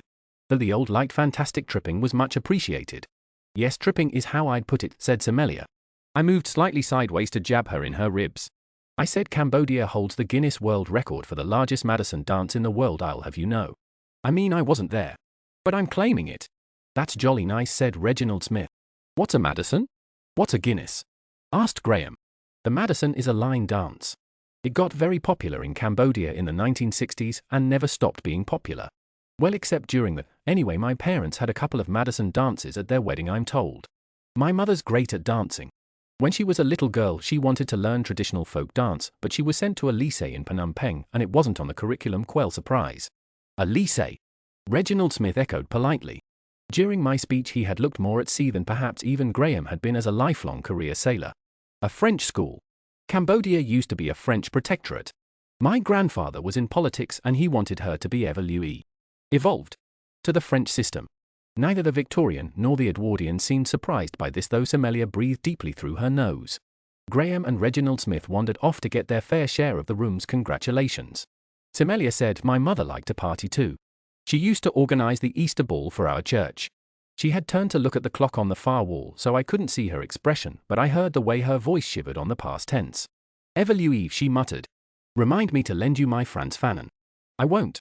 Another do-good second gen whose mother used to party her? Does this country have a factory setting for them or what? Well, we've both got eldest daughter disease, said Semelia, turning back to me. My siblings went in other directions. My brother's in the music business and my sister makes fancy cakes. They call me the cop. Every time I ring up my brother he goes, hello officer. When he was a bit younger he used to call me Babylon, but he stopped when I threatened to tell his producer he'd gone to private school. I laughed and let Semelia slip her arm through mine. I was thinking, 2 siblings, dead mother, no mention of her dad as yet. Put that in the file and remember it. And I was thinking, why is it always the eldest daughters? I never did read the Fanon, though I don't think I would have understood it. I didn't understand that my value system, my great inheritance, was a system rather than a far point on a neutral empirical line that represented progress.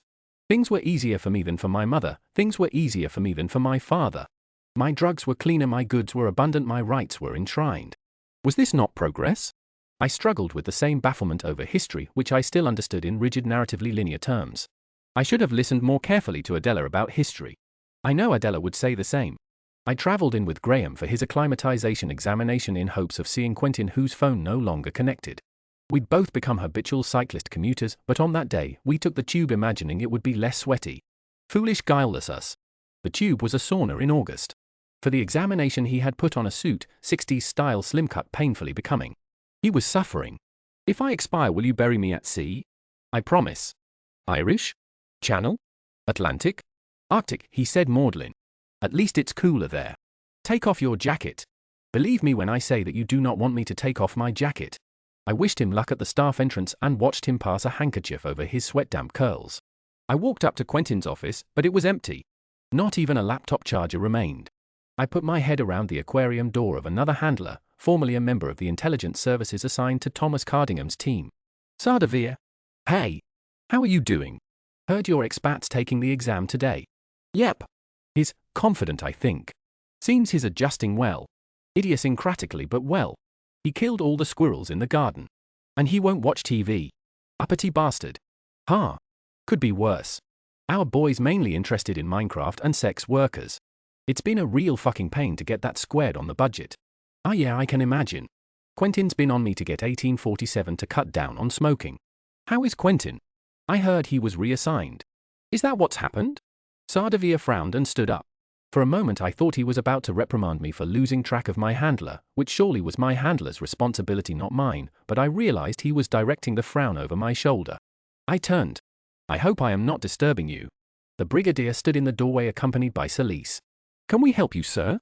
Sardavia asked, stepping in front of me. I'm looking for the vice secretary. I have heard there have been some issues with one of your free travelers. Do you mean the expats? Yes, said Celise quickly, that's meant. We see her. We would like to see her, the brigadier said. I tried to catch Sardavia's eye, but he was looking between the brigadier and Celise. I hope you understand why I am asking, sir, he said, but could I see some identification? The brigadier pulled a ministry-issue ID card from his pocket and handed it to Sardavia. He was looking worse than when I last saw him. He had that ineffable air of someone who has to boil hot water on his stove for bathing, which was surely incompatible with his rank. He saw me staring and I lowered my eyes.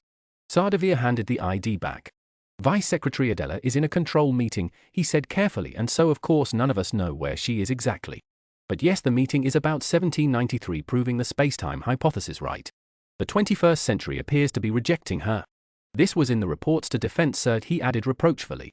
Oh, it's not the century, it's the soul, said the brigadier. Her here-ness and there-ness have no consistency, no continency, and she is beginning to slip out of time. It is unusually accelerated in 1793. She does not even try to bring her there-ness in line, you see. Because she is grieving, and grief will always take one out of time. Sardavia looked worried. Is that what defense think? He said. Have you told the vice secretary? I'm afraid I've only ever met the secretary, said the brigadier.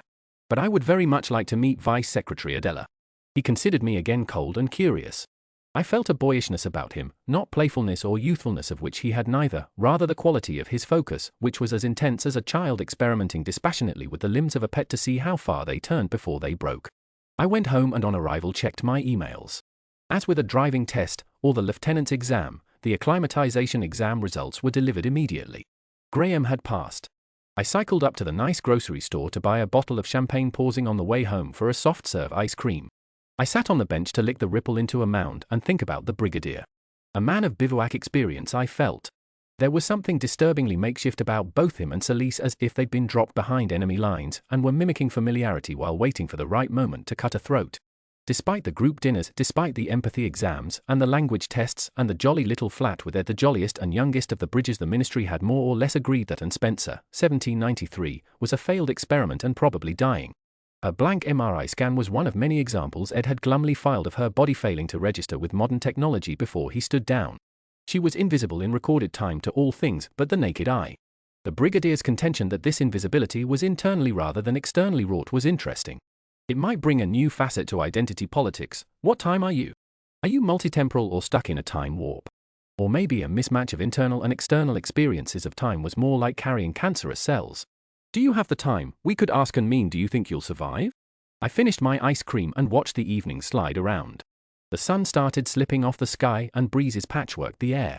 By the time I'd cycled back, Graham had returned. He had stacked several ice cube trays and was taking them upstairs. Congratulations! Thank you. Bought this to celebrate. What a kind thought. Where are you taking those ice cubes? I am going to have the coldest bath that modern technology can muster. If I put this in the freezer for 15 minutes, do you want a glass in the bath? I can leave it outside the door. You are a dreadful decadent.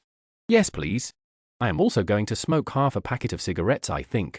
One after the other. They gave you a grilling then. Apparently I can pass as an eccentric. I suggested that somewhere like Scotland, Arthur, and I might simply pass as Englishman. One of the panel was a Scotsman, and I think he liked that. When I brought the glass up, stopping the rest of the bottle for dinner, I could hear Graham singing, "I Love to Steal a While Away," occasionally muffled by his drags on a cigarette. Water plashed against the tub. He dropped to humming and presumably soaping. I slid quietly to the floor and leaned my head against the wall. I wasn't going to see a ministry therapist. I knew I should and I knew I wouldn't. The following week we had Margaret and Captain Reginald Smith over for dinner. Graham decided to make a spaghetti bolognese, as we both reasoned that it was easy, delightful and modern. With the exception of naval rations meted out during Discovery Service expeditions, cooked over campfires and valued for their fuel rather their flavor, Graham had never so much as heated a bowl of soup before arriving. In the 21st century. On ships, there were cooks and officers' stewards. At home, on the few occasions he was at home, there were women. Nevertheless, he had taken to cooking in a way he had failed to take to television or texting or the use of deodorants. I bathe every day, he'd said to me with hurt dignity. Tonight he hummed with a busyness that hardly shielded nervousness. He burned the onions and automatically reached for his cigarettes. I took them away. I didn't want ashy bolognese, and he accused me of ananestating him, a turn of phrase I found very alarming because I certainly hadn't taught it to him. Where was he picking this stuff up? The doorbell rang while the sauce was reducing. He handed me the wooden spoon and went to answer the door. Hello 16. Hello 65. Welcome. 47, exclaimed Margaret. This is a bold adventure. I arrived on a bus. Evening 47, I heard Reginald Smith say. That smells nice. Kind of you to say so. I'm afraid I'm going to have to get you both very drunk. I'm not much of a cook. He brought them into the kitchen. Margaret was wearing high-waisted cerulean bell-bottoms and a white blouse clocked with lace. She looked like a disco goddess, an astonishing concoction given that she was only barely older than the piano, never mind the synth. Hello, I said, stunned. Hello, she said in her unplaceable accent and surged into my arms. She beamed up at me, and I must have swallowed loud enough for my throat to click in her ear, because she said, am I mistaken? I have seen folk greet each other like this. Though 47 will not let me. No, this is fine. Feel free to stay here. I'll have his hug for him. Reginald Smith, call me Arthur, forwent the hug and shyly shook my hand. Ripping to see you, he murmured. He pronounced this in a way that was close to whipping, and I saw Graham suppress a twinkle. I dropped the wooden spoon back into the pan and said, would you like a martini? It's the only drink I know how to mix. This is a classy household. Classy? Asked Margaret. Fine and noble here, applied mockingly, said Arthur. As you should know of any household that contains 47. Belike I'll be fluent after a classier martini. I like those trousers, I said to her. Many thanks. I do like the zipper, see? She demonstrated unzipping her pockets. The time I might have saved on trussing myself in stays had I but a single zipper. Did you have the zipper? No, said Graham. No, though they were coming into use in my time, Arthur said. They are a goodly invention. A little dangerous sometimes, said Arthur carefully. Dependent on their placement. He caught Graham's eye and they grinned sheepishly at each other. Graham forgot to put the spaghetti on and Margaret started hiccuping at the first mouthful of her martini. The men smoked copiously in our not over-large kitchen and I'd forgotten to wash up all the matching plates. Nevertheless, the little party was very pleasant. I opened a bottle of wine, Margaret couldn't finish her martini, and we toasted the only thing we could all agree was good about 21st century Britain. Music when you damn well wanted it. They were friends I saw, not incidentally but real friends. Margaret had tried to befriend Anne Spencer but had been thwarted by her reticence and by what Margaret called her sorrows. Margaret loathed Cardingham and Arthur stiffly referred to him as a difficult chapter. This interested me as Graham often boxed with him. He is a pizzle-headed doorknob, said Margaret. Very colourful, said Graham. But he is as stranded as we all. I don't know 47, said Arthur. I don't particularly want to spend my rescued life around him. He Monday returned to the cowpath whence they dragged him. How do you stand him, Gray? One develops a great deal of patience at sea. You make the Navy sound like the priesthood, said Arthur. Arthur was happy and flushed. He was one of those unusual extroverts who have all the attributes of an introvert save that they like being around other people. He had a gift for gentleness too, one of the rarest virtues in any gender, and especially in the kind of man Arthur was supposed to be. I eased some biography out of him, half-decent public school, classics at Oxford where he'd had a lot of fun and failed his exams, retraining as a doctor. Made a mess of that too, he added. Not good with wiggly internals, and so on. I asked. No, I qualified all right. But I didn't much care for the other chaps. Brutish breed. The profession makes a man hard in the heart, or it did in my time. They get rather superior. You can't be superior about other people's pain. I threw that in after a few years. Started over in the Raj, some school fellow of my father got me a job. Oversaw the building of some unwanted railways, which benefited nobody but the company. Dreadful stuff. I was transferred to our London office about 6 months before Germany invaded Belgium. I saw Graham's eyebrow quirk in a rascally way as he did the math. You became a captain extremely quickly, 16. Found your forte. Arthur grimaced. I saw his hand shiver momentarily on his glass and then he swallowed everything in it with a wet click. Promotion was fast in the war, he said shortly. He added that he probably would have been happy as a teacher or a vicar, but he'd come from the sort of family where the former was an embarrassment and the latter a punchline. I filed these desires away as professionalized fatherhood. Some days later, taking a long lunchtime walk around Bloomsbury with Semelia, she described Arthur as having a deeply moral sense of his duty of care, and I felt ashamed of my absent-minded cruelty to someone I liked. Margaret incidentally listened to the men talk about their careers with a suffused urgency that only I noticed. In her own era she'd slept in the room next to the one where she had been born. She thought Scotland was far-flung and semi-barbaric. When we came round to talking about my time working as a translator in Cambodia, I felt her attention all over me. I may have talked slightly too much. How the topic of weed came up I couldn't remember, probably during one of the vigorous debates about what the 21st century had genuinely improved, which in the opinion of the expats was a mixed bag. I was shortly handing my grinder and papers to Graham, who was far more adept at rolling. Meeting Margaret made me vivid and receptive. Sentences weighed more. I kept a half-conscious catalogue of where the men were looking. I've seen people deal with this in different ways. By this I mean power. I mean magnetism. I tried to absorb it. Within 20 minutes Margaret and I were planning a girls' take Soho night out, which necessitated me explaining the history of Soho, the concept of clubbing, the genre of RB, the club night, RShe and dancing. I hadn't been clubbing since I was an assistant in languages. No matter. I know a little of the pavan and the jig, but if there will be only women, you really don't need to worry about that. You just sort of throw yourself around. And wiggle. I would like to be thrown, she said wistfully. Here. I'll teach you the electric slide. I say that looks fun, said Arthur. What's it called? The electrical slide. He was swaying and his oddly seductive roticism had intensified. Graham pinched the joint out of his fingers. Don't encourage them, 16. I'm going to open another bottle of wine. I've had enough of the polka. I want to learn the electrical slide. What manner of dance is a polka? Asked Margaret breathlessly mid-slide. Ask 47 to teach you. I think they had it in his time. I will not be press-ganged into dancing, thank you, Graham said and slid with the bottle of wine off to the left. Hey! You can dance. Such matters are between myself and God, he said gravely. Oh, stop frowning, 65. Arthur, will you please lead her in a polka if you can still stand? Arthur got up and we exchanged a sort of maddened camp-bowing exchange of Margaret between us, but as soon as she was gathered into Arthur's arms I started to laugh helplessly. Margaret barely came to his shoulder. Oh God, you look like a handsome giraffe, and his tiny rabbit wife. Ha ha ha. God, you take her, 47. Excuse me. Here. I don't dance. I took up the flute especially in order that no one would ask me. In this age musicians are imprinted inside music boxes and there is no need for the band to keep time, said Margaret. You will instruct me in the polka or I will step on your toes. I think the feminism has gone to your head. Oh. May I have this dance? Arthur asked me.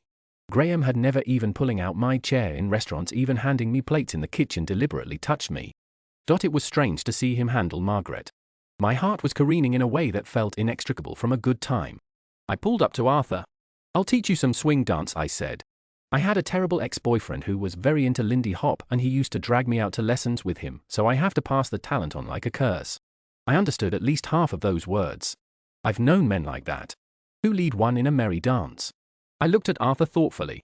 I had accidentally caught his eye a number of times that evening. On reflection, every time it had happened it was because our glances had both been resting on Graham. At the other end of the kitchen I heard Graham saying, your other left. Go to. Why do you not instruct more, Levely? Why do you keep trying to lead? No, 65, your other left. You are a terrible teacher. I don't dance. Oh. Arthur by contrast danced beautifully. He dipped me and I bent like a reed. He spun me and I was with such satisfaction spun.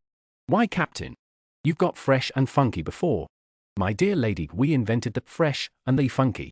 There must have been something in our movement or the music that triggered a memory of the trenches, or something else, an agony in Arthur that was unrelated to the brief bloody corridor of the war. We'd finished the joint long enough ago that it can't have been the vertigo nausea of a bad reaction. Whatever it was, it came over him like a call. Without any warning he blanched and I felt a slick cold sweat transfer from his palm to my waist. Arthur? I said at the same time Graham said 16. Arthur passed a shaking hand across his forehead. His breath was coming in short bursts. Oh. Forgive, millimeter, it's too warm in here, said Graham. He'd drawn Arthur from my grasp and was steering him toward the kitchen door. Let's sit outside and have a cigarette. I need to rest my feet. Maggie flattened them. Arthur wheezed in a way that passed as a laugh. He was high-shouldered and skittish in Graham's careful grip, and then he was suddenly slumped against him, his face turned against Graham's ear. Tobacco deprivation is very dangerous, said Graham. I'm SOR, be careful of the step. I felt Margaret squirrel her hand into mine. Graham shot me a look, in fact a look, and the weight of its exchange pulled my heart upward. I asked Margaret if she had been introduced to the phenomenon of modern makeup and took her up to my room. As soon as she stepped in, I started making a tally of the evidence of unboaty. There was a chair whose seat was filled with clothes too dirty for the wardrobe but too clean for the washing basket. My bedside table sprouted 2 water glasses and a mug. Dust crouched on the skirting boards and in the seams of my chest of drawers. When a woman is as impossibly attractive as Margaret, the mediocrity shared by a woman like me bustles around her like a horde of pigeons. Or so I thought at that time. Truthfully, I'd been foxed by how beautiful she was. I felt a complicated anguish when I saw her little besocked toes treadling the carpet. Margaret appeared unaware of any of these concerns. She didn't even glance at herself in the mirror. She gave me an interested grin as I pulled out my lipsticks. Oh. What manner of material makes this color? I have no idea. I do not think I have seen such color. 'Tis very dramatic. Yeah. I'm actually not sure why I own blue lipstick. Here, try this pink. It doesn't suit me, it makes me look a bit green. It matches with my pustules, she said sadly. She had a BU constellation of acne across her forehead and cheeks. She made acne look chic. Oh. Well, there's foundation for that. Look. I'd stopped wearing it. I was at the time thinking of the way my face might be received by a Victorian who didn't approve of cosmetics, but I demonstrated the coverage of my soul foundation. Margaret was amazed by the smoothness of its application and the faithfulness of its shade. She drew an arrow with it on her cheek. On her fair skin it looked like clay. We started giggling. By and by the drink and the weed overtook us. We took the conversation to a horizontal position, struggling as we both were with articulation and uprightness. We lay face to face on the bed, woozy and languid. I had an obscure sense that I had won something, though whether from Margaret off Graham or within myself I wasn't sure. You're pretty, I said. You are pretty. Feel a bit tired. Are you Graham's mistress? MMF, no. God. No. Just his bridge. Oh, she said and fell asleep. I began to doze. I didn't know how much time passed, but I came to when I heard his voice. Check on Maggie and my guard cat. The door to my bedroom creaked. Your bridge is very kind. Strange though for a bridge. She's a strange woman. Ah. Oh. Leave them grey. Poor things. The degeneracy of this era. They have not even taken down their hair. The door grumbled shut and I fell back into a doze. Margaret was snoring lightly like a puppy being squeezed. The door reopened and I surfaced to vague consciousness. I felt a wave of cool air and then a gentle warmth. Dottie had spread a blanket over the pair of us. The next morning Margaret and I woke up with no voices. We crept downstairs together for tea and toast. When we got to the kitchen we found that the men had done the washing up. Autumn set in like a decorative inlay. The trees wilted and dropped leaves. Leaden clouds enameled the sky and the wind picked up all over the city. Graham and Arthur had decided to go to Scotland for the stag season, partly so that they could experience a domestic flight. They flew to Aberdeen, watched by the ministry. They were shadowed by field agents, but once the pair got to the tiny Highlands town where they were staying, the ministry had to call off the shadows. The town was the sort of quiet, close-knit place where the locals were wary of suspicious characters with no obvious purpose. All the expats had phones paid for and tapped by the ministry. Graham had switched his own phone on a total of 3 times in the 7 months he had been in the 21st century. I was therefore unsurprised when about half an hour after their plane landed I got a call from Arthur's phone. Hi Arthur. It's me. 16 is clinging to a wall. Oh. Hello. How was your first flight? It was both extraordinary and terribly mundane. Though I'm afraid Arthur and I nearly broke each other's hands during takeoff. Huh? Did your ears pop? Yes. Very strange. But the aeroplane took us above the clouds. They were beneath us like a mattress. They looked almost solid. Fun fact, the average cloud weighs about 551 tons. That is a fun fact. You didn't have any trouble at the airport? The machine that reads bodies stopped working when I passed through it. Reads? Oh, the body scanner. It didn't go off? Some airport officer had to manhandle me to ensure I was not carrying weapons. In full view of everyone. My honor has been impugned. Oh dear. Now you're spoiled. No one will ever take me as a wife. I'm so sorry for your loss. Somehow I will bear it stoically. Now I must go because if I don't smoke a cigarette soon I am going to bite through a wall. After the call I turned on my laptop to check the teens channel. Me Quentin control the wellness team and the administrative staff assigned to expat 1847. The field agents had already filed an alert about the body scanner failing to read Graham. Recommend returning expats to base, one of the agents had written. I thought about the boyish grin on Graham's face when he came home after passing the exam, his high-spirited singing in the bath. I typed fast. Overcorrecting out of cautiousness will be as damaging to his adjustment as forcing him home. His readability has not hitherto been a cause of concern. Then in the private conversation with Quentin. He's gone through the scanners at the staff entrance with no problem, right? Most of the time. Quentin's status was invisible. It had been for a while. In the main channel, a member of Graham's wellness team was agreeing with me. His red rate average is 86% and has been since records started. By far the highest of all the expats. We don't want to risk alienating him and impacting that average. Record started 2 weeks ago, the agent typed. Several people started typing but stopped when Adela, whose status was also invisible, dropped. According to your report, 1916 followed 1847 and was temporarily unreadable, subsequently readable. Suggests deliberate attempts to test readability. Do not interfere. Expats will be monitored on their return. The conversation ended there. Adela could do barking over a meeting, even over Teams. Thank you, I said out loud. I slammed the laptop shut. After that I drifted through the house like a purposeless balloon. In truth, I was purposeless. My job for the bridge year was to watch him, and he was not there to be watched. I went into his room. He was a neat man used to the limited space of a cabin at sea, and there wasn't much to see. I sat on the very edge of the bed. It was a double, and I knew from past conversations that he slept like a dropped twig at one far end of it, accustomed as he was to ship's berths. I didn't rummage through his drawers for his journal or sketches or push my face into his clothes. I acted as if watched by an invisible audience who were checking for signs of mania. A few days after he and Arthur had left England, Semelia paid me an unannounced visit. She came in the wake of a new project-wide working group on readability and the Brigadier's concepts of here-ness and there-ness. This was a development of such significance that the secretary had been forced to chair a working group announcing, glassy of voice and face, that while bridge work wasn't changing, the wellness team would be running some tests on the expats, monitoring vitals and responses under the standard and stressor conditions. Sounds a bit MK Ultra, I'd ventured. Unprecedented in the history of the world, etc., he told the air to the left of my head. Oh, Semelia, hi. Hello. Hope I'm not disturbing you. I wanted to see how you were doing since Quentin's reassignment. Yes, of course, come in. I put the kettle on and made a performance of biscuits. The air around us flexed with expectation. I said, can't believe we're dealing with the long dark time travel of the soul, or whatever defense think there-ness is. Quite a change from kooks and killers, eh? We tend not to use that nickname in the department. I winced.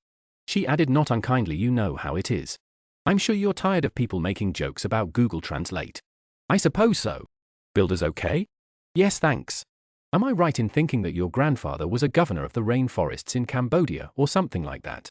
I made an audible syllable of surprise, which was drowned out by the kettle. I was always on high alert minimum when people asked about my heritage with any taxonomic specificity. I never knew what they were hoping to do with it. My sister described these interactions as if microaggressions, as if she didn't talk about her Cambodian heritage at every possible opportunity. I probably had her latest essay published in an online magazine the previous week about the psychic horror of passing as white to blame for Semelia's question. My sister and I shared the same bizarre Eurasian double-barreled surname, so we were easy to link. I sometimes wondered if my sister had decided to develop daddy issues about our long-dead Cambodian grandfather because our father was a nice quiet white guy who liked afternoon naps, making long lists and curating complete sets of things, stamps, DVDs, limited edition fountain pens. He was not someone you could have an interesting and publishable psychological complex about. My grandfather was governor of Siem Reap until he was dismissed in '55, I said. I guess there are a lot of rainforests in the province. But if you know that, I expect you know what happened to him. Disappeared. Millimeter, I felt her gaze through my hair. I know that was a bizarre thing to bring up, she said. It was pretty spicy. It's just that, given your family history, I suppose I'm a bit surprised by your choice of career. Your time in languages, it's all a bit, dare I say it, post-colonial. Are you hoping that the Time Door will? Adela said that you can't change the past, you can only change the future. That's wordplay. Changing the past is changing the future. Your girl just means that the past exists the way she says it exists. Have you managed to get your commander to stop calling me a negress, by the way? She was smiling as she spoke, but as Semelia often smiled even when she was angry, I dropped into a crouch spiritually. I'm so sorry. What for? I thought it might be callow to say for the existence of racism. I ammed and erred, and eventually said if it's any consolation he has asked me straight of face as you like about being half-caste. Is that a consolation? No sugar thanks. I put the tea bags on the sideboard. A pad of hard water scum disported across the top of my mug. I appreciate, I said slowly, that this project is more fraught for you than anyone else. Stop hand-wringing, said Semelia, still smiling though increasingly looking as if the smile was being operated by winches inside her skull. God ministry bias training has a lot to answer for, she said. I don't want to drop a piano on your head, but believe it or not, I already know I'm black. You don't have to roll over and show me your belly about it. I put the tea down in front of her. I'm sorry if I said something that upset you, I said. You haven't upset me. You're just boring me. Okay. Okay. I bet you had a tumbler. That made me laugh, albeit nervously. Semelia's smile loosened a bit. Called it, she said. I bet you put up a Black Lives Matter reading list. I sat down. I had in fact shared someone else's reading list, but she could have me lick the floor clean of germs before I'd admit it right then. Semelia, I said, has something happened? Semelia rolled her shoulders. She seemed discomfited in her own immaculate costume. Yes, she said finally. Do you remember when you told the secretary that you were finding the whole proposed readability monitoring a bit MK Ultra? It got me thinking about what we're doing with the expats. I'm a clinical professional. I'm supposed to be governed by a code of ethics. What about the rest of us? She hadn't touched her tea. What about the rest of you? She said. Hello, officer. Stop it, she said far more sharply than she'd ever spoken to me.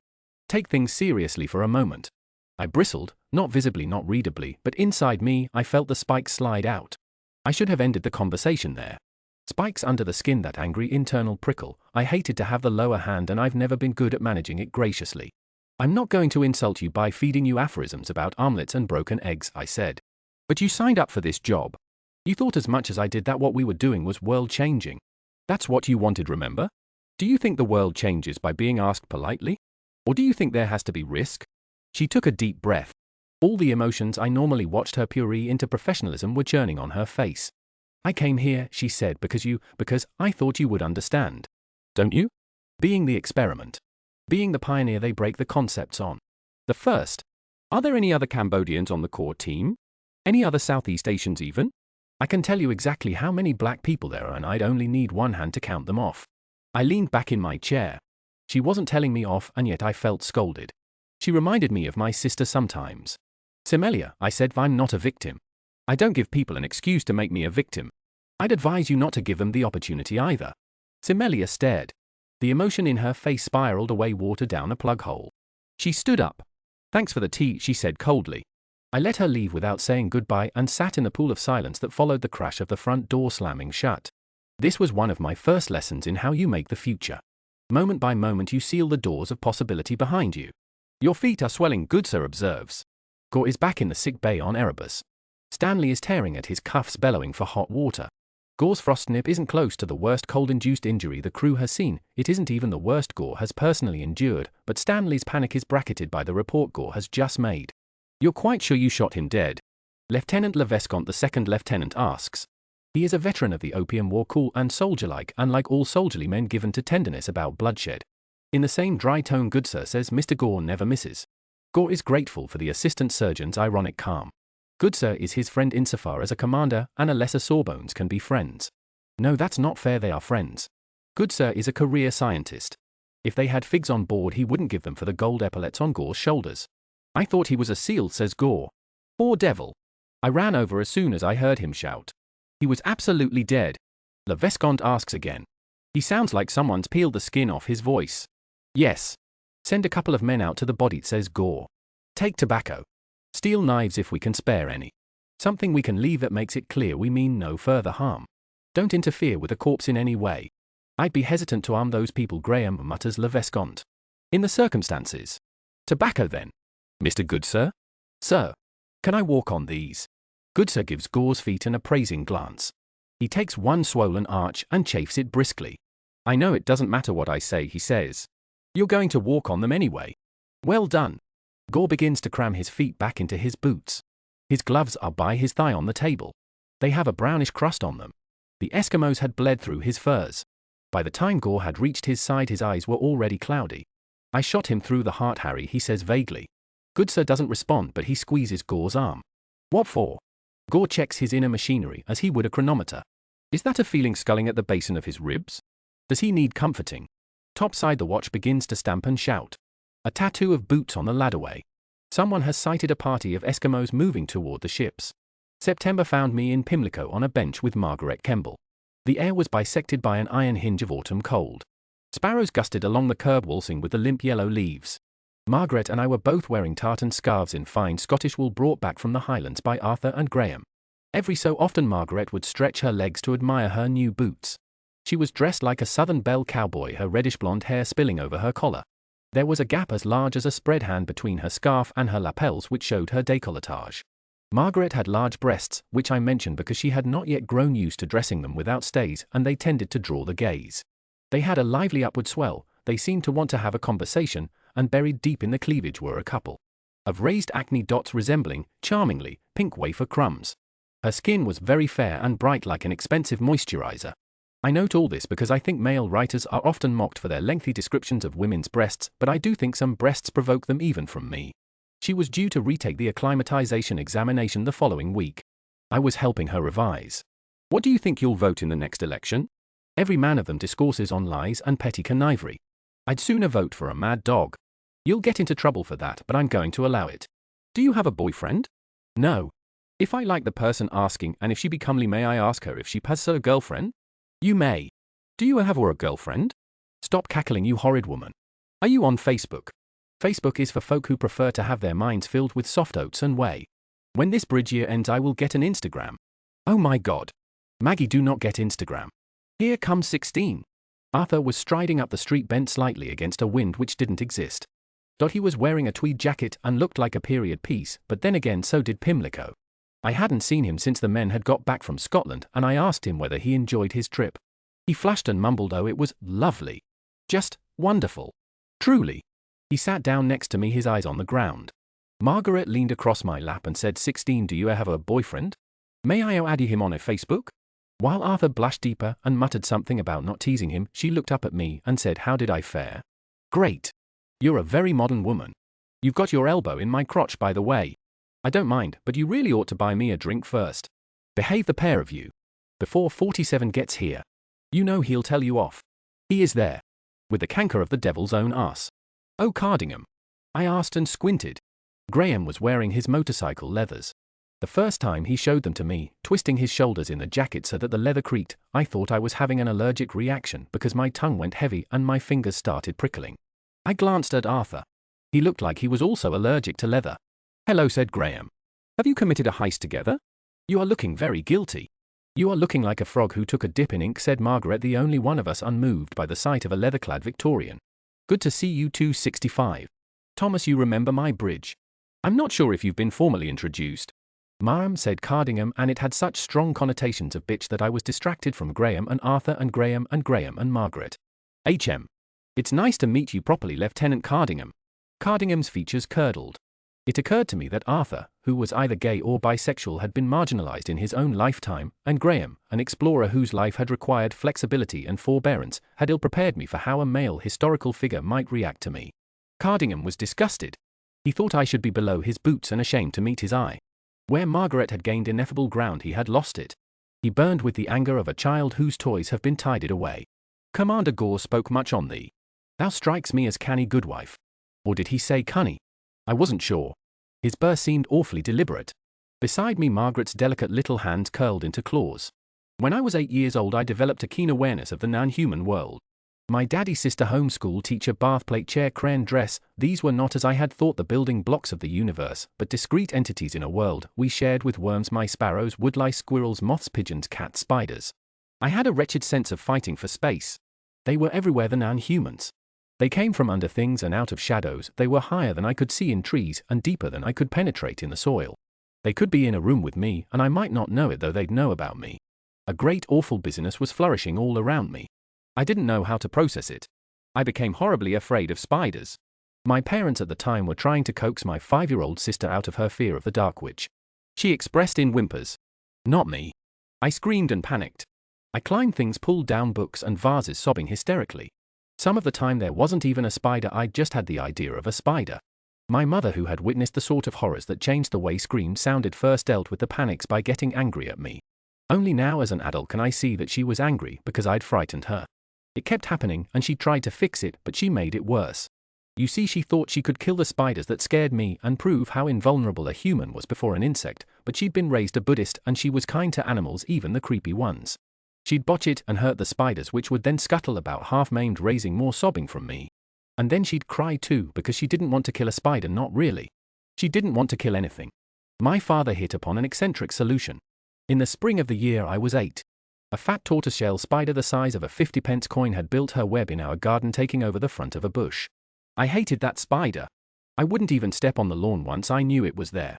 What said my dad to me? You don't want to meet Mrs. Legs? She got a missing leg now, said my mother exasperated.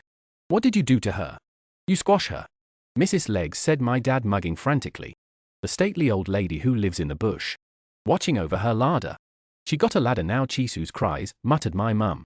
Next thing, she got a screwdriver. Building a house, I have to phone the council for planning permission. My dad was undeterred. He was determined that his bit was going to win over my mum's bit, which is at least half of successful co-parenting. He described Mrs. Legs as a fine old spinster much respected by the rest of the insects, though she wasn't technically an insect, he added pedantically, a hard worker, a craftswoman, a doyen of the kill technique. He invited me to witness the disembowelment of a pesky antisocial fly from a safe seat, but with full commentary. It worked. Mrs. Legs slipped from non-human to almost human, not a terribly pleasant human of course, but a woman of means and not a little skill. Look, said my dad, do you see how she's waiting in the corner? We can't see it, but she's filing her nails. She's already done the hard work of making up the web. She spent for years at architecture school to learn how to do that, and now all she has to do is sit back and wait and let the prey come to her. I took the lessons of the patient Mrs. Legs into my adulthood.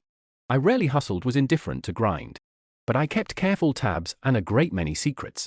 When at the ministry I found myself briefly professionally isolated, with Adela absent, Quentin missing, Semelia cold in the corridors, controls focus on the readability experiments run by the wellness team, I sank back on my web. Something had turned somewhere, something was wrong, but as I didn't know what, I'd have to wait. Though Quentin was AWOL or possibly MIA, I kept filing my core reports with him in copy. I wrote to him, emails, texts, Teams, chats, voice notes. I knew they were monitored. I counted on it actually, because I wanted the ministry to imagine I was open, affectionate and guileless. I let the messages ring with easy intimacies, nothing too personal, canteen gossip and remarks on what I was reading mostly. It paid off in the early autumn. When I came down for breakfast one morning, I found Graham at the counter with a dictionary and a tin of protein powder performing exegesis on the label. Bite silk minotaur, he said. Good morning? He held up a card oblong, a violently prosaic postcard with a picture of Buckingham Palace, which could have been taken at any point in the last 50 years and sold at almost any shop in the greater metropolitan area. That's what it says on the back of this, he said. A code perhaps? Is that how billets do work in this era? Do I have to defend your honor? Good morning, by the by. Quentin risked a lot with that postcard, including that I'd know that the truncated poetry on the back referred to a specific location available only on an app that assigned every square foot of earth on the planet 3 words. It was on the heath, a wide open space brave to the sky and the passers-by. There was no time or date. I went out to the heath after work for the post emails constitutional that I'd often described to Quentin in my unanswered messages. I could see him from meters away. He looked so quotidian. He was wearing a baseball cap, and the sheer ordinariness of the vision put my eyes on mute. A clever tactic hiding in plain sight. Quentin. Nice drip. Why don't you call me anymore? That's confidential, he said. How are you? I'm being monitored. Oh? Right now. Cheers for the fucking warning. No. But. Where I sleep. Where I go. I have limited permissions. The ministry, he broke off. Closer, I could smell sour breath and the alkali perfume of some kind of skin medication. He spoke to my collarbone. He was clearly unwell, or so I thought. I softened. Quentin. Are you all right? Do you need help? Can I trust you? He blurted out. I knew then that he was sickening, and the cumulative pressures of the time travel project had crushed him. Quentin, the former field agent, would never have asked me if he could trust me, because he would have known I could lie. I had to talk him down, soothe him out, so I took the role I knew it was most comfortable to cast me in. Semelia had already given me the lines. Yes, of course you can. I'm worried about the project too. You've read my file. You must have assumed that I know what it's like to be the pioneer. The experiment. A sunrise of hope on his face. He nodded, eyes on that distant horizon where the genocide took place. What a strange character people make of me. Do you remember that sketch you gave me? He asked. Yes, I said, neutrally this time. I think it's a weapon. I think it's a weapon that doesn't exist yet, except it's here. And I'm pretty sure I've seen what it does. It is fucking awful. I reached out and took his hand in a way that I hope he found comforting, but also in such a way that I could subtly slide 2 fingers down his sleeve. His pulse sped against my fingertips. That's worrying, I said slowly. He yanked his hand back. I know you don't believe me, he said quickly. I wouldn't either. But I can prove it. This project isn't about scientific advancement. It's about a weapon. The idea that the ministry were operating above board was simply silly to me. Here, progress is not achieved by coloring inside the lines, but it struck me that Quentin was a risk to the bridge expat environment because he was either a cadet whistleblower or else paranoid and delusional. Either way, because he was my handler, I felt him like a woodworm in my ark. If he was right and if he squealed, then I'd be among the excoriated and punished, and my options would diminish to turning in the circle of lashes. If he was wrong, well, I'd let a madman walk away unhandled, and I doubted there were promotion prospects in that. Look, I said to him, the bridges are integral to the project, and I'm the bridge of the most successfully adjusted expat. They can't touch me. Bring me the proof. And then I can take it from there. I forgot to tell you the end of the spider story. I started visiting Mrs. Legs. At the time I was working my way through Alice in Wonderland, and I'd go out to read to her, stumbling over Lewis Carroll's sinister lullabies. I liked the dignity with which Mrs. Legs appeared to listen her cherubic stillness among the gossamer panes. And then, so fast I could only express it in plosives, KKKKK. BBBBB. Out from her corner to seize a stuck fly. I'd slam the book shut and watch her work. I reached the lament of the mock turtle during the season of butterflies. Cluster of pupae on the branches of my dad's yellow rosebush split to reveal scraps of wing. As the butterflies dried and stretched, I noted the grotesque flamboyance of their coloring. Butterflies demand so much attention. A spider just wants to eat. I reached out and pinched a half-finished butterfly. It felt almost furry, the microscopic scales hours old disintegrating under my fingers. A tug, a flick, and I'd thrown it into the web. It struggled for a very long time before Mrs. Legs was done. I'd tell this story when I was drunk to friends at quiet dinner parties, or to the men who'd called at my port in the years before I knew Graham. Invariably they'd think it was a story about my little girl brutality. Who feeds a butterfly to a spider? But I always thought the story was about something else. Of course I was still afraid of spiders. I was 8 years old. Mrs. Legs had a dozen eyes and sucked the life out of the living. Yes, I was still afraid of spiders. I had simply found the only way my child's mind could conceive of placating the fear. Join up. Take a wing. Get to work. Autumn stomped on. The days mouldered and dampened like something lost at the back of the fridge. No matter the weather, there were puddles of brackish rain slung across the pavements. In early October, Margaret caught a cold. Over the course of more than 350 years, the common cold had mutated.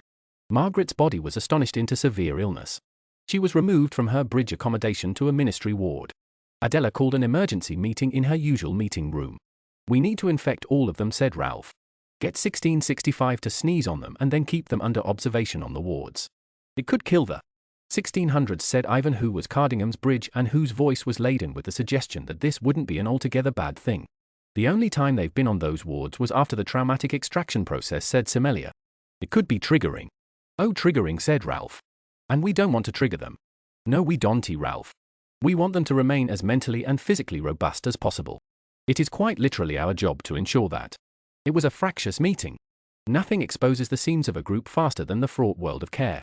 More than death, care reveals too much about a personality to ever be discussed neutrally. Vaccines, palliative care, capacity to consent to treatment, what constituted serious illness, the use and abuse of a taxpayer-funded system. Try them on a dinner party and watch the pack animal bite its way through the skin. I suggested that to assure Margaret she would be coming off the wards and not pushed backward through the extraction system, we could arrange for the other expats to video call and talk to her. "Yes," said Semelia distantly, "I can arrange that." "Oh, I didn't mean that you should have to, thanks, Semelia," said Adela wearily. "If there's no AOB, I'd like to make my recommendations to the secretary." Adela was of the never been to the GP in my life because I'm not a pussy, a school of care, and nothing changed. If the expats were dangerously ill, they'd be removed to the wards, and never mind the trigger.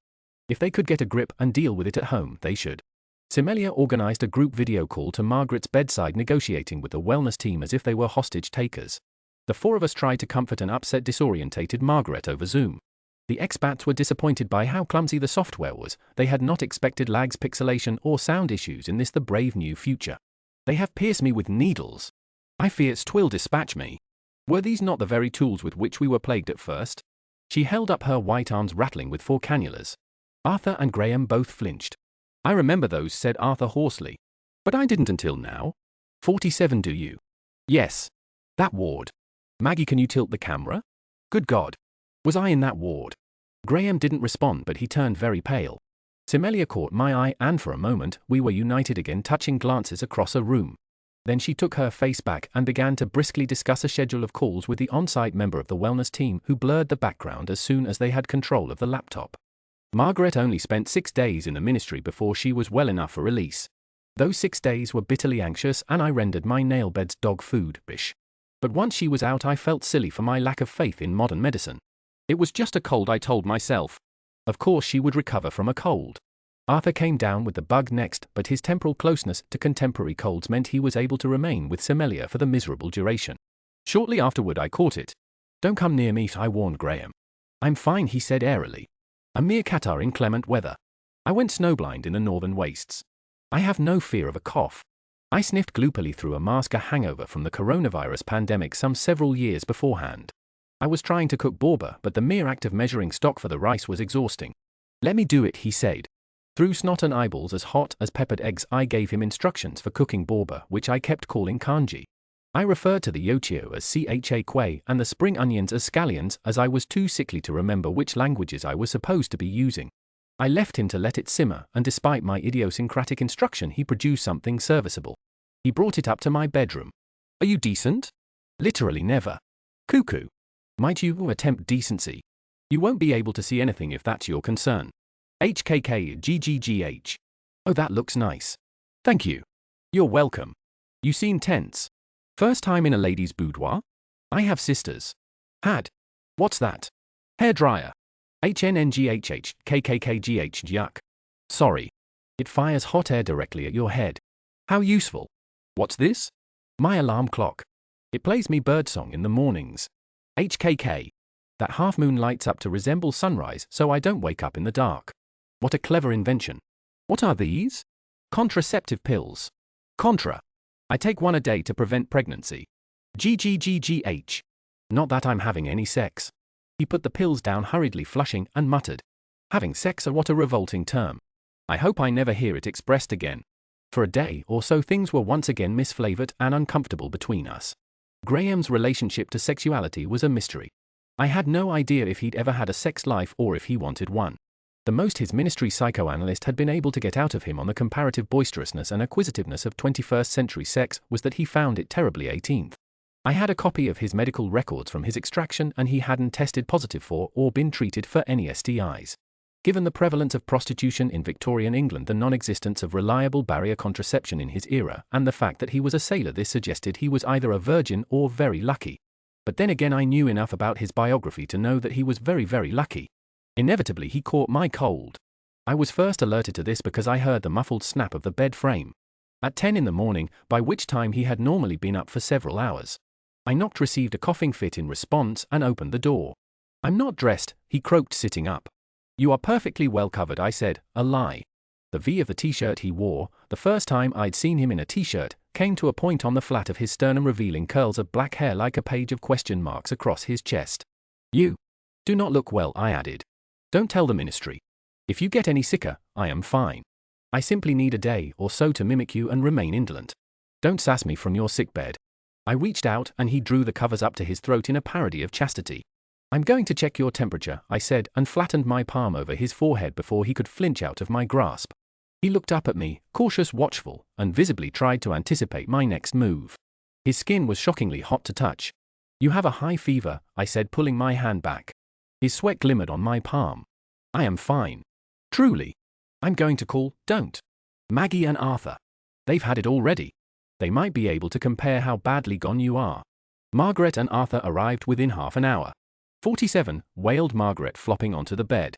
You look beastly. Hangby, this sack is soaked. He's running a horrid temperature. Look. Feel his forehead. 16, get these women off me, he said a little desperately. Perhaps some tea? Arthur suggested. Margaret and I traipsed out with Margaret pulling at her sleeves. Oh, monstrous. His face is as soiled linens. I can hear you.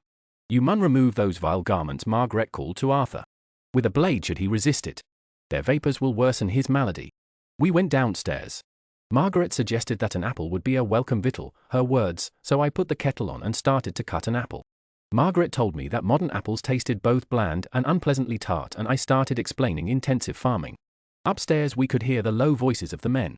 There was the sound of heavy footsteps, then the domestic thunder of water. Arthur presumably was running a bath. More low voices this time at a ricochet speed that suggested argument. Then suddenly Arthur said, or rather snapped, you can barely bloody sit upright. I'm not going to leave you to drown. For God's sake, Gray, and then he said something else soft and fast. I couldn't hear the words, but I raised my eyebrows in sympathy because I recognized the melody of pleading. The voices stopped for a few minutes. Margaret and I exchanged glances. Then there was a hollow splash which sounded very much like someone being dropped bodily into a tub of water. Margaret grinned. Upstairs I heard a petulant, "I can wash my own hair, thank you." "Maybe we should eat this apple and cut him another one," I suggested. "It'll just go brown." Margaret bit into a slice. She had bright even teeth. I wondered what she was using to clean them in the 17th century that had left them so pearlescent. She swallowed and the white column of her throat contracted prettily. I got confused and went to make the tea. "I have attended many a screens of the season at the British Film Institute," Margaret announced to my back. "Oh yes? What are they showing?" "Films from the land of Korea," she said. "They place the script in English at the base of the screen so that we might follow. I have seen many romances. Have you watched much old Hollywood stuff? I think you'd really like it." "What is a Hollywood?" I smiled. It was so hard not to treat the expats like blank slates onto which I might write my opinions. I understood the adage, knowledge is power, whenever I looked into Margaret's face, the sultry peach color of her mouth and her acne glowing with unprinted newness. There was something hauntingly young about all of them, a scarcity of cultural context that felt teenaged, and I didn't know if my fascination with it was maternal or predatory. Every time I gave Graham a book I was trying to shunt him along a story I'd been telling myself all my life. Margaret propped her chin in her hand and said, "Is Carol a film of a Hollywood?" I took much pleasure in that. She twinkled at me and I twinkled back. She was just too charming.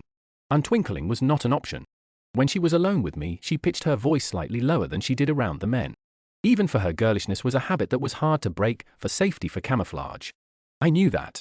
Sometimes just under my tongue I felt the exclamation marks I put into my speech demarcating the sentences. I didn't mind being broken off from my agency as long as I was assured I would be protected from the outcome. Graham was adamant about not informing the ministry about his illness. It was the closest I had ever seen him to entreating. I thought about it a lot. I liked being entreated by him. With the remedies of house and hearth it took him a week and a half to get back to full strength. In this time Arthur, Margaret, and I plied him with care and got on his nerves. He didn't like to be touched or fussed over, and after the first few days became tense with irritation when we tried. Arthur and I took it personally. Arthur was once almost reduced to tears.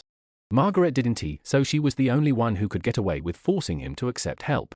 Despite how interesting I found Graham's pleas for secrecy, by failing to report a significant change in physical health or my meeting with Quentin, I was pushing my luck with the ministry. I avoided going in for a couple of weeks, hoping to blend into the beige background of generalized bureaucracy.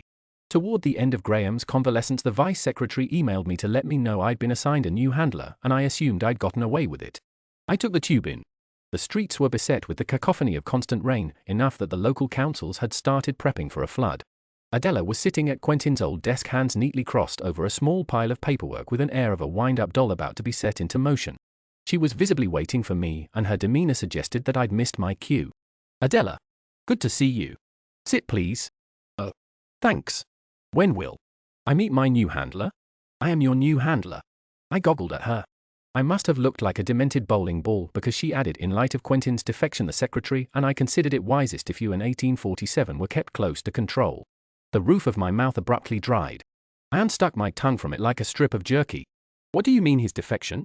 "He has attempted to make an authorized contact with a man who claims to hold the rank of brigadier. Something to do with an irrelevant sketch by 1847. Time happened to me very quickly and then very slowly. Panic as much as grief warps the way internal time works. I just had the wherewithal to wonder if this would be worth raising with the wellness team. "You know I gave the sketch to Quentin." "I do. I know you've met with him too." She didn't sound angry. Not even expectant. But she left her sentence trailing for me to catch. "Look," I said, "I think Quentin's a bit delusional. I've been trying to persuade him that I'm trustworthy. I don't want him to lash out and leak things and endanger the project or GRA 1847. "You say he's been slipping stuff to defense via the brigadier?" "The man who appears to hold the rank of brigadier, yes. And his associate Solis." "What does appear to hold the rank of brigadiers mean?" "He's a spy. Not for defense. I mean that he does not work for the British government in any capacity and never has. He works for one of our allies, technically an ally, certainly not a country. We were expecting to send intelligence agents into our sovereign territories. We knew from the beginning, but I thought, that is the Secretary Defense, and I thought that it would be prudent to monitor him and establish the parameters of his mission before we alerted them so that we could contain any fallout. Unfortunately, he has since gone underground. As it appears, has Quentin. You have been working with a traitor and aiding a saboteur. But you are a good bridge." Even this she said with brick wall calm. I sensed retribution judiciously withheld, and I was bitterly grateful for her restraint. The way she watched my reaction reminded me of the stingingly intense way that the brigadier had stared at me. as if they were both double-checking the whereabouts of my jugular vein. Jesus Christ, I muttered and lifted a thumb to my mouth to bite the skin. Don't, said Adela sharply. I jumped an inch in my chair. She grimaced and bunched her hands into fists so the knuckles bulged like marbles. You need to break that habit, she said. It's a dangerous tell. You're angry maybe that I could have been this callow. You think you would have seized the lever here, swung the tram over the empty track instead of toward the row of bound prisoners. You asked me why I wasn't more suspicious. But naturally, I was suspicious. Adela was shifting elusive, her very face was inconsistent. Her reasons were bad, half-veiled. Then again, whose upper management am I not describing? Who trusts their workplace? Who thinks their job is on the side of right? They fed us all poison from a bottle marked prestige, and we developed a high tolerance for bitterness. I would have been more frightened if the pressure lifted like an indoor cat struck by sudden rain. Navy blue nights wrapped the glum and shortening days like a bandage. Fine capillaries of winter threaded through the autumn air. Because Graham lived with me, because he was the parameters of my life, I ceased to think of him as a man who was supposed to be dead. He was real to me. He got me into very real trouble. Shortly after my meeting with Adela, he put Arthur on the back of his motorbike and they sped over the boundary lines into the countryside, where they spent the day picking sloes for sloe gin and treading in mud, and I spent the day panicking about the brigadier finding them. Adela gave me a dressing down for failing to ensure he had requested permission to leave. She was tonally indistinguishable from a parent reminding their bee-stung toddler that they'd told them not to. Shred the flowers. I gave Graham history's squeakiest bollocking. He hardly paid it attention. He wanted to know how it was possible for the ministry to know that he had crossed the boundary, or indeed where he was, and I was tongue-tied. Don't worry about it, I muttered. I wasn't he, but I will from now on, he said. Life is a series of slamming doors. We make irrevocable decisions every day. A 12-second delay, a slip of the tongue, and suddenly your life is on a new road. I wonder what the winter of the bridge year would have looked like if I hadn't frosted Sommelier, or if I'd been less skeptical of Quentin. I hardly dare linger on the ways I changed Graham, forcing him down strange tracks as I uttered a new word or concept with accidentally Edenic significance. You can't trauma-proof life, and you can't hurt-proof your relationships. You have to accept you will cause harm to yourself and others. But you can also fuck up really badly and not learn anything from it except that you fucked up. It's the same with oppression. You don't gain any special knowledge from being marginalized. But you do gain something from stepping outside your hurt and examining the scaffolding of your oppression. You'll find the weak joints, the things you can kick in. When I look back at myself on the bridge year, I see that I thought I was doing something constructive, escaping exploitation by becoming exceptional. In fact, what I was doing was squeezing my eyes shut and singing la la la at the gathering darkness, as if the gathering darkness cared that I couldn't see it. One evening in early November, I came home to the luscious mingled smells of cooking and smoking. Graham was sitting at the dining table with a cigarette between his lips, tapping at a laptop. He no longer needed several minutes to find the letter M, but he typed with his index fingers alone, pecking out sentences. Hello. That smells nice. What is it? Hello. It's stock for pho. PH. Pho. Close enough. Graham had developed an interest in Southeast Asian food. He asked me questions about what my mother cooked, ferrying tiny melamine bowls under my mouth to check flavors. Sometimes I saw the same concentration on his face as when he sketched the alien shapes of the transmission towers. He took in anecdotes about my childhood meals as if they would contribute to a portrait of a whole woman. He ignored the fact that mostly I cooked assorted chicken pieces on rice. I could tell him things about galangal, and he found that very profound. I glanced into the saucepan. Should it be boiling? Oh, no. Could you turn it down, please? Done. What are you doing? Some form of naval college examination, he said diffidently. Oh, I said equally diffidently, and poked at the broth. At the end of the bridge year, the expats had to begin the next stage of assimilation. They had to get jobs. He wanted to rejoin the Navy despite its unrecognizable modernization. I wanted him in a role that didn't require him to be at sea for months, possibly years at a time. It was too soon, I told myself. Whatever Adela said, he wasn't ready. He'd barely left London, let alone land. But I wanted him to stay for other reasons too. It was humiliating to know that about myself and to say nothing into his implacable placidity. I wandered over to look at the screen and got a shock. On the laptop was a segment not, despite what the browser's address bar said, from a Navy-issue proficiency test, but from one of the field agent exams. I recognized it. I'd failed it twice during my stint in languages. It occurred to me that a field agent who didn't set off scanners, who might be undetectable by modern technology, would be a boon to the field. I thought of the strange slack he'd been granted, his welcome on the shooting ranges, the indulgence he'd been shown as he wandered around the ministry asking people what they were doing and why and how. I didn't realize I was falling back in horror until I saw the wall become the ceiling. Here, what's wrong? He caught me, and it was immediately the most he had ever touched me. My nails sank into his wool-clad upper arm. Nothing, dizzy spell, sit down. No. I don't need to. It's all right. I'm all right. I wasn't all right. At close range I could smell his skin even through the cigarette smoke.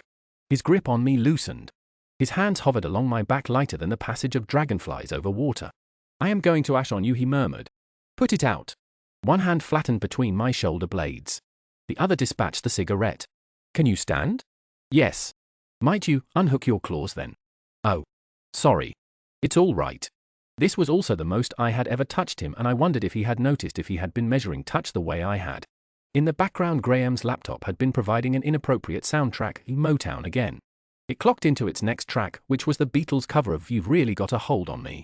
I started laughing, partly because it was the most ludicrous song that could play at that moment, and partly because it felt quintessentially Victorian of him to hate the Beatles, which he did.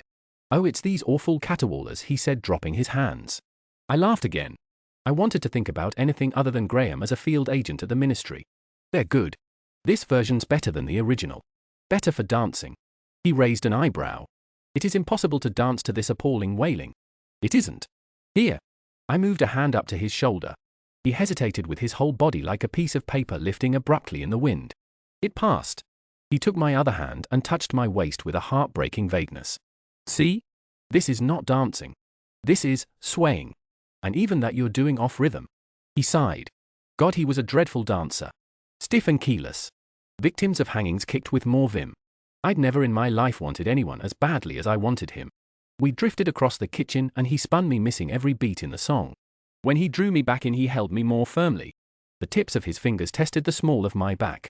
I could see the green rings in his eyes, vivid and strange as aurora borealis. You're a musician. How can you have no sense of timekeeping? You are a larger instrument than a flute. I bet you say that to all the girls. He tugged me suddenly toward him and my heart jumped into my throat. I made a noise. In fact, I said woof. Later that night I'd lie in bed with my fists balled up by my temples thinking bitterly fucking woof. He was so close I couldn't make out the individual features of his face, just the curve of his mouth softened by a small smile. He lowered his head and I felt his breath stir the hair by my ear. Behave yourself, he said. Or I will put you in the stock. Then he let me go. Christmas was coming in the way it does in London, flat rain, flat wind, and the folding down of the horizons. The city looked like it was painted by a lesser impressionist. Things died in their usual way. The plants, the sunlight. I was at the ministry when we got the weather warning running through the pornography protocols with the wellness team assigned to Graham. We all had access to the expats' internet search histories. Arthur googled so much, Macarena, Brewdog, clubbing, ballroom, Vogue dance, Madonna, poppers, rimming, that sommelier had been referred to the Home Office deputation for their guidance on adapting to life in the UK. Margaret looked up naked women almost as much as Cardingham did, but she also looked at a lot of clothed women. She'd had a 2-week stint as a Swiftie, but ran out of energy for the speed at which the discourse mutated and her basic disinterest in the music, much to Ralph's relief. She'd found out about film torrenting with alarming rapidity. The reason that Graham was of especial interest to the wellness team was that Graham had worked out that the laptop at his disposal was reporting to the ministry. I'd been waiting with a mixture of dread and keen curiosity for his first pornographic search, which we'd been cautioned to expect, and had material from the wellness team to deal with the arrival of. It was a gruesome briefing. We had to notify control immediately if the material contained children, animals, or corpses, but were reminded that all the expats except Arthur came from eras in which the age of consent was 12 and marriage was not unheard of at 15. Violent pornography was not considered problematic, the Cardingham clause, but had to be accounted for alongside the ordinary behavioral reports and psych assessments. We did not have the option to have the contents of their X-rated browsing redacted. This defeated the purpose of monitoring them, but on-site counselors, the ministry assured us, were always available if we saw anything we found upsetting. When Graham got online, as he did not call it, and learned to peck at the keyboard with the elegance and speed of a badly burned amphibian, I imagined what might turn up on my reports from the ministry's search history database: bosoms, tight-lacing stockings, and spasmed with embarrassment. I was sick on the anticipation that I'd learn he was sexually cracked in some way, or worse, only interested in blonde debutantes. One of his first searches was charmingly housewifely: most challenging recipes, how to make cheese souffle, what is miso paste, where to buy miso paste. How long has Japan been open to Europe? A day or so after I'd read this report, I received another that listed the following search terms: hello horrible cat, do you see all that I see? Or do you read my mind for recipe ingredients? Will you bring home coconut cream? That the timestamp on these search terms suggested it had taken him a full 6 minutes to type this out did not undermine the sense he had slid his pawn to my queen. Yes, the evening I saw the first search, I'd bought miso paste on my homeward grocery shop, head empty as a scooped melon. I was so used to miso as a culinary concept that I didn't register my basket as subconsciously influenced. Only Graham, dazzled by the Orient, noticed. When I got home he asked me, "Well, did you bring the coconut cream?" and smiled with real warmth at the way shame changed my posture. I could never eat miso anything again without tasting failure. The psychoanalyst Graham worked with, or rather withstood being asked questions by, or was a Freudian. I found this charming and always made an effort to dress up nicely for debriefings with him, as I imagined that he had all sorts of crackpot ideas about women, and I was hoping he'd diagnose me as a sexual sadist or something chic like that. Repression at this level can cause serious damage, he was saying. More even than defensive othering, it could seriously inhibit 1847's ability to form meaningful relationships in this era. Granted, but he knows we're watching. Perhaps you haven't introduced him to incognito windows. Of course I have. But we can still see those. He doesn't need to know that. Frankly, I'm concerned that his methods for expressing need are so controlled. It suggests a profound trauma somewhere in his past buried beyond processing. I'd like to go through the highlighted points in his biography. I thought of the Battle of Navarino. Graham would have been 18 at the time and would have witnessed such interesting sights as the cannon disemboweled bodies of sailors hanging off the rigging, and then I thought about losing an entire life and home and family in less than a minute, and then I thought of my mother. Repression can be a useful tool for feeding your family, sending your children to school in spite of. We've covered this material, I said at the same time as one of the operators stuck their head around the door and chirruped weather alert. What's that? Storm coming. Shit. Thought we had until Tuesday. They're saying it's coming now. You'd better get off home or you might not be able to get home. How are you getting home? Bike. OF. I wouldn't. You don't become a regular cyclist in London without developing a carapace of fuck my haters, so I cycled home anyway. As the operator predicted, this was a mistake. The wind shook me like a beetle in a matchbox. After bashing myself against a number of surfaces, including the pavement, I hopped off and began walking my bike home. It was full dark and starting to rain by the time I was about 2 miles from the house. Thunder sounded. The big cutlery cupboard in the sky had fallen off the wall. Our street was in the early stages of overflow when I reached it. A lively river floor applauding with raindrops had replaced the road. I could make out the nauseous glimmer of high-vis jackets. There was shouting, some of it cheerful. The council had already delivered the sandbags, sent by trucks with wheels so big they looked like a rude joke, and people were fixing up domestic barricades. Blitz spirit, the newspapers called this sort of thing as if either climate catastrophe or the Blitz was a national holiday. This stoic jollity was how we'd introduced the Second World War to the expats, by the way. Arthur had been so distressed to learn we'd gone in for global seconds that it seemed like the kindest option. We emphasized the scrappy heroism of Dunkirk, the selflessness of evacuee hosts, and of course the Blitz spirit. Still, we had not told them about the death camps. Someone in the middle of the road giving directions had an outrageously powerful storm light.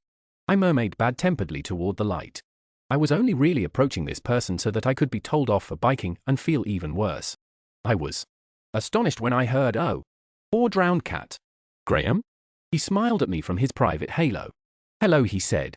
"I heard the storm warning on the radio and thought I'd better do something." "Do something? Where am I putting this lot, Mr. Gore?" someone called from the truck. Graham waded toward them. I followed, slowly hampered by my bike. "Where do you get all this equipment?" I shouted to him. "What's that? The high-vis? That bloody great light? Fantastic, isn't it? The walls need to be 3 foot at least, Anton. Don't got enough bags for that. Where's the driver?" "I'll speak to him, Graham," I said. He turned and smiled at me again, gallantry on automatic rerun. "You'd better go inside," he said. "You'll catch a cold in those wet clothes." He swished toward the truck. The bike and I rattled after him. I felt like a compass experiencing a sudden shift in magnetic north. "Graham, is that ministry gear? Why do you have it? How do you have it?" "Because I know very well you weren't issued it. I thought it might be useful," he said. That was all the explanation I got, because at this point a pipe must have exploded and the street turned into a water slide. We got through the storm with minimal damage to the neighborhood. It was my first time realizing we lived in a neighborhood, not just in a ministry former safe house. Graham had been aware of the neighborhood for longer than me. He knew by name several people in the street, our neighbors. He talked to them, which I thought was perverted. Between this and the number of unissued ministry items I began to spot around the house, I realized I had not been keeping as close an eye on Graham as I should have been, or rather I'd been paying attention to his effect and not his actions. When Graham was theoretical to me and I'd been researching him as a dead man, I'd run across a blog post by a well-known Franklin expedition historian. It was about a missing chronometer Arnold 294, which was listed as lost in the Arctic regions with Erebus in naval records, despite having last been used on the Beagle on the coast of Australia in 1837. I knew Graham's service record like an alphabet, so I knew he'd been first lieutenant on the Beagle just before he was ordered to Erebus. The historian came to the same conclusion, lieutenant, as he was then. Gore was the reason Arnold 294 vanished in the north. There must be missing records, the historian suggested, because it would be very odd for Lieutenant Gore to have retained the chronometer. Early in our cohabitation I asked Graham about the discrepancy and he put up a winsome smile. Oh, he said that was a terribly good chronometer. So you applied for permission to keep it or what? How did it work? Well, sly cat, said Graham, as you are always insisting I use my initiative. I laughed so much that I forgot to push it.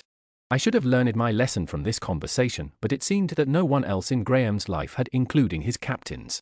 People liked him and so they imagined that he agreed with them. All likable people know how to be a flattering mirror, and he could make himself a perfect man of wax. I recalled once again Captain Fitzjames's pen portrait of a very good officer and the sweetest of tempers.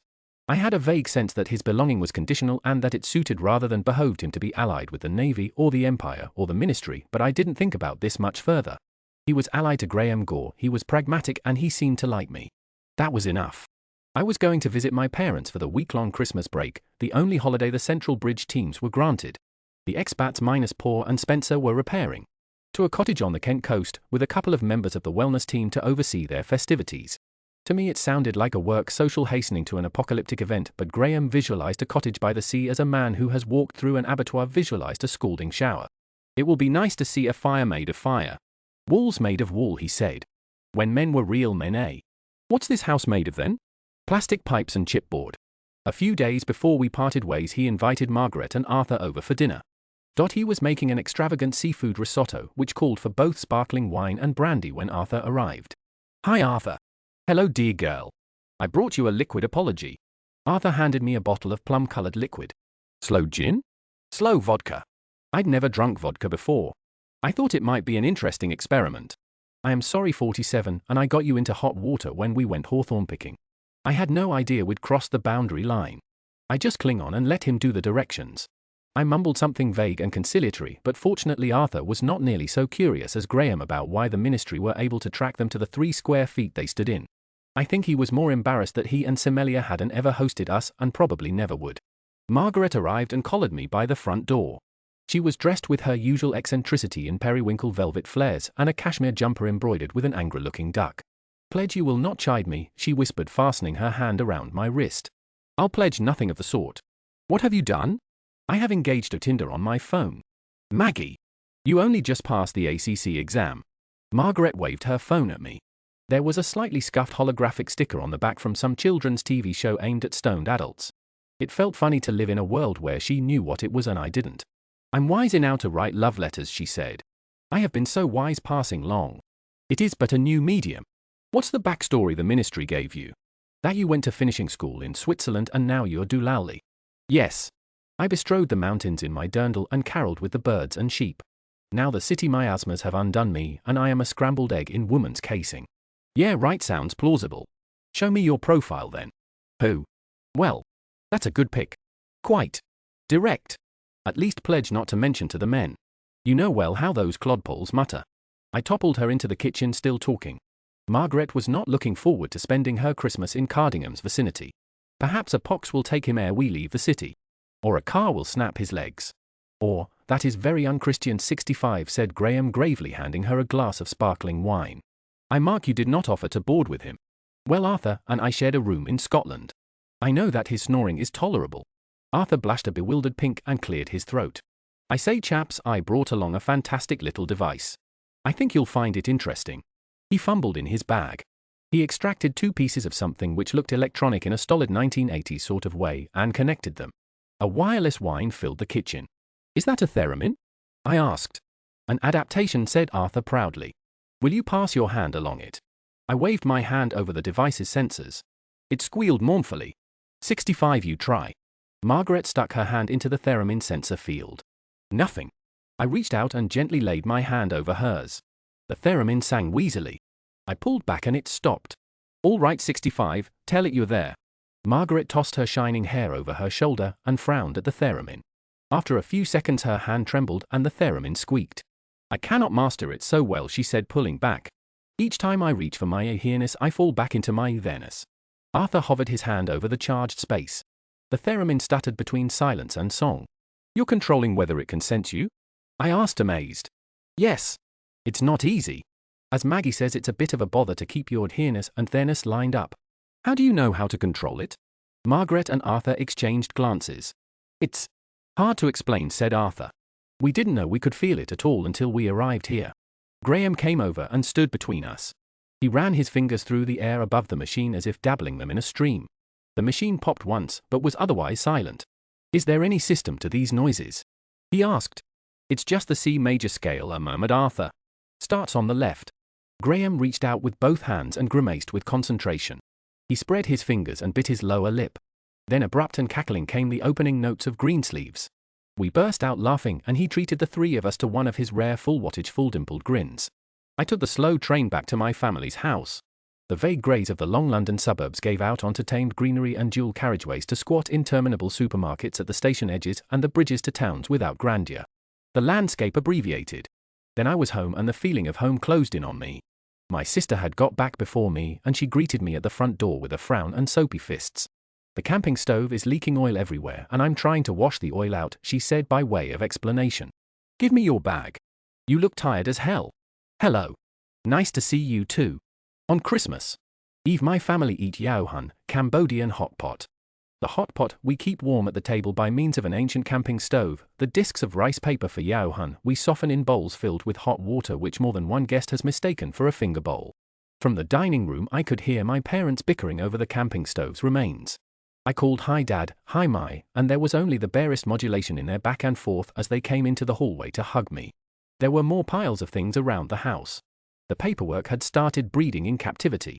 Plastic takeaway boxes stood on super-cluttered surfaces crammed with hand sanitizers, band-aids, elastic bands, bottle openers and post-its covered in parental hieroglyphics. My sister jogged upstairs and underarm-bowled my bag into my bedroom. I heard the crash of a column of papers. How's the spine? My dad asked jovially. I flinched before I remembered. On my ascendance to the time travel project, the ministry had created a shell role for me in languages as a translator on a top-secret project. My family assumed I'd been promoted to the role of Miss Moneypenny. Yeah, good, I said. Phone tapping the innocent and that. Cleaning my gun at my desk and so on. Do they give you a gun? Asked my mum, alarmed. Guns are dangerous, do you know? It was a joke, Mai. I'm just joking. You joke with a gun? Mai said, my sister wearily. It's fine. She's just not very funny. Okay, said my mum philosophically. My sister was ratty with me because about 10 days before we'd fought in the brief but explosive way that we did. She'd published in a well-read online magazine a story based on an incident from our childhood of our mum accidentally leaving the handbrake off our parked car and the car rolling into a neighbor's Ford Astra. The neighbors came out to berate and threaten my mother in increasingly racially loaded ways. Dangerous, irresponsible, stupid woman, can't understand me, what are you even saying, accent gibbering, maybe it's different where you're from but here we have values. My mother was distressed and her English deteriorated, which didn't help her case. When my sister and I ran out the front door to see what was going on, I started crying. I was 9 or 10, and the neighbors claimed she'd pinched me to make me cry for sympathy. They didn't let up until my dad, a white man, came ambling up the street home from work. Suddenly they were happy to back off and see the insurance paperwork. I hated this memory had vaulted and bricked it up many years before, and I'd been horrified to see it written up, all our wounds open to the dirty world. I'd phoned my sister. Are you out of your fucking mind?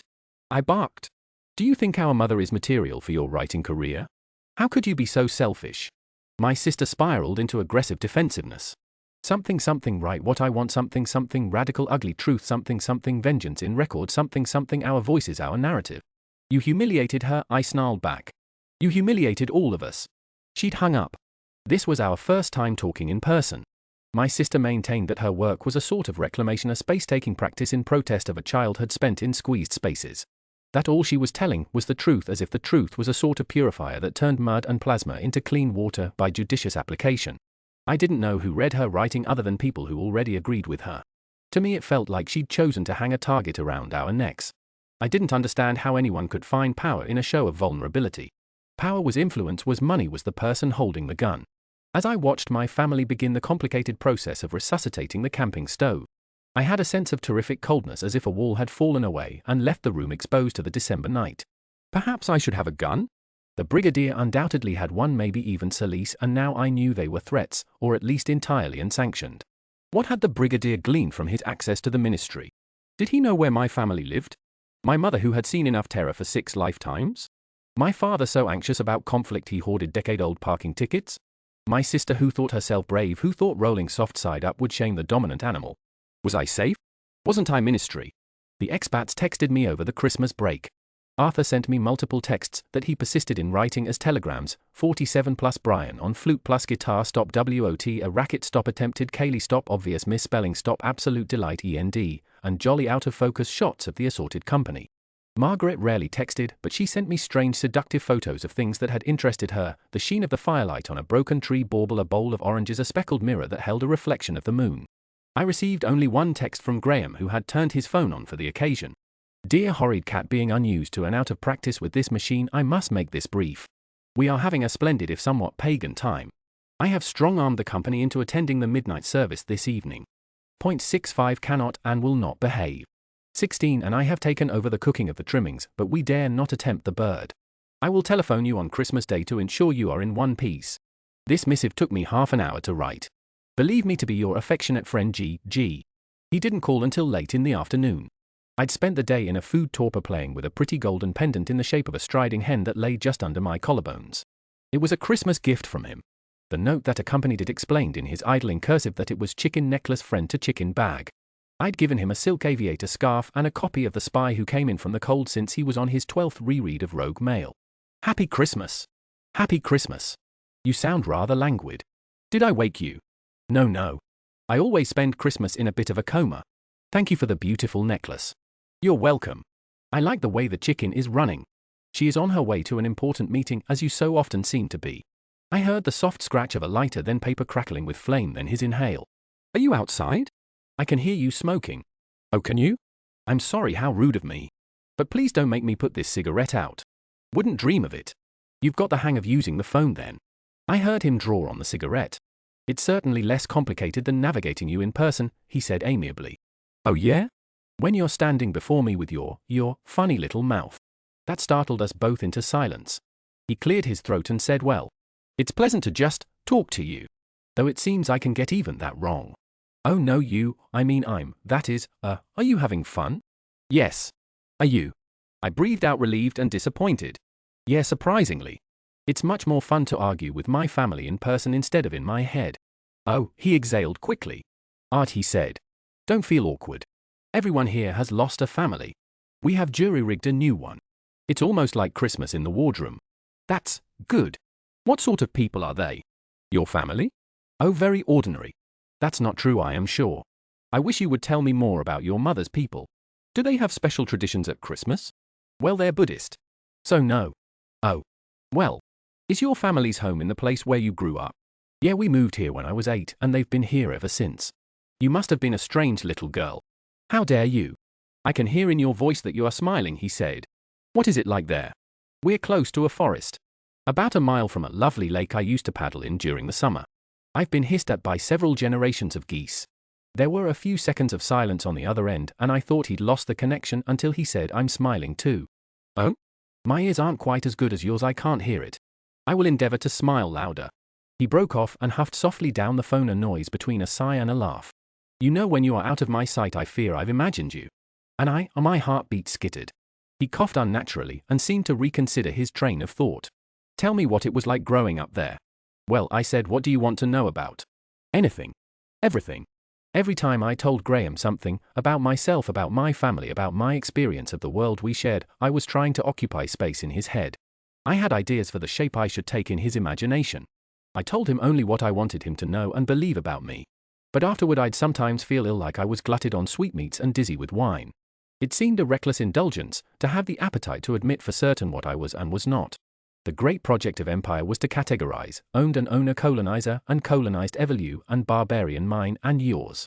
I inherited these taxonomies. This, I think, was the reason I played fuck about Fred with my ethnic identity as much as I could. They are still in charge, and even when they are saying marginalized instead of Mongoloid, they are still acknowledging that we are an issue to be dealt with. When would it be my turn to hold the carrot and stick?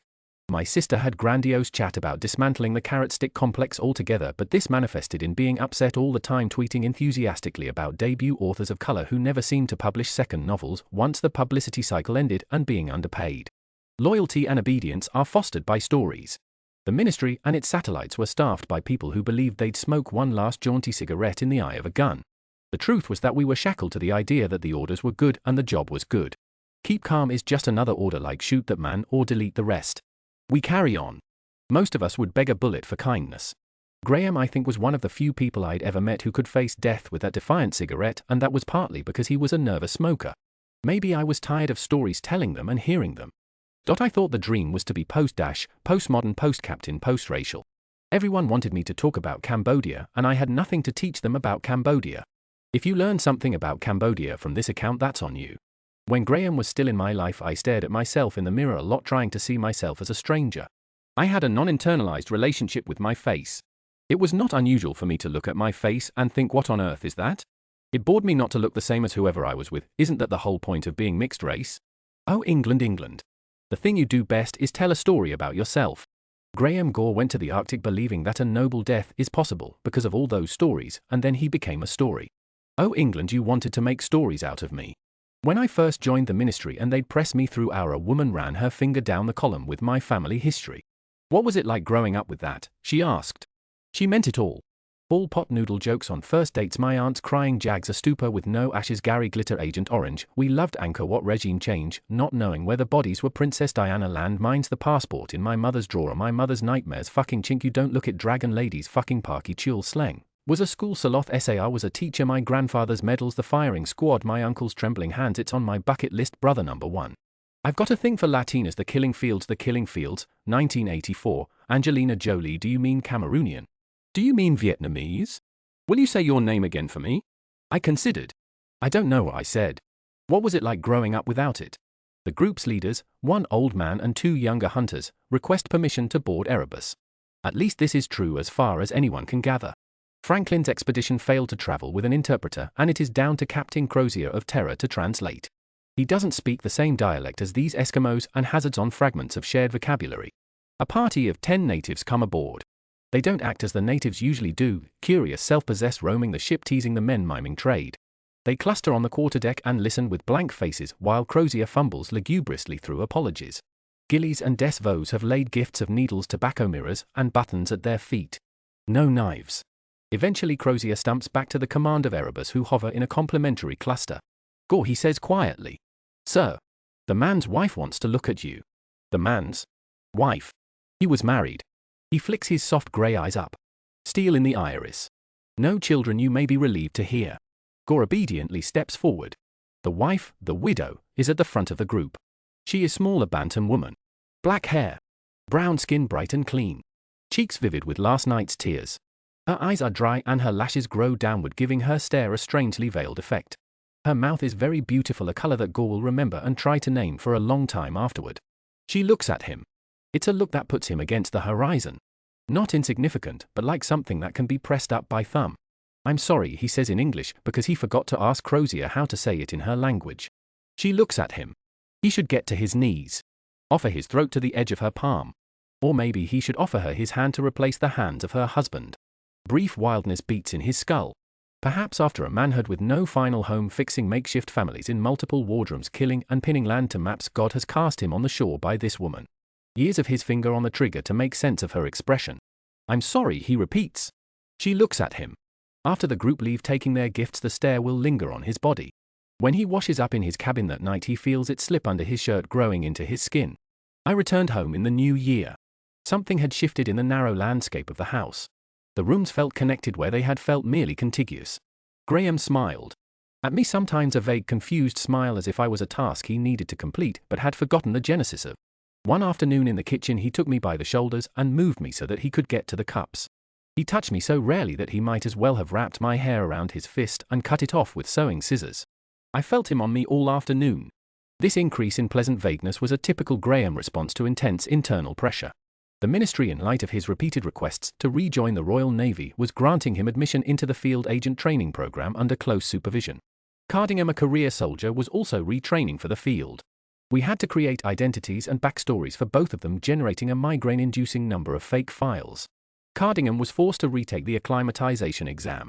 The whole setup was a nervy compromise, with defense details still being darned and sellotaped even as it was announced to the bridge teams. It's better that we continue to work closely with 1847, Adela had said, given that he seems likely to survive the year. So he's staying in London? He'll have to live independently, of course. Out of bridge accommodation. But he'll stay. I should have developed tinnitus from the alarm bells. Why were the ministry so interested in making Graham and Cardingham field-worthy? Why weren't they expending the same energy on Margaret and Arthur? But all I heard was that Graham was staying. I'd been so thrilled I'd torn a flake of skin from my thumb with pince nails. That's still a tell, said Adela, but she did a DVD player motion with her mouth and chin that was probably a smile. At the crux of all the time travel hypotheses was the question, how do you measure a person? Graham scored very high on spatial reasoning tests and well on verbal reasoning tests. He was, according to his psychoanalyst, dangerously repressed. But then again, according to the acclimatization examiners, he was gregarious and confident. He was the eldest of 5 children after the death of his older brother at sea. He was an inch below average height, though in his own era he had been 2 inches above it. He had hazel eyes, a mass of curly dark hair, and a remarkable nose. He was 37 years old and had been 37 for nearly 200 years. I expect when you finish this account that you will have a clear image of him, enough to pastiche and anticipate him. I'm glad of it. I need him to be alive to someone else. Over the course of the bridge year, I amassed enough statistical information about Graham that I could have programmed a convincing Graham Gore AI. I dreamed along these lines occasionally. My hands on silicone flesh. Keeping it somewhere where I could always see it, keeping it clean 4-arm deep in its motherboards. The dreams always went rancid when I tried to mimic Graham's voice, because I would dream him cool and martial slur saying and gun shooting Oxford English with a dash of naval salt, and he wasn't like that. It was some of what he was like, but not all. I had access to his file, as we say. To have access to a file on someone is a simultaneously erotic and deadening experience. When you study a person as I studied Graham, you enter a pornographic fugue state. All the things that should be intimate become molecular. Their body, which you have never touched, lies against the back of your eyelids every night. You begin to know them, except time always leaves you one moment behind, and so you have to know them more and more, chasing them through time at the limit where their life meets their future, and you need to have it 360 degrees of what they see and feel and sense, or else your file is incomplete. Who did they love before you? What hurt them the most? What will cause the most useful harm? I was obsessed with him. I see that now. I was doing my job and I loved my job. Do you understand what I mean? I'm going to take Maggie clubbing, I announced one afternoon. Graham and I were in the kitchen. He was flicking through a cookbook. There was a shelf of cookbooks in the kitchen. I had never used any of them. Very good. I am not sure whether to warn her of your bad influence or warn you of hers. Maybe you could just give us your blessing to misbehave. I withhold my blessings. How do you pronounce this word, please? Sichuan. Oh. Graham, you know you can't handle spice. Bold new frontiers. You can play a mournful violin while I expire of the explorer's disease. The indigestion. Margaret, alone of the expats, had tried to develop a circle of friends outside of the ministry, mostly people she met through apps I'd never heard of, Lex and Zoe and so on. The ministry had subtly and then overtly discouraged this. Margaret was too much of a liability, she sounded too bizarre, and she ran her mouth. Besides which, she picked up anti-establishment lesbian anarchists, whatever she or they thought those words meant, with suspicious frequency. She was under flintily compassionate surveillance from the wellness team. Ralph was still her bridge, but he found her so challenging that I'd quietly suggested to Adela that I might cross-report on Margaret. This was partly because I wanted to impress Adela. Since our conversation about Quentin, she'd taken me under her armored wing. It was eye-opening. I craved her way of seeming so steel-plated that it left no obvious vulnerability. Perhaps unsurprisingly for a woman whose mother's trauma had shaped so much of her. In a landscape, I imprinted on my intense female boss big time. But anyway, Margaret liked me. She might invite me to join her and Arthur, whom she adored and bullied lovingly, for a gallery visit or a game of minigolf while Graham was away at the ministry preparing to retrain for the field. Arthur loved minigolf and over the course of the expat year wrote a really rather funny series of reviews masquerading as assimilation test material of the minigolf courses of London. I don't think Arthur understood the terms kitsch or camp, but they delighted him. I once witnessed him doubled over, tears of laughter sparkling on his cheeks because a ball had to be putted inside a miniature Ferris wheel and travel all the way round to drop into a hole. Margaret went to the cinema twice a week religiously. She bounced around music venues looking for obsessions. She was probably London's last avid reader of Time Out. She would often invite me along. Not always. Margaret also liked to be a woman wafting through the city alone. She hadn't had much opportunity to live unstructured time back in the 17th century.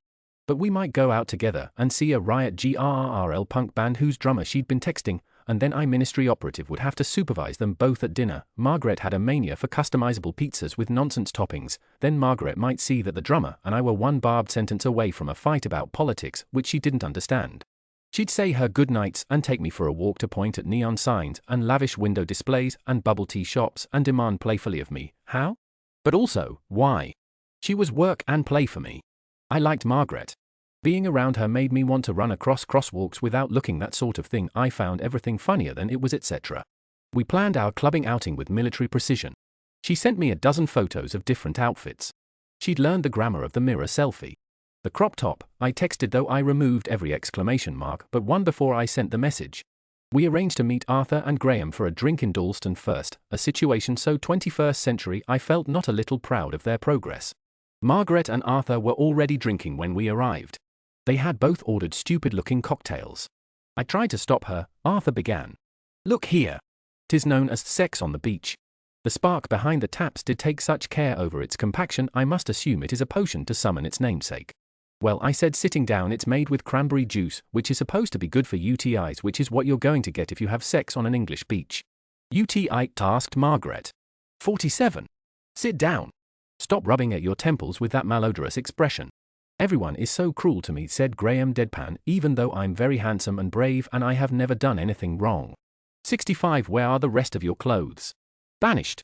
I am never more bravely clad than when I go skyclad. I started to laugh, a real happy unglamorous laugh. As true laughter does, it summoned smiles from the others. Margaret leaned toward me grinning, and I saw Graham catch Arthur's eye and roll his. It was a moment among moments, but everyone was held in it, captured in a small and easy joy. I return again and again to this memory. It's proof, you see. Not everything I did was wrong. Graham's passage from petri dish to lab coat, as it were, was marked by a small pretty ceremony that required number 1 dress blues alongside 26 other new agents who were joining variously from the army, the air force, the police, and the civil service.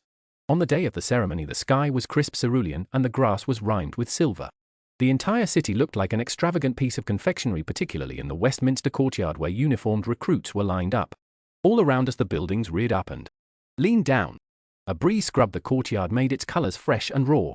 At the bark of a man in epaulets the procession shifted, and I saw Graham, fly glinting from the polished brim of his cap, standing to attention like a cat stretching for an upper shelf, his narrow hips and his faint smile. There he is, that magnificent topmast sail of a nose. There he is, I saw him in the highlights that the sun picked out, the sword at his waist, the shiny black shoes.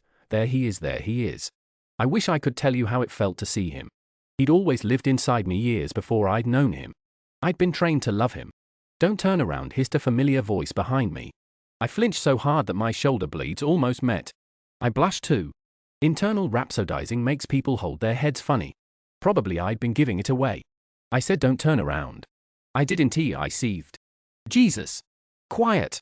Quentin, I muttered, where the fuck have you been? Sure, this didn't come from behind me, but beside me, a woman about my age in a much more expensive coat and with weirdly greenish blonde hair. Everyone in the crowd was intent on the ceremony, their faces locked forward. Put your hands behind you, whispered Quentin into the back of my head. He moved closer. He bustled against me as people in crowds do. It was just authentic enough to be annoying. Right. Take this. Carefully. Do not lose it. He pressed what felt like a piece of card into my palm. Its edge dug into my lifeline. I shuffled it across my hips and tried to discreetly karate chop it into my bag. It struggled to fit. Why is your bag shaped like a chicken? Don't. I punched and bullied the card into chicken bag. Poor chicken bag. It looked like a kebab by the time I was done. Another imperceptible shift, easily dismissed as someone inching toward a better view, and Quentin was beside me. His cheek was streaked with what I assumed was psoriasis, and his chin was grizzled with a strange, not quite organic patchy stubble. You look tired, I murmured. Don't try to speak out of the corner of your mouth like that. Too obvious. Millimeter? Just turn and talk to me. Like I'm a stranger in the crowd. Lower your shoulders. Look more relaxed. This stuff on my face throws off the recognition software. Oh. I tilted my head toward him, polite as a cockatoo. I hoped it looked realistic. Quentin, I murmured, what's going on? Has Genghis Khan broken through the time door from the past or something? Not the past. I don't think from the past. What have you been told about the time door? None of your business as far as I recall. I turned to look at him. He smiled, a real rueful smile that made his eyes crinkle. Then there was a noise like a snapping wishbone and his head jerked. Quentin? I muttered. He pitched forward and I caught him instinctively. Beside me the woman with greenish hair started screaming a single word like a broken fire alarm. Gun! Gun! Gun! Blood was spurting from Quentin's temple brilliantly crimson. Someone shoved against me and I lost my grip on him. He slid downward and his body vanished like he was going underwater. Screams rose up all around me. If you've ever been in a terrified crowd you won't forget it. People in real terror scream in a long flat oddly toneless way. Another rough push and I was staggering sideways. My ankle rolled and I clawed at the nearest pair of shoulders for balance. The crowd was scrambling for the gates. Bodies bashed my ribs. I caught an elbow in the stomach and heaved. Everyone was running in a crouch covering their heads. I righted myself, wiped red matter off my cheek and lumbered forward. Time dilated. There were sirens and blue lights seemingly instantaneously, but I couldn't be persuaded to let go of a traffic post for hours and hours. It transpired to be slightly less than a minute. I'd worn my black stilettos for the ceremony and one of the heels had snapped. I was standing, lopsided in a farce of my very own. Can you tell me what you saw? Asked a uniform in front of me. In-house security, I think. The police of the police. Must have been a sniper, I managed. Sorry? Sniper, I repeated with difficulty. I was close to incomprehensible because my teeth were chattering so hard. Did you see the sniper? No. Angle. The uniform turned away. Can I get a shock blanket for this lady, please? She shouted to the paramedics. She turned back to me and said, do you want to sit down, madam? I thought of Quentin going under. Had my foot rolled on the bony yield of his wrist? I bit my inside cheek and tasted iron. No. Thank you, I said. I think it was a sniper on the roof. Based on the angle of entry. I was standing in Section A. I spat this out gristle and bark and she gave me a refrigerated reappraisal. Are you friends and family? I'm ministry. Over her shoulder I could see Graham striding toward us, his face blank. A police officer jolted into his path and tried to stop him. He simply stepped around them. When he reached me he clapped a hand on my shoulder and jerked me toward him. Are you hurt? He asked flatly. No, excuse me sir, it's medical personnel on. Give me your bag, he said. I gave him chicken bag and he slung the strap across his body. The chicken perched absurdly on his waist. He looked me up and down, then got onto one knee and grasped my ankle. Your shoe? It's broken. Step out of this one and I'll snap the other heel. Or else you will fall over. Sir, said the uniform heatedly. We ignored her. I kicked my shoe off and put my stocking foot on his thigh. He broke the heel and then guided my foot back into the aftermath. On the top of his head was a patch smaller than the base of a wineglass where his riotous black curls had started to thin. When he looked up at me, I was struck by the starkness of his crow's feet.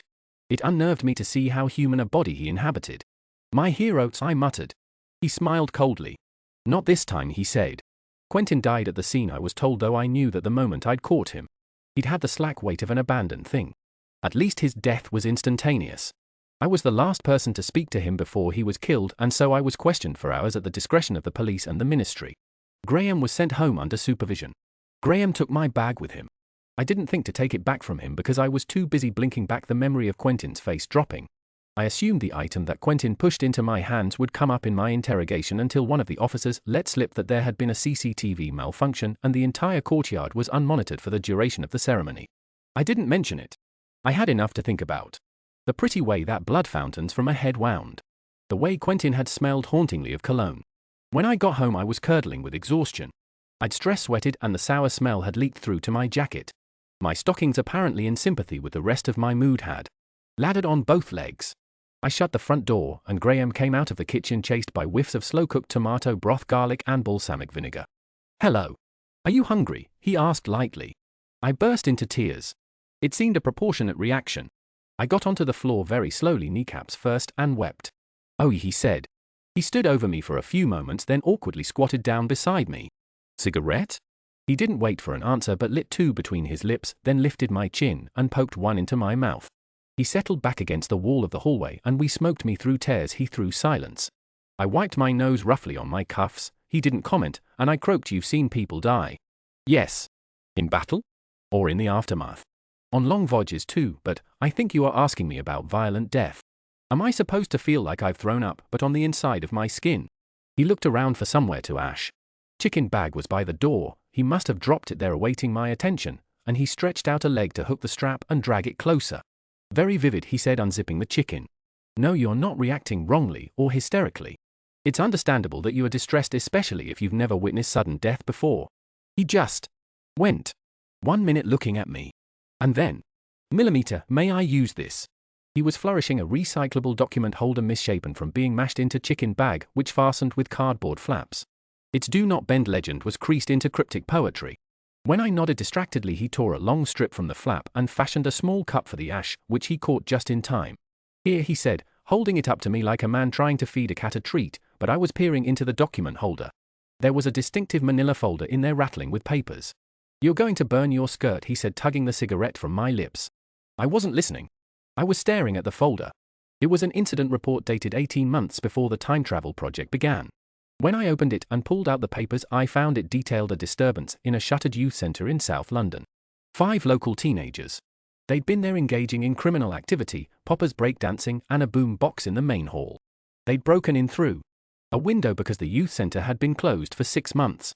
Neighbours had reported loud music and laughter, then a beam of blue light and screams. The police had gone in eventually to deal with anticipated gang violence.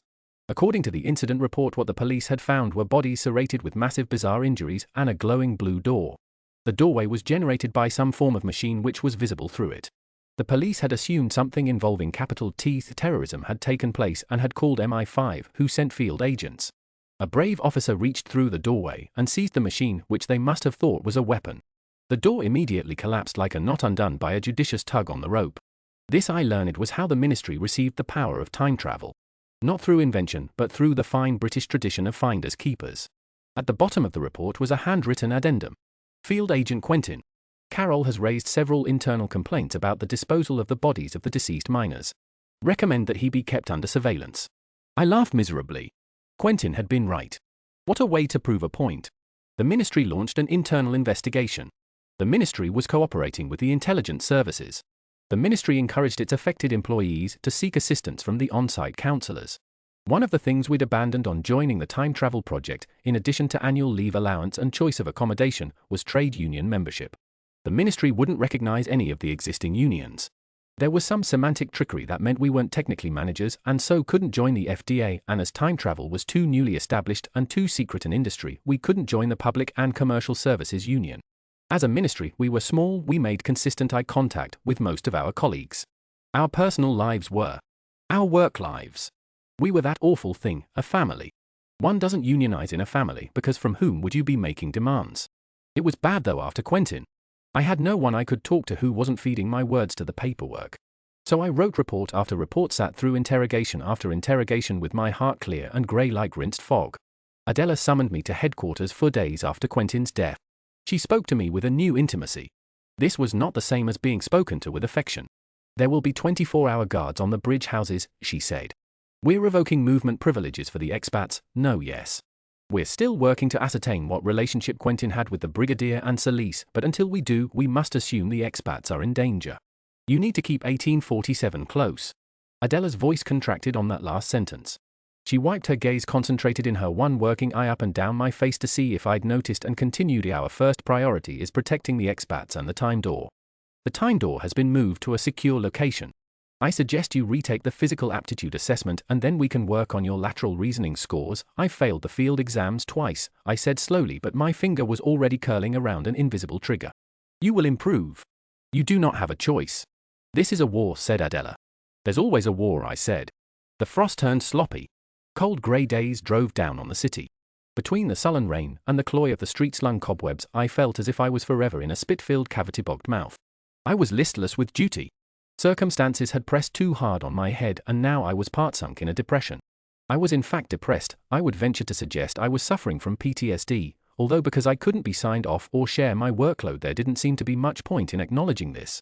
One weekend morning I came down at 11:30, having woken at 8, and stared at the ceiling for hours. I had not dressed and I had not bathed. I bought packs of the same oversized cotton t-shirt to sleep in and would wear them all day long.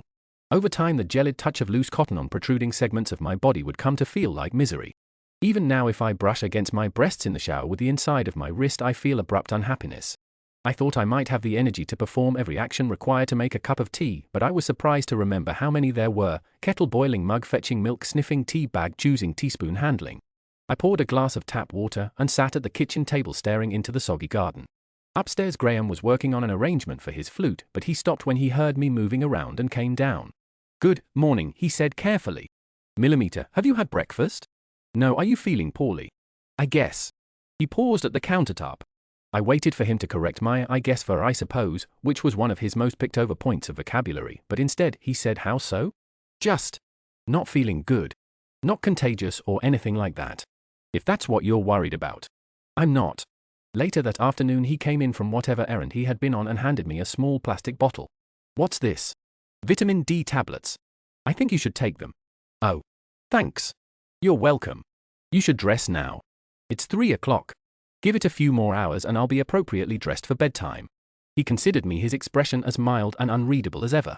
If I'd had space for despair, my desire for him and his cool lack of desire would have triggered, like blood following a cut, despair, but I was at capacity and couldn't feel worse. I lay in my own body like a wretched sandbank and he went upstairs to practice the flute with studied and major good humor.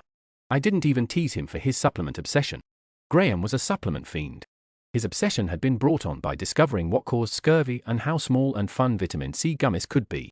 I'd been living with him for months before I discovered his tendency toward small, charming, infuriating smiles was not only because he was a restrained, charming, infuriating man, but also because he was a bit self-conscious about a tooth he'd lost to scurvy, the replacement for which shone like a silver penny in a crematorium.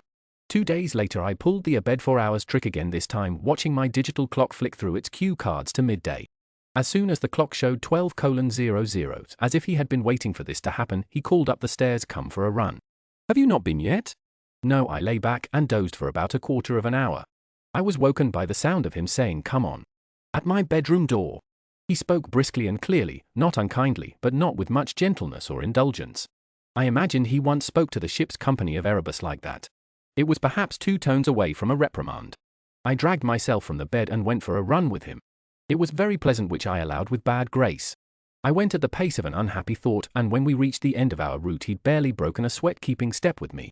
He was almost certainly training for the physical aptitude assessment himself.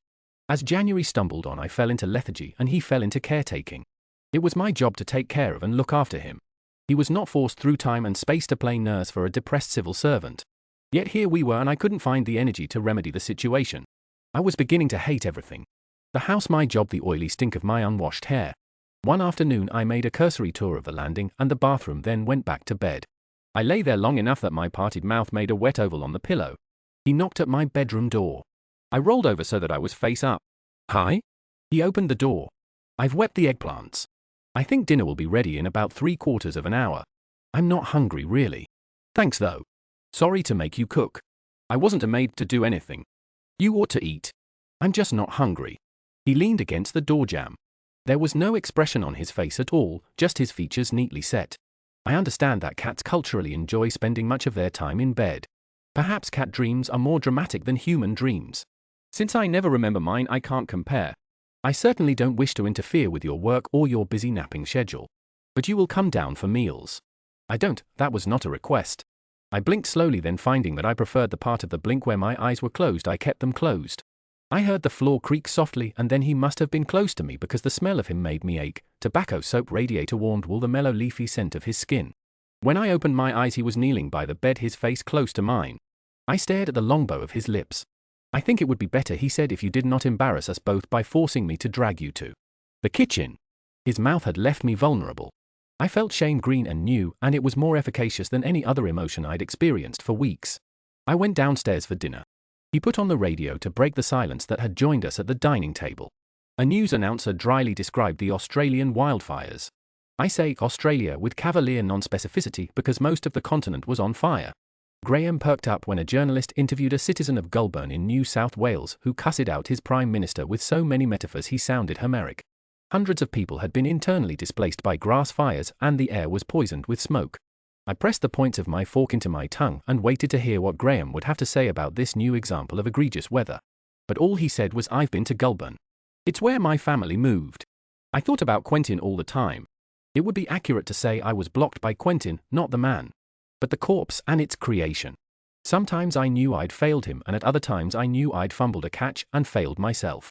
I missed him, mourned for him, and I hated him and the irrevocability of his death. Margaret and Arthur visited me in my doldrums.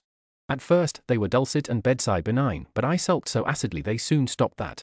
Purportedly they were in our house to see Graham. The regularity of their visits was such that I came to believe Graham was running a schedule. Arthur was gentle no matter how grotty my behavior. He had found out about Scrabble and he sometimes brought his travel set along. My inner competitive bitch could stave off a black mood for half an hour or so. Semelia loves this game, he told me once. She has introduced me to so many the board games. She ran a games club when she was at university, isn't that jolly? Millimeter, but her old friends left the country or started popping out sprog, so alas the board game gang is no more. She says our next step is arcade games. For a terribly long time I thought she meant the games of Arcadia. Perhaps you discovered the lost text of Aristotle's comedy and had used your spiffing machines to rescue the pages and write up his theory. Nope. She says that we will play Space Invaders. Oh. Good. He smiled kindly at me. I had a lieutenant, he said, who'd sit in the dugout chewing his pencil and drumming out meter on his notebook, with the mortars wheedling overhead. I said to him, oh, an old chap, how can you think of poetry at a time like this? Your blasted trochees and dactyls and so on when the Hun's trying to turn you to bully beef. And he told me that poetry was the last thing that still made sense to him. And if you listened closely enough you could still hear the birdsong. He shifted. We were sitting at the kitchen table alone for a brief quarter of an hour while Graham went down to the corner shop to buy more milk for the tea. You think I'm ridiculous, he said in the same gentle voice. No, Arthur, I don't blame you. I think I'm ridiculous too. But I am trying very hard to be happy. Though it's damn difficult to see what Owen saw. He didn't see it for much longer after I, left. The mon, you know. This ring is his. He gave it to me after we heard Graham's key in the door. Arthur looked very keenly at his letters. 47 he called. Do you know if a zigboat is a word? Margaret in her visits was a bit more direct. You smell pestilent, she might say conversationally. Have you bathed? Or, if you mun sleep you mun play the good hostess and give me leave to join. Heave up. One Saturday we ate an entire triple-layered box of chocolates in bed watching The Simpsons on my laptop. Margaret loved The Simpsons. She thought it was a much better cultural education than anything the ministry could provide. In her own era Margaret had been under the protection of her older brother, a draper named Henry Kemble, whom she loved deeply. She was unmarried, though she'd had liaisons with other women, mistaken by the household and some of the women for friendships. She helped her brother's wife keep the house, helped her brother with the accounts. But after Henry's untimely death from flu the guilt rubbed off her star. She became a stone in a shoe, a hole in the road. She became in that slow domestic way hated. When the ministry had come through time to fetch her they'd found Margaret locked in a tiny attic room with a chamber pot and a nest of rags for bedding. She was in recovery from the bubonic plague. As far as they could tell, her sister-in-law had sent a scullery girl to deliver food to the door until she too was struck down with the pestilence. It wiped out the entire house, but Margaret in 3 days. Margaret, hungry and terrified, had tried to leave through the window, but the neighbors had thrown stones and broken bottles at her. Their house was a plague house and none were suffered to leave it. She'd caught and eaten sparrows. She'd drunk rainwater. And then when she was given a second chance, she caught the sword and came up singing. Semelia came by once. By then the gulf of experiences between us was universes deep, but she came nevertheless. She put the kettle on and made the tea herself. She badly harassed the tea bags, I think because she couldn't look at my face. I don't want to drop a piano on your head, I said, but I know I'm traumatized. You don't have to be embarrassed about it. She smiled coolly at me, fathomless as always. You look terrible, she said. So do you. This was true. Chic Semelia was no more. She wore leggings that concertinaed at the backs of her knees and a hoodie so forgettable that I couldn't focus on its color. It was like she'd hung up her sense of self in a cupboard somewhere. Do you want to talk about it? She asked. Are you serious? Yes. I'm a trained mental health professional. Physician, heal thyself. She gave me tea in my own mug, Alice peering up at the Cheshire cat. She must have remembered from last time. That made me feel something, but too distantly for me to recognize what. Why are you here, Semelia? She took some time with that. Is there anything, she said, you want to talk about? At all? I put my finger in the tea. It was too hot to drink, scalding. I left my finger in there for a couple of seconds. Control knew about the brigadier, I said. Did they tell you? That they were the ones to let him in? Enemies closer, etc. Do you want to talk about him? She asked quietly. Conversations you might have had with him? I was deep in the grey room on the bottom floor of my skull. I wasn't watching her face or hearing her voice when she asked. I didn't really notice that she wasn't talking to me the way psychiatrists talk. She was talking to me like someone desperate to talk herself. But I didn't catch what she was trying to draw out of me. I said no, and we sat in silence and watched my tea get cold until she remembered there was something she had to do somewhere else and left. One early Saturday evening, when the sky looked like the underside of a sea-soaked barge and the cold was grimy and Constant Graham failed to make a cake. I heard him making domestic noises and the clack-thud of the oven. Half an hour later, he knocked on my door. Well, he announced, I have ruined a cake. He was wearing a rare expression of irritation. He was trying to flatten it and it kept springing back into his face as unruly as his hair. I don't know why, but this cheered me up a bit. He was carrying a bottle of wine and 2 glasses. Would you like a drink? All right then. What's wrong with the cake? It's damp. And not cake-shaped. What shape is it? Puddle-shaped. He sat on the floor and leaned against the chest of drawers, pouring us each a glass of wine. To failure. To failure. I have renewed respect for the Erebus cook Mr. Wall, who produced our Christmas pudding under far less tranquil conditions. I'm sure it's less terrible than you're letting on. It is far worse. I'm trying to be charmingly self-deprecating, but I am very annoyed. I can see that. It's not like you to spend any time on my floor. I suppose there are other rooms in this house in which we could sit upright and drink, but I notice you rarely venture beyond the banisters these days. We could go to your room. Certainly not. You will destroy my virtuous reputation. No one can see us. God can see us, he said severely. Do you really believe in God? I asked without really expecting an answer. He shifted his shoulders against the wood. What a peculiar thing to ask me. Of course I do. Heaven and hell and all that. Of the life eternal I have no sense. I understand it is very fashionable in your era to suppose there is nothing but oblivion after death. It's not fashionable. It's just a lot of people don't see any rationale for believing in it. Seems like a fairy tale. He shrugged. Belief has very little to do with rationale. Why demand a map for uncharted territory? I didn't have an answer for this, so I had some wine. It tasted vile, like chewing geraniums. Wetly my brain connected action and consequence. He had brought up tonic wine since he regarded me as unwell and was gamely drinking it with me, so I would not realize how unwell I was. I'm sure if he could have sourced laudanum he would have done. Remind me, he said, of the religion you were brought up in. The neutrality of this request from a man who until recently was still using heathen as a genuine descriptor made me realize he truly was a ministry trainee. They must have put him through bias and sensitivity training. I said, why? I'm curious. You mentioned there is a form of, how can I put this, reflective morality. Eh? A cruel action will be repaid with cruelty, a kind one with kindness. Oh. Karma. Yeah. That works across lifetimes. If you're wretched in this life, you'll come back as a slug. He sipped his wine and barely grimaced. That seems cruel, he said. I bristled despite myself. I don't think so. Actions have consequences. Every tiny decision you make, every choice of expression affects someone else. We're all chained up together. Arthur stopped going to church, you know. He didn't see God in the trenches. Do you really have faith in a God who let the Western Front happen? Or Auschwitz? Yes. I'm not telling you that I like it or that I understand it. God is a captain whose orders I must trust. He knows this ship better than I. Is the world a ship? Everything is a ship. This little house is a ship. He was so good at it, making his voice soft and pleasant and soothing me out of argument. It worked every time.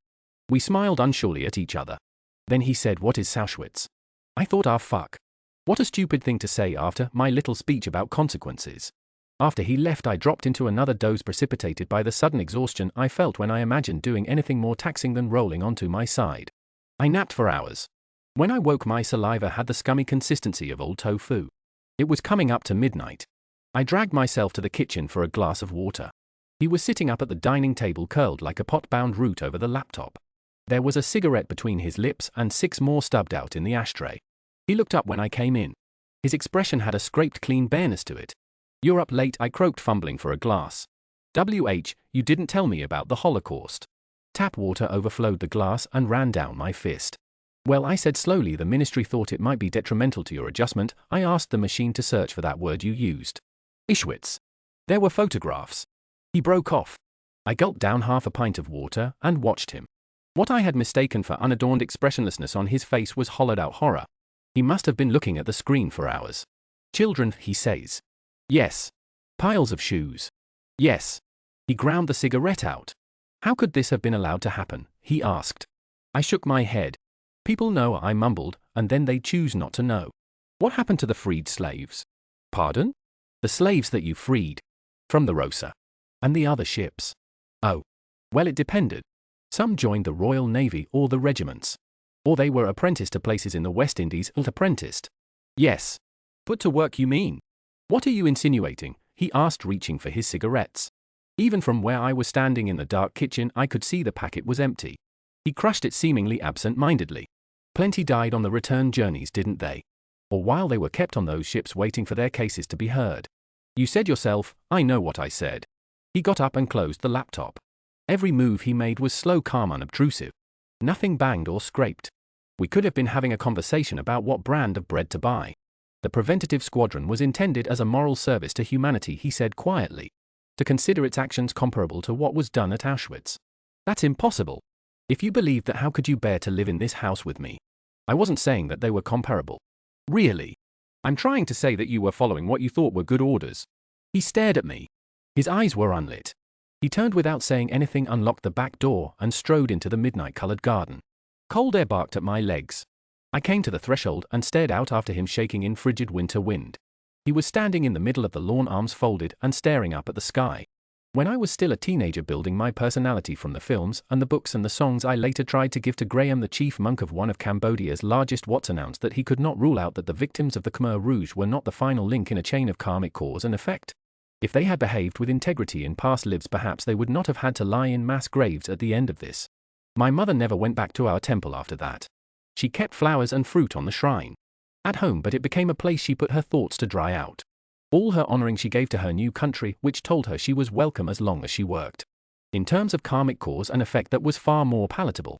As for me, I was callow with youth and ready to commit to obsession. I picked up my first book about the golden age of polar exploration, and I coalesced around it. I came to believe in the possibility of heroic death, and from there it was easy to believe in heroism. Heroism laid the groundwork for righteousness, and righteousness offered me coherency. If I got really into punk rock, maybe I'd be a different woman. But I didn't. One of the first comparisons we made on the Bridge Project was to the work of the Kinder Transport. No one, not even Ralph, whose father had arrived on it, mentioned that though we rescued children, we'd refuse to take their parents. Graham knew at the end of his extensive Google search what had happened to the parents. We framed the Kinder Transport as an act of heroism, a coherent example of Britain's intrinsic charity and anti-fascism. It's not all untrue. Those orphans were grateful, often thrived sometimes. You think I was clumsy? You think I could have handled it better? No doubt you're right. It was a teaching moment that. I fumbled. Worse, it was a moment I'd created, and my actions had consequences. But what could I have said? That the Holocaust was one of the most appalling, most shameful stains on the history of humanity, and it could have been prevented. Everything that has ever been could have been prevented, and none of it was. The only thing you can mend is the future. Believe me when I say that time travel taught me that. The next morning, he brought me a snowdrop in a glass tumbler and set it on my desk. First of the season, he said. From the garden. I touched its sad white head. You've been here for nearly a year then, I said. Yes. I'm glad you'll get to see this garden in the spring before you move. He touched the place on the snowdrop where I'd laid my fingers. Yes, he said, and there was, as there so often was, nothing in his voice. We entered the season of rains. A great graphite pencil inscribed the diagonal journey of water on the air. In February, there was another violent storm, but the worst of it passed over southwest England. He didn't like what happened to Devon. He'd been born there, hung on to fond memories. Our little house held up. He walked from room to room, peering out the windows. When he came into the office where I was hunched like a cooked prawn at my computer, he said, I will allow this. Your air sewage system is a miracle of engineering. It's all 19th century pipes down there. It's all 19th century pipes in here, he said, gesturing at himself. I smiled wanly. My email made a chiding noise. Adela was the originator, and she'd put me in blind copy. It was a short email. Adela had a real gift for cramming apoplexy into a couple of lines. Bad news? He asked. I coughed. And Spencer had been shot dead attempting to escape the ministry wards. She'd almost managed it. Toward the end, she had stopped showing up on CCTV cameras. The email told us that her death would be reported to the expats as a suicide. This cannot be emphasized enough, Adela had written with a double underline. The funeral was a strange, sterile affair. It was held in a chapel in the ministry the first time I realized we had one. The coffin was closed, and no one except the expats went near it. The service had the box-ticking air of an administrative procedure, except for the hymn, Bless the Lord My Soul, in Jack Berthier's arrangement. It was lusciously, shockingly mournful. I couldn't raise my head when it began. The sound of Arthur's clear, fine tenor and Graham's soft, coppery voice harmonizing at the turn of every verse filled my lungs like floodwater. Afterward, I went to sit in a small courtyard that adjoined the chapel. It was waterlogged and smelled of mud. Nevertheless, I settled myself on the stone lip of a flower bed, letting the cold seep through my black coat. Mind if I join you? Oh. Arthur. Yes, of course. It's a bit wet, I'm afraid. Arthur smiled and sat down beside me, stretching out his long legs. Twisting the signet ring on his finger, a tell as clarion as my skin biting, he murmured, we didn't know her as well as we would have liked. I wish we had. Millimeter, perhaps she wouldn't have felt so lonely. I didn't say anything because there was nothing that I could say that wouldn't have been a lie. I touched my knuckles to the back of Arthur's and he took my hand in his. He said, when I first arrived here, once I got over the shock, I thought I had entered a sort of purgatory. A second chance, you know. You can't imagine what it was like to be a man of my persuasion in my time. Now it seems I've got another go of it in an era that suits me better. But you know, you can make yourself feel lonely and miserable and out of joint just by falling in love with someone who can't or won't love you back. Perhaps they'll fix that in another 200 years. Perhaps. They'll come and get us, and that's how we'll know we've reached heaven. Are you and Graham lovers? My hand twitched in his. No, I looked at him. I mean, I really looked at him, his sad handsome face, the vulnerability flying there at half-mast. Are you? I asked. What are you two talking about? We both turned to look at the door. Graham was standing there, pausing in the act of lighting a cigarette. I had no idea how much he'd heard. We're plotting, said Arthur, squeezing my hand and releasing it. We're going to try to get up to some really original sin. Graham blew a plume of smoke at us. I see, he said. I'll be sure to keep a candle burning in the window for when you come home. The most difficult stories about the Khmer Rouge are the ones over which hover almost and maybe. She almost made it, but dysentery took her at the end. He is maybe buried in the mass grave at Choang Ek, so we will pay our respects there. He almost walked all the way to Thailand, but the Karders found him in the forest. She maybe saw her infant son one last time before she was taken. And Spencer almost made it off those wards. After I read the email, an ancient and exuberant terror blazed through me. It was partly the terror that had grown in me alongside my very bones, knowing as I did that I only existed because my mother had. Outrun almost. I don't know at what point you stop feeling the need to run generation by generation when you're born after that. But it was also a wonderful, simple human terror. The one where death brushes too close to you and you abruptly remember what an insane gift it is to be alive and how much you'd like to stay alive even when death is laughing at your window, laughing in your mirror. The ministry's internal CCTV system was exempt from the laws of the Information Commissioner's office. I couldn't access footage without filing for permission on behalf of the bridge team, which would mean everyone from the secretary downward would see me ratting around in the digital drywall. But I had security clearance to ask for a record of permissions requested, granted, and denied, technical faults reported, tapes scrubbed after the requisite 30 days, and tapes filed for archive use. And so on. I whistled for the paperwork. I found half a dozen invoices for services to the system hardware in the weeks leading up to and Spencer's death. Apparently it took a while for people to realize the poor woman had managed to make herself invisible to surveillance cameras, and they assumed the system was malfunctioning. Also intriguing were the maintenance files for the CCTV system that should have been monitoring the courtyard on the day Quentin was killed. The system had shut down when the power was automatically rerouted. Such rerouting was a standard emergency procedure in buildings with high security rooms. Simply speaking, if a very important item or person was kept under electrical lock and key and that electrical lock and key failed, the building automatically rerouted power from non-essential systems, like the CCTV on a public courtyard, until the backup generator kicked in.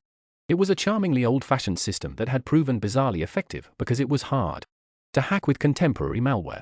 What was unusual was that I couldn't find a corresponding record of breach or failure. The automatic reroute had been manually input. I filed an access request for a history of access requests. I found a record of external accesses to the reroute system scrambled to protect the identity of the accessor. Username, clearance level, authority, and permissions were all scrambled. But there was a digital record of the fingerprint scan. I pulled it and plugged it into the ministry's database. The result pinged. I read my own name.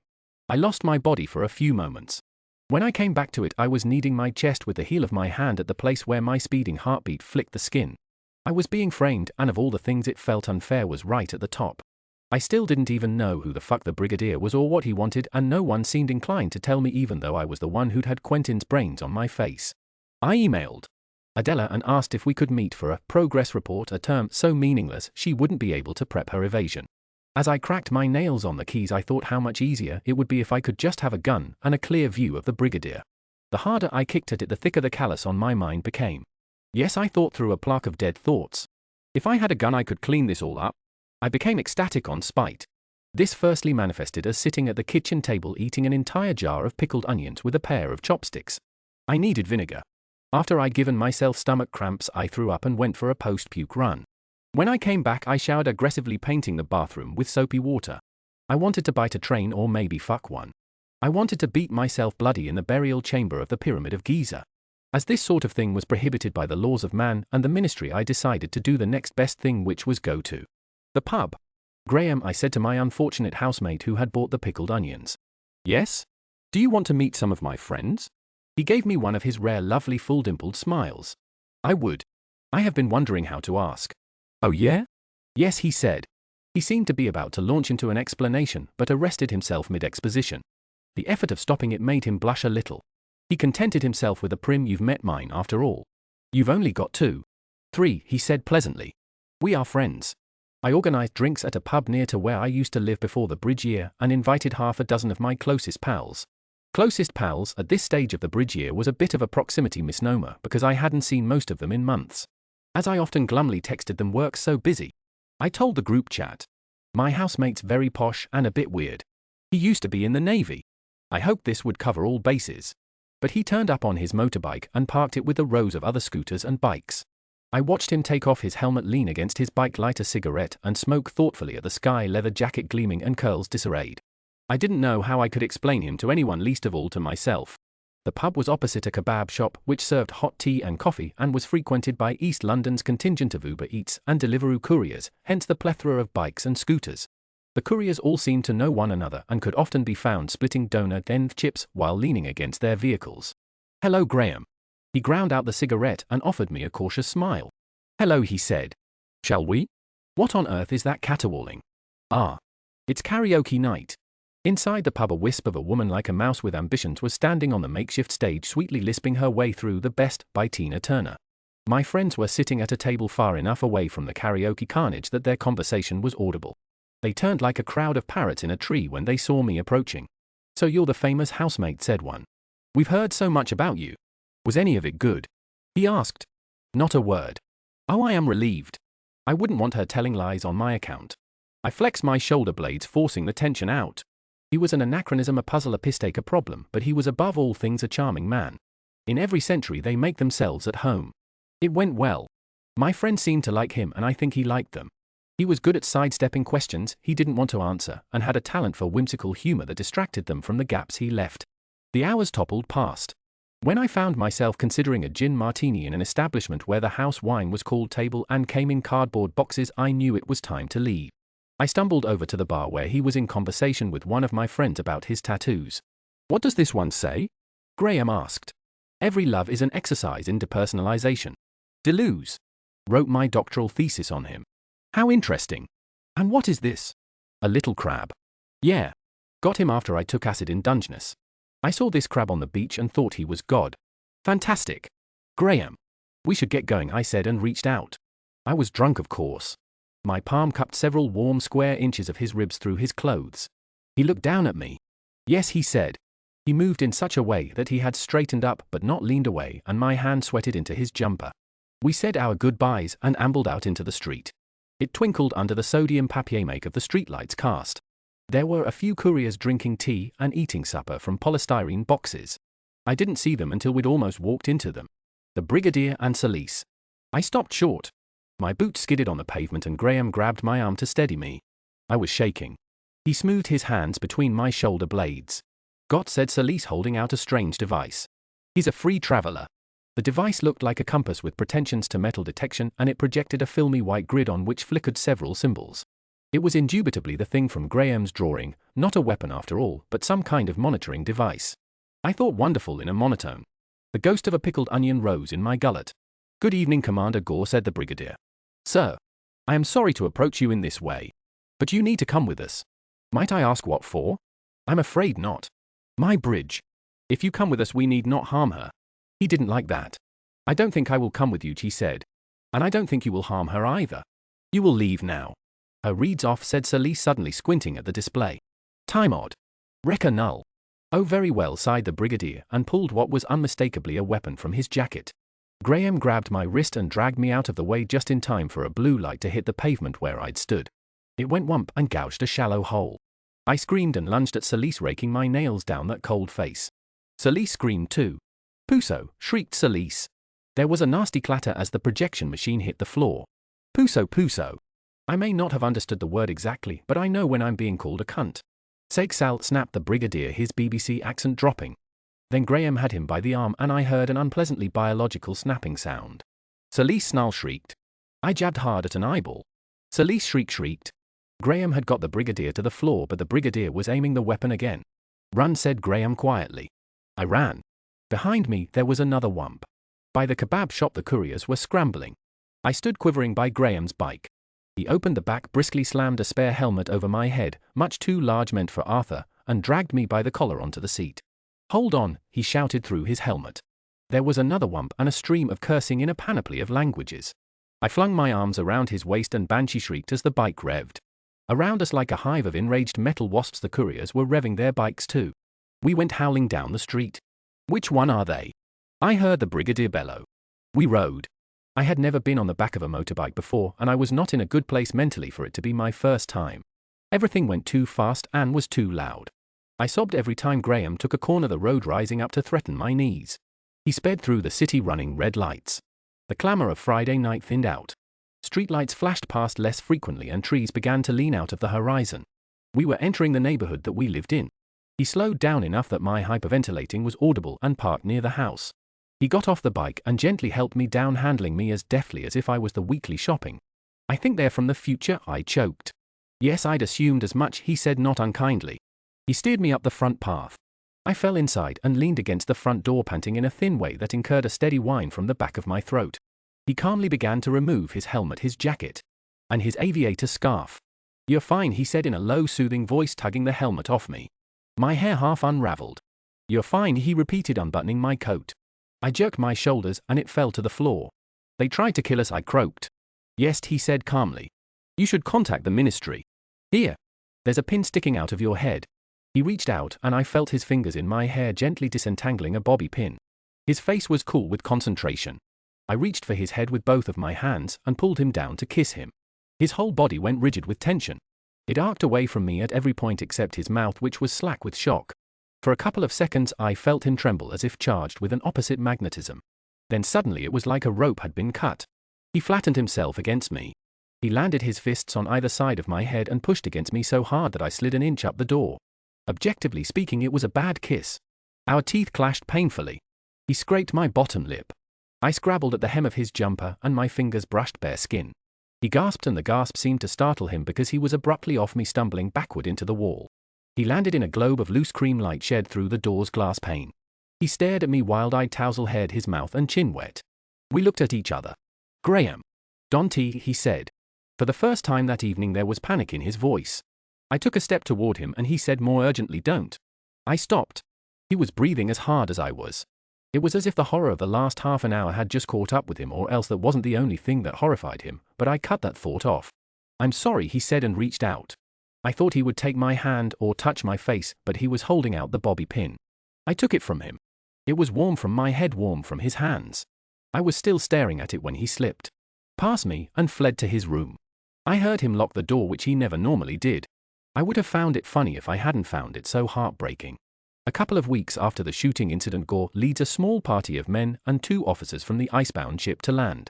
They march across the pack ice for 16 miles and reach Cape Felix. They have had unseasonably bad hunting, bringing home a scarce few £100 of meat.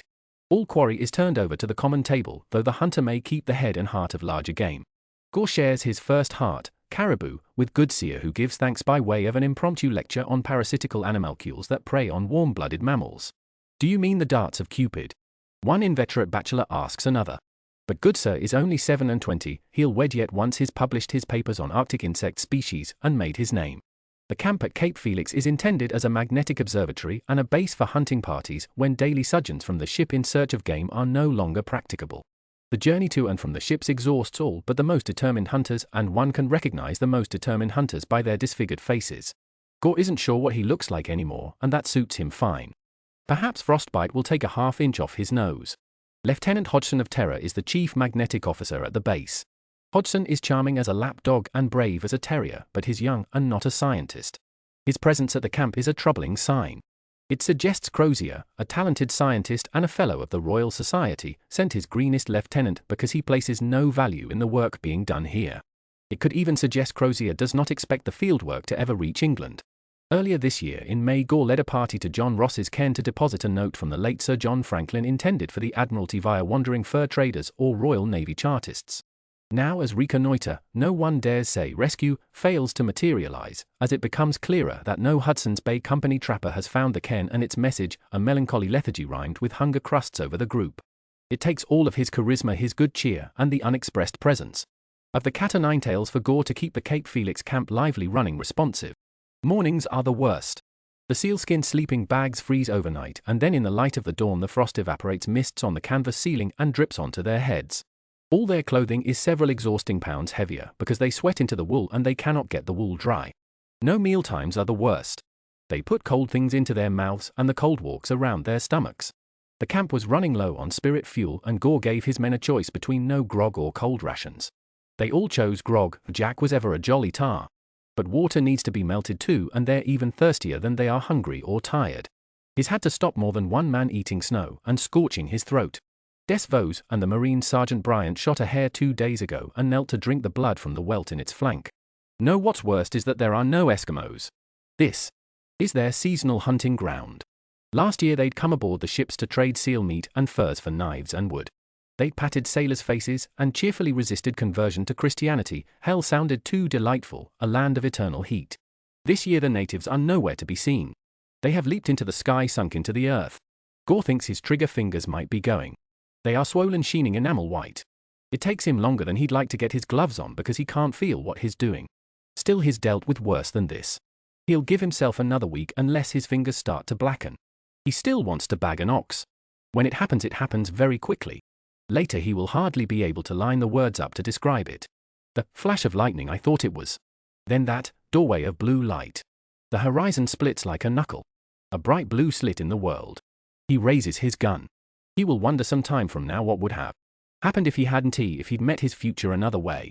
I put the pad of my thumb to my lip and flattened it. Pulled it back. Stared. No blood, though it felt like there should have been. Not even the sensation of burning. The kiss had gone with the dawn. Dante, murmured Adela. I wasn't biting. She made a conciliatory noise in her throat, the sort you make to ratty old cats who are trying to climb up the stairs. It was the closest she'd ever come to kindness, and it bowled me over literally. My forehead bounced gently off my knees. I was sitting on a horrible cheek-thin mattress in a ministry-safe house. After I'd heard Graham's door lock, I'd shivered dumbly against the wall until a handful of brain cells formed a committee to remind me that the man my boss had identified as a spy had tried to assassinate us in broad lamplight using a futuristic weapon that put the late Quentin's cryptic hint about not the past into perspective. I'd called Adela, who had answered immediately, and stepped in to fix things. The night had teemed. There had been some logistical kerfuffle, vans with blackout windows, decoy vehicles, even a brief but impressive subterranean roadway. I was given to understand that the other bridges and expats were also being moved into off-the-books safe houses in considerably worse nick than our original abodes. Graham and I had been placed in a knackered flat in the garret of an old government building, stifled from all sides by the city. The beautiful heath where I'd taught him to ride a bike was far away. The window in my room looked out onto a jungle of chimneys and vent fans turning silvery in the proleptic dawn light. I could hear something dripping, and I knew with resignation that I would always hear something dripping for as long as I lived here. The adrenaline high had worn off, and I was feeling tired to my marrow. Graham's room was along from mine, reached via a long corridor that had abandoned asylum energy. Back at our old house. He'd been bundled into a separate van with his motorbike and a shoulder bag of clothes. He'd glanced at me once, a quick searching look to check that I was being wrangled, and then he hadn't been able to meet my eyes again. As he ducked into the car, I saw how slight he was, how much shorter than the field heavies they'd sent into my now ex-neighborhood. He was diminished in some way. He'd seemed to hold his charm close to his body like a broken arm. I hadn't seen him since we'd been brought to the safe house. Adela was opening the top drawer of the bedside table. It was old, and it stuck. She coaxed it out with far more patience than I had ever seen her exhibit. "You trained on a Walther?" she asked. I turned my head on my knees to look. She was holding a handgun. I noted this with the same resignation as I'd noted the dripping. When I failed the field exams, I was using a Walther, yes. "This is yours now." "Oh. Cool. I'm putting it in this top drawer."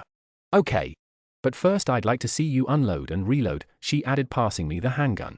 It weighed as much as a gun did, neither heavier nor lighter than what I was expecting. "I haven't done this for a while," I said, "but I did it anyway." Adela nodded approvingly and took it back off me to settle it in the drawer. My thoughts fired sluggishly, electricity through ooze. The Brigadier. I think he's from the future. Yes. I didn't know what to do with myself, so I lifted my face to drop it into my hands, a childish urge to vanish my problems by shutting off my eyes. "What do you mean, yes? You knew?" "The ministry knew. We'll talk about this the day after tomorrow, she said. I'll send a car. You'll receive a phone call from a withheld number to let you know when it's coming. Day after tomorrow? After I've been shot at? Why not tomorrow? Why not now? Because I said so, snapped Adela so quickly she can't have intended to say it. She sucked her teeth and her strange face wobbled. You need to rest, she added more neutrally. Yes, my. We sat in a rubble of silence. A joke, I mumbled. It means of Mum Lin Khmer. She rocked back like I'd spat at her, then got up quietly and left the room. I slept deeply and briefly, a plunge pool of REM. I was not familiar with how people sleep after someone has tried to kill them, so I assumed this was within the bounds of normal. When I woke up it was already the afternoon and Graham was gone. The flat held his absence like a hole in the earth. I reloaded the Walther, stuck it into a coat pocket and sat in the mold-framed window of my bedroom like a gargoyle staring at the view. The local area felt hostile to human engagement. There was not much space for pedestrians and far too many cars. Every other turning gave onto the blank stare of concrete or glass buildings. It was the kind of area that makes pigeons extra ugly. But it was crowded with people living on top of one another, working around one another, some in suits and some in uniforms. I could see why the ministry thought we'd be hidden here. There were so many unhappy people that a gun wouldn't suffice. You'd have to drop a bomb to ensure I was the right sad soul to die. I knew he'd come back when the rich emerald smell of tobacco filled the hall. Something twitched in my chest, a muscle, a nerve, I wasn't sure, but it hurt. He was sitting at the noisome kitchen table staring at nothing. Rogue Male was lying splayed and face down by the ashtray. The thing in my chest kicked again as I realized he must have grabbed it as we left our home. When I came in he didn't move anything but his gaze, which swung up like a whip. Where have you been? I asked sharply. I went out on the bike. I don't know if this is some kind of shock reaction or if you're just completely bloody-minded, but are you aware 2 people from the future tried to kidnap you and kill me yesterday? It did not escape my notice. And you went on a solo road trip? He had the grace to look embarrassed, though the expression was half shielded by the hand that held the cigarette. I needed to think, he said carefully. And I do not think so well when I am static. I walked for trembling stork-stiff strides to stand in front of him. His gaze wavered again. I vibrated furiously. My knees were jumping like a pair of boxed frogs. I said, we were almost murdered in cold blood in the street and you're acting weirdly because you regret kissing me. Is that right? Have I got it right? He cleared his throat awkwardly and ashed without looking, missing the ashtray. I rather think you kiss me, he suggested. Whatever. You're about to tell me that it was an awful mistake, that it shouldn't have happened, etc. He pulled hard on the cigarette so that its tip glowed like a warning signal, then plucked nervily at his packet for another. He used the burning cigarette to light the next one and glumly swapped them. At length he said, it should not have happened. And I'm terribly sorry for the way that it did. Right. You're angry. No shit. It's humiliating to be treated like a child after being kissed like a, please, he colored and blew a long stream of smoke at me. At length he muttered, I have been trying to court you. I blinked. What? He frowned at me over the cigarette. Evidently I mismanaged this. I don't have very much experience in courting. I don't understand. Neither, it must be said, do I. I don't understand what you want nor what any woman of this era wants. I don't know what I have to offer you. You are perfectly independent. You're occupied to an almost violent degree by your own career. But well, I thought you do eat everything I cook, so perhaps you were planning on feeding me until I, what? He frowned more deeply. He looked as if he was having a bad time. I was hoping you might be able to explain that to me. If you found me suitable. Suitable for what? I exclaimed, exasperated. Well, I thought maybe, I don't know. In my time, you know, things progressed very differently. I didn't know what you wanted. I gawped at him. I said, Graham. Not to labor the point here. But I kiss you. Very enthusiastically. Is that not maybe the tiniest hint about what I wanted? We were in our cups and you were frightened. I took advantage of your reaction and the time it took to bring myself under control. In this era you don't have to go around controlling yourself if it's coming at you on a silver platter. I am not from this era, he cried, one of the very few times I ever heard him raise his voice. He leaned forward, gesturing agitatedly with the cigarette. Understand that as far as I'm concerned you would have been in your rights to strike me or chase me from the house or vanish without a trace. Well, I don't want to. I certainly didn't want you locking yourself in your room. What the hell? What were you doing in there? Praying. You've got to be kidding me. He leaned back. He was wildly flushed, but he'd brought his voice under control and his smoking hand hid the lower half of his face. Well, yes, kidding somewhat, he muttered. We stared at each other. The room was embarrassingly quiet after our joint outburst. I said as levelly as I could manage, tell me what you want. Not what might or could happen or go wrong. Just right now. What do you want? I watched the smoke beckon the air. He took a slow deep breath like a man preparing to leap from a windowsill. Will you take off your ganzi, he said. I pulled my wool jumper over my head. Its neck was narrow, and on its departure it disarrayed my makeshift chignon. I felt my hair unsettle slowly down my neck. Your chemise. It was a t-shirt. I removed that too, dropped it to the floor. He cleared his throat nervously and said then gestured at my bra with a non-smoking hand. I took off my bra. He'd only moved to pull on the cigarette. His head was wreathed in the smoke. I could just see that his eyes were bright and feverish. I wondered, he murmured. Yes? If they would be the same color as your mouth. They.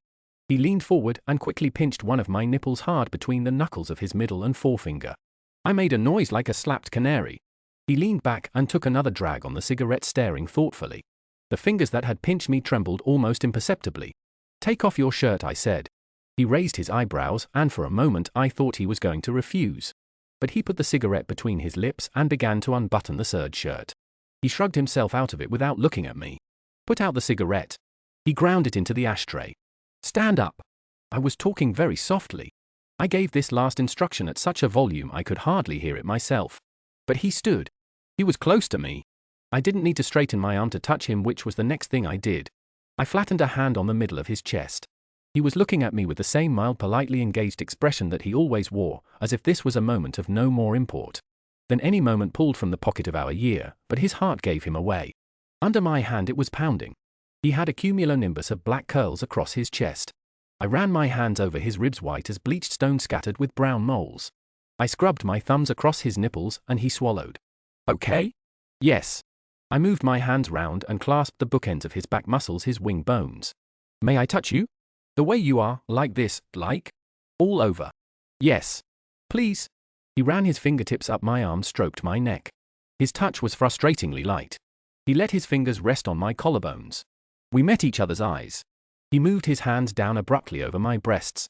It was such a blunt motion, so much that of a man who had really wanted to touch my breasts, that I scoffed, then grinned, and he lit up with a smile as sudden as the winter sun. He looked relieved. Is that? Please just kiss me. He pulled me into him. It was a much better kiss than last time. I clung to him while pinwheels dazzled and spun in my skull. His skin was hot. He kissed me so hard and with such tempestuousness that it bore me back across the kitchen. I hit the fridge and he broke from me, breathing unsteadily. OF. Cold. Sorry. Don't be. Kiss me again. He started to kiss me but then stopped to make a small seared noise when I slid my thumbs under his waistband and curled them. Should we go somewhere else? Yes. He didn't move though. I was starting to tremble out of need, which was thrilling and embarrassing. Also because the fridge was against my back. You may have some expectations, he murmured. That I don't, that I have little experience in meeting. As men of my time, you're worried you won't make me come. Good grief. Is that it? Yes. Is that how you would say it? Make me come. God, I mumbled, because even hearing him say it experimentally like a vocabulary exercise in a foreign language was a lot to handle. Yes. Don't worry. I'll teach you. I would like that, he said earnestly, and I covered my face. Take me to bed then, I said. He quite literally picked me up and carried me down our dreary flat. He chose my room and put me down on the bed like a parcel. You have a very modern body, he said. What does that mean? I asked. I was wrenched by burst upon burst of tiny convulsions. I wondered if I was visibly shaking. I can see how you are put together. He didn't elucidate, just dropped his head onto my chest. I felt the rough paddle of his tongue, then the edge of his teeth against my nipples. He pushed his face against my neck and found the place where the skin streamed with nerves. His head was heavy and warm. I want to make you come, he murmured, and it was exciting even with the inverted commas around it. You'll have to get your face wet. He laughed and blushed ferociously. Even his shoulders heated under my hands. Oh, I see. He stripped me of my skirt, tights, and underwear in a few neat movements. Show me where. Here. Show me how. Slowly. He came down of his own accord. I tangled my hands into his hair. He worked well on both instinct and instruction. He learned fast. A very good officer and the sweetest of tempers. He lifted his head to say something to me. I was not in a state to hear it. I pushed him back down and I felt him laugh again. He worked on me firmly and seriously until my thighs started to shake. When I came, my back arched off the bed. I pulled his hair, I think, and I made a fair amount of noise, I think, though I am hazy on detail. He cupped me gently and waited for the aftershocks to pass. When he saw me refocus my eyes, he nuzzled my stomach, smearing it. That was pretty good. Glad to hear it. What did you say when you were? I said that you taste like the sea. He smiled up at me, then added, I could feel you. Oh? Is it possible to make you do that when I am with you? With me, eh? Don't be saucy, he said and twisted one of my nipples. I gasped and tugged him up by his arms. It's possible. Doesn't always work. What needs to be done for it to work? For a start, you'll need to take off the rest of your clothes. He rolled his eyes and started to fumble one-handed with the button and zipper of his fly. Don't stare, he murmured. I want to see. He leaned down and kissed me so that I couldn't raise my head. The bed jounced under the movement of him kicking his trousers off. I reached down, floundering a little because he still wouldn't let me lift my head to look properly, and wrapped my hand around him. He groaned before he could clamp his mouth shut. Will you? Yes, there, is that, yes. He started slowly watching my face. It was as if he was using a machine on me and he was testing its efficacy by my reaction. That the machine was his body didn't appear to move him. But I tilted my hips and started to match him, meet him. His expression tightened. Please, this, like this, you want this, yes, did you think about this, tell me, a yes, I wanted to, watch you, give in. He bit me sharply on the shoulder and some other animal noise escaped me. He started to dig his thumbs into tender places while he moved in me. I bucked insistently into the pressure. A certain thrilling pain which lived in my body like another body woke and opened its long series of tributaries through my ribs. He put his lips to my ear. I used to hear you, tossing and turning. At night, I couldn't sleep, your body, a wall away, you wanted to do this to me, yes, tell me what you did. Into the wet heat between us in jolts and gasps he started to tell me about those nights when God and the world felt far away and I felt so dangerously near, and neither prayer nor reciting the articles of war nor squeezing his eyes shut stopped his mind from brimming with the thought of me, and he'd have to do to himself the only thing he could think of to help him sleep. He said softly as if surprised by a sudden burst of rain, oh, God. Later I examined my body and saw a line of thin crescent moons where he dug his nails in, flushed the same color as my mouth. Afterward we lay on our sides facing each other. The clumsy metallic bonking of the radiators announced the arrival of the central heating. It was very dark, the sun had dissolved and I hadn't yet turned on my lamp, but I thought his eyes were twinkling. Well, he said. That was interesting. Huh? Will you turn on the lamp, please? Yes, there. Hello. So you're very talkative. His ears, now visible, turned red. Yes, well, he muttered. You make terrible noises. Like an alley cat. You didn't seem to mind. It's an amusing way to go deaf. Would you mind if I smoked? Only if I can have one. A fair trade. My cigarettes are in my pocket. I reached over the bed and fished his cigarettes and lighter out of his discarded trousers. He lit two and handed me one. Graham, can I ask you a question? You may. I reserve the right to dodge it. Do you, Trying to think of a way to put this subtly. When you said you didn't have much experience with courting, I don't. You don't strike me as inexperienced. He shrugged and settled back on the pillows, ashing into the mug on the bedside table. I rummaged around the scant supplies of my diplomacy. What did you usually do if you got interested in a woman? I would break into a cold sweat and put myself on the nearest ship. Was there anyone? He continued to smoke reflectively. Then he said, you understand that in my era a man would have to be a villain and a scoundrel to do any of this with a woman he wished to court.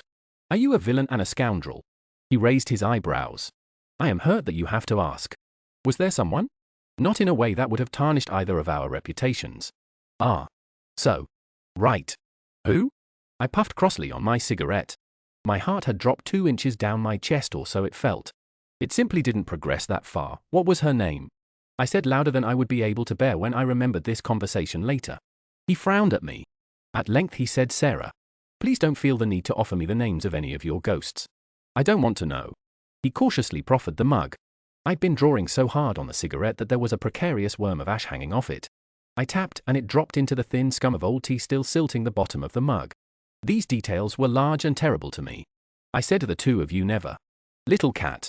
Please. You're dodging this question very strenuously because it's making you upset. No, we did not. At most I may have kissed her hand, and even that would have been rather giddy and ill-advised. I hated hearing this. I said you strike me as someone who's done a fair bit more than that. What a threatening observation. Well, I suppose so. Not with women I would have wished to court. My experience with women generally is limited. I was almost at the filter and my throat hurt. And with men? I said more because I felt like being annoying than because I had noted his wary syntax. To my surprise he went quiet again and regarded the end of his cigarette. Eventually he said, well, one is a long time at sea. What does that mean? Enough, he said suddenly sharp. He flicked his stub into the mug and pinched mine damp with the sweat of my fingers out of my hands. I could see in the momentum of his movements that he was one twitch away from getting out of bed, leaving the room pretending none of this happened, but then he jolted toward me, took me by the shoulders, and pulled my head onto his chest.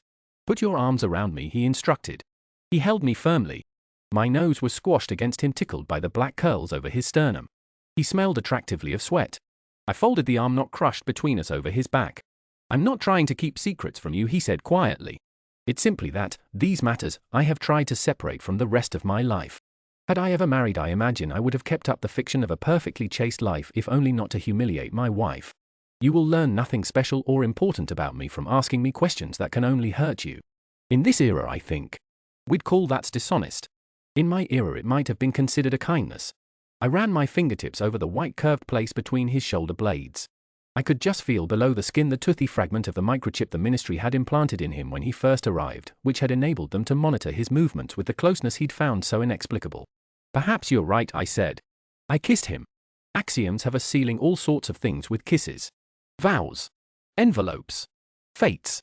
But parents don't always tell their children what the slurs and curses mean for their protection. I thought it would be better for now that I didn't mention the microchip. To tell you the truth, I tried not to think about it at all. The next morning when I woke up, I was alone in the bed. I lay there feeling bereft and sorry for myself until I heard a gentle knock at the door. "Are you awake?" "Oh. Hi. Yes. Would you like a cup of tea?" "Yes. Thanks." He brought the tea up and put it on the bedside table rather than approach the bed and hand it to me. I wriggled upright. I was naked under the bedsheets. He didn't move to touch me, but he didn't leave the room or look away either. "Adela sending a car from the ministry. I need to get dressed. If you would prefer not to travel alone, I can come with you." "I'm all right, thanks. She and I need to talk." He nodded. He looked awkward. I was moved to wonder whether he had ever actually had a morning after, or whether he was improvising action and reaction caught between his heir's expectations and mine. If you are surprised that so soon after a secret agent tried to kill me, I was wondering whether the man with whom I'd had sex liked me. Remember that being in love is a form of blunt force trauma. I was concussed with love for him. I bent my head to the cudgel. I was not such a fool as to imagine the vice secretary for expatriation had become my handler because she liked me. Adela had a plan that had something to do with Graham. Her brusque mentorship, its delineation uncanny but forcibly indicated, suggested that she wanted a workplace proxy, a daughter in case file. It looked like she wanted me to be Graham's handler, and for Graham to be, what? I arrived at the ministry sweaty and vibeless. It was another dank toothache of a day, barely qualifying in its chromatic dullness for grey. Adela was sitting at her desk, hands stacked. She was so neatly posed that I found myself wondering what meme she was referencing. She didn't look at me, but through me. Instead of her usual abrasion, she spoke with cool diffidence. She acted like I was an ex she hadn't seen in a very long time, one engaged to a much younger woman. "The Brigadier. Did he murder Quentin? Inquiries are ongoing." "Why?" I said. "Does the Brigadier want Commander Gore?" "He wants to go home." "Eh?" The Time Door explained. Adela supported a limited number of what the Brigadier called free travelers. That was why the ministry lost 2 of the 7 original expats. There wasn't enough capacity for them to be moved through time. It was like they tried to breathe through oxygen masks after other people had depleted the tank.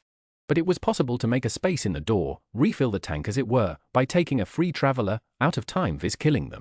"How does the ministry know that?" I asked. "That information was extracted by the intelligence agents." "Torture." "You know we don't use that word." "That means there are other free travelers from the future around," I said. "If you found one to torture." Adela gave me a ghastly grin. "Oh yes," she said. "Not just the Brigadier and Solis, I mean. They already know about the door's operational capacities. It was made in their era. Those 2 were never equipped for a long stay in the 21st century, incidentally. I believe they were part of a Blitz assassination campaign." I tore a fillet from my thumb with my teeth. "The Brigadier used my fingerprints to access and disable the CCTV system at Parry Yard," I said.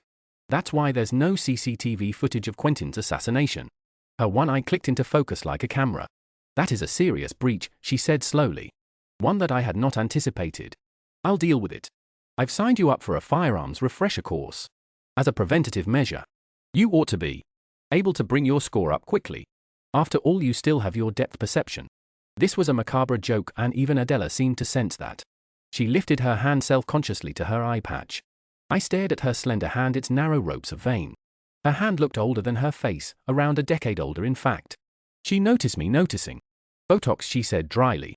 "My jawline's been shaved. Nose job that's a few years old now." Had my tear troughs and my cheeks done. This isn't my natural eye shape either. Brows are microbladed. Oh, I said. I always assumed it was reconstructive rather than cosmetic. Not that it's any of my business. Everyone should get to do what they want with their face. Whatever the test was, I failed it. Adela's face misted with disappointment. I'll handle the CCTV breach, she said.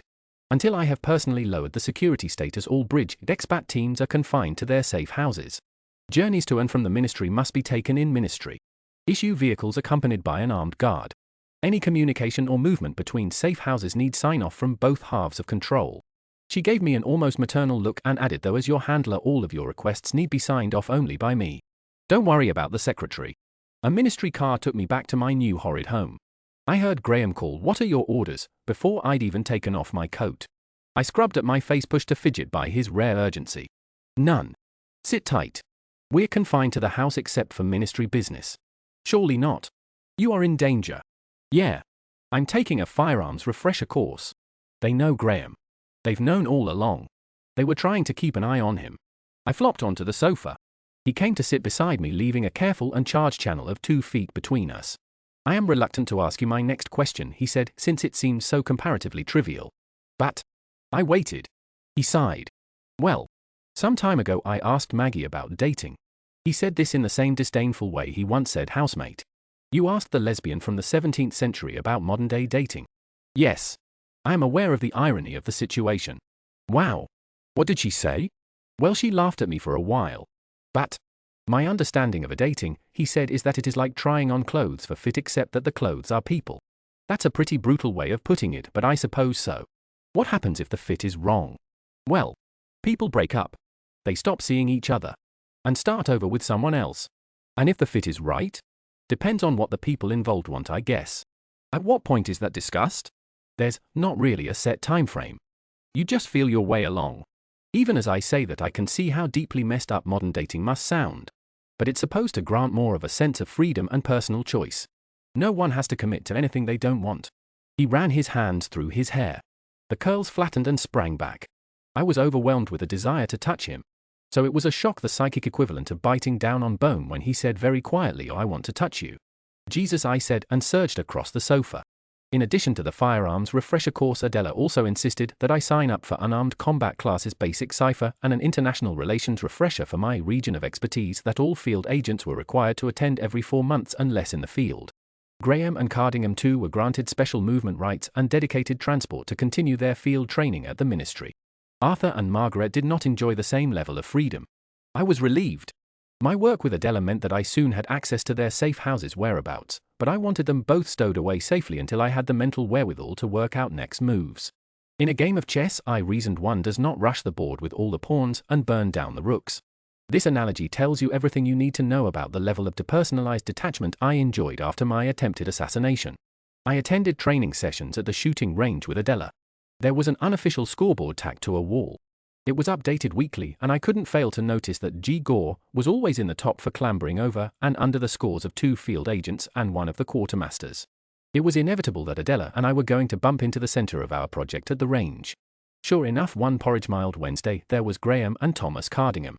Poxy Maumet weapons, Cardingham was saying, loudly. He was wearing ear mufflers.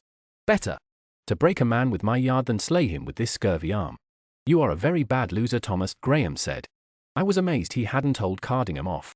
Perhaps that was just how men talk to each other when women weren't listening. Marry, sir, with a musket in my hand thou wouldst find me a sweet foe indeed. You're going to fall off the scoreboard. Oh, except you aren't on it this week. Or last week, I seem to recall.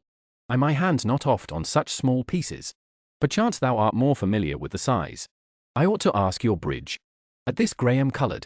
He said coldly, "Mind how you tread, Lieutenant." Cardingham subsided and scowled with boyish embarrassment. "Hello," I said, because I wanted to see what would happen. The men turned around. "We are graced," said Cardingham with vicious irony, and bowed. "Thou wast but lately on our tongues. With my full respect to the good commander, thou art often on his tongue." "I hope he has good things to say," I murmured, eyeing Graham. But Graham appeared not to have heard me. He was staring bemused at Adela. I glanced at her and was baffled to see a sudden softness on her face. Though knowing Adela, maybe her silicone fillers were melting. "This is Adela," I said. My handler. Adela, of course you know Commander Gore, and probably Lieutenant Cardingham." "Yes," said Adela hoarsely. I am aware of them. It's an honor to be worthy of the attention, said Graham politely. Will you be joining us? No, said Adela. Her voice was thick. Pallor strained through her cheeks. Regrettably, I must be going, but I expect your score to improve by 20. Yes, ma'am, I said for want of anything else to say. Adela nodded, her stare landing between the three of us. Then she muttered something approximating a good day, and stalked out. She is very blonde, murmured Graham. He seemed confused, as if he'd just been handed an egg and told to hatch it. Bottle blonde. I think she's naturally a very dark brunette, which accounts for the scruffy texture of her hair. The women of this era have a certain constant cast, said Cardingham. Perhaps it is the chemicals th water. I have heard the ruling powers do filter in such poisons as emasculate men and pacify the weak. Perhaps they clone the womenfolk. Aren't you both training for entry on the field agent program? You're part of the ruling power now, Lieutenant, I said sweetly. I glanced at Graham and was surprised and put out when he didn't say anything. But for the most part Graham and I were locked in together. The state of emergency that sealed our doors also had the effect of truncating our thoughts and plaiting us together with an intensity I'd never before experienced. All we had was each other and the rooms we had each other in. At the end of February, arriving with the abruptness of a man walking late into a packed theatre, there was an afternoon of vivid light and heat. It was as if a wet towel had been taken off the bowl of the sky. I stood on the roof between the air vents and turned my face upward. Yes, I said in a mad person's monotone. Aha. Yes. Does summer start in February now? He asked, standing beside me. No. We get these unseasonal hot days. Except they happen so often they're pretty much seasonal. Do you remember about global warming? A fever of the earth. Millimeter, you look very pleased about this. Terrible, isn't it? I murmured. No, I'm not happy about the climate crisis. But I hate the winter so much. You look livelier, he said. Oh? Shall we go back inside? He suggested in the vague way he spoke when he was about to put his hands under my top. There were some things about sleeping with a Victorian naval officer that didn't surprise me, and there were others that astonished me. He kept trying to touch the edge of license, but my parameters were so much more capacious than his. I didn't have the same sense of shame of it, but I don't think I ever had the same sense of holiness either. Some things could have been him, or they could have been the era in him. He wouldn't go to bed with me if we were at all stoned or drunk. I went teetotal. He wouldn't strike me even when I pleaded for it, even though I knew he wanted to. For various reasons I'm good at assessing this, and he worked off his desire to lay forceful hands on me in interesting ways, weird games with bowls of milk and thumb pressure in my hollows. He didn't seem to want his body involved in sex at all. He always undressed me first and undressed himself afterward.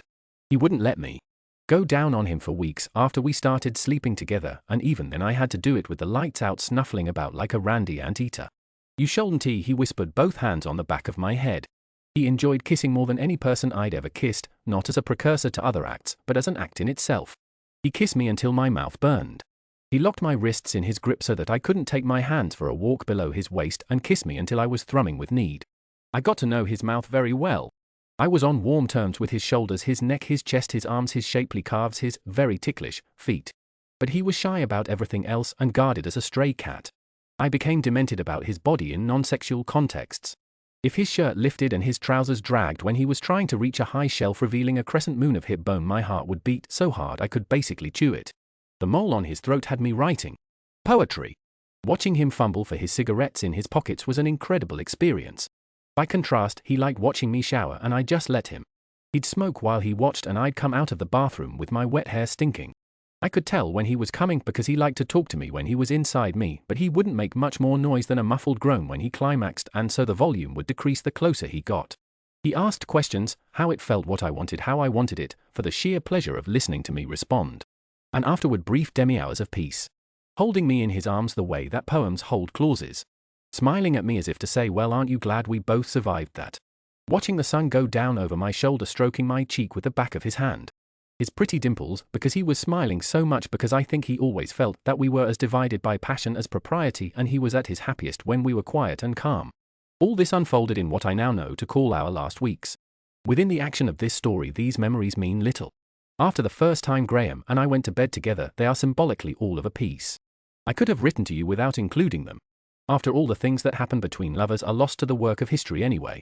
But I wrote it down because I need you to bear witness to it. He was here by and with and in my body. He lives in me like trauma does. If you ever fall in love, you'll be a person who was in love for the rest of your life. March came in mellow and pastel. The air felt washed. The scrubbed newness of the spring gave the rooftops and the street furniture a friendly polish. I was angry every day, terrified of death at the hands of a burst of blue light, and I was also nursing fragile joy. It was disorientating. Sometimes I sat up in bed and stared down at Graham in his coal-hot silent sleep in the early hours of the morning, and I wanted to lick him all over. I wanted to put him in a locket by my heart.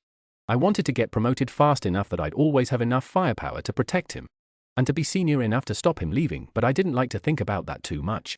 One evening, he made an impressive Yao-han and then tried to eat his with a knife and fork. Listen.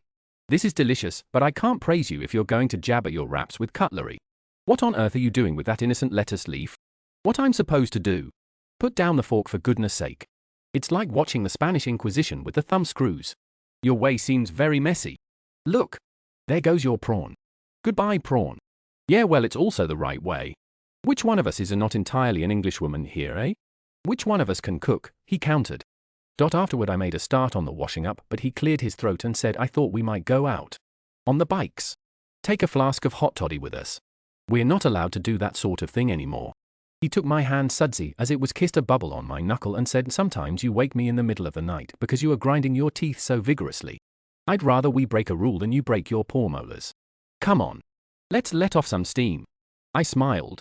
Graham was an age of sail officer who had just witnessed the overture to steam-powered ships. Of all the idioms he absolutely fucking loathed, let off some steam was right at the top. In using it I suspected he was trying to charm me. In fact his next words were, besides there's something special I want to show you. I love to feel special. Of course I was interested enough to break a rule. I hadn't used my bike since we'd arrived at the new safe house, and I was electrified by the sense of freedom it gave me, movement in my chosen direction from the happy effort of my body. After a half hour of cycling down the bike superhighway the city receded and the streets darkened. Soon we were having to pick our way along barely lit residential roads where the houses were squat and sleeping. Then we came to dark blue lanes grasped by the trees, the ground underfoot rustic with pebbles. My bike light bounced off his back. Where are we going? I called to him. We'll come to a large field. Very soon. When we reached the field it was a line of darkness scrawled on the deeper darkness. We stumped our bikes over the wet breathless earth. There, he said.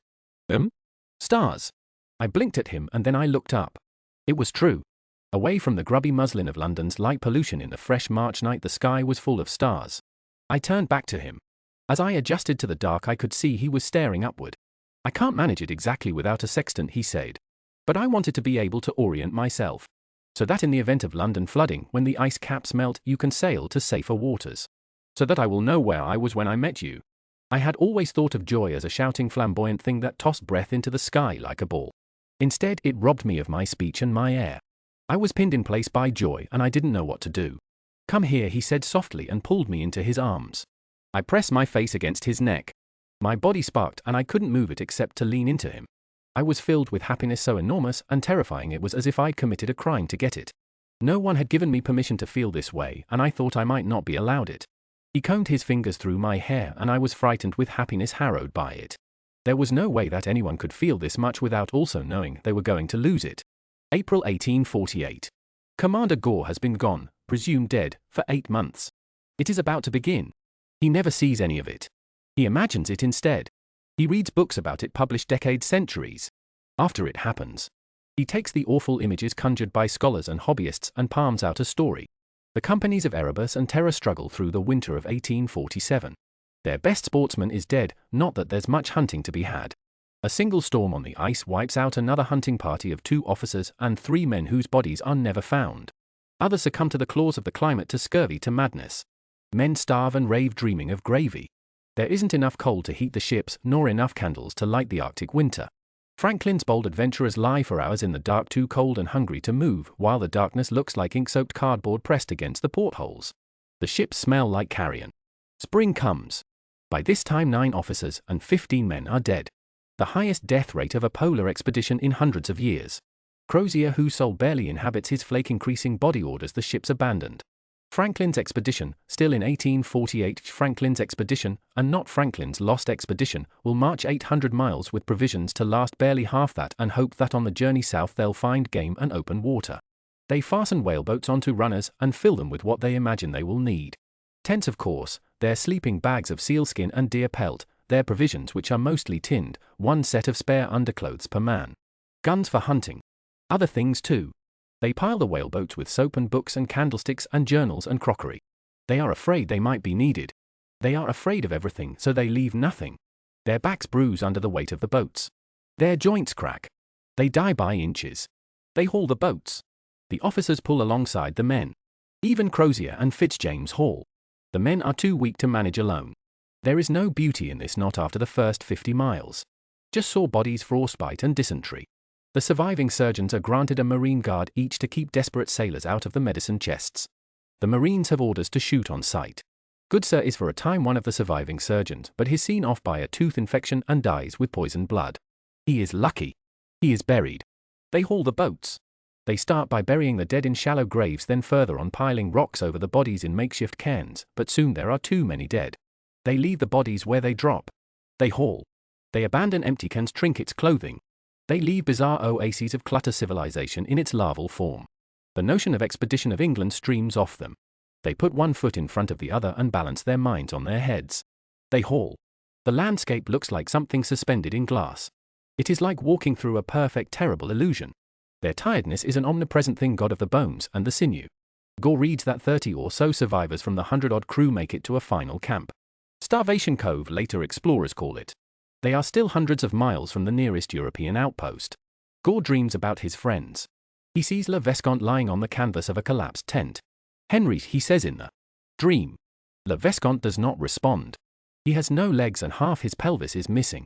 His hip bone pokes through torn meat like the gunwales of a shipwreck. The bone is not white, but ivory and speckled grey. Le Vescant's mouth is slack and open. The dark purple fruit of his tongue lolls from his lips. His eyes are white and slimy. They have rolled back in his head. Gore dreams he sees Lieutenant Little of terror creeping toward the body. Blood is tracking sluggishly down Little's face. His eyes are clouded.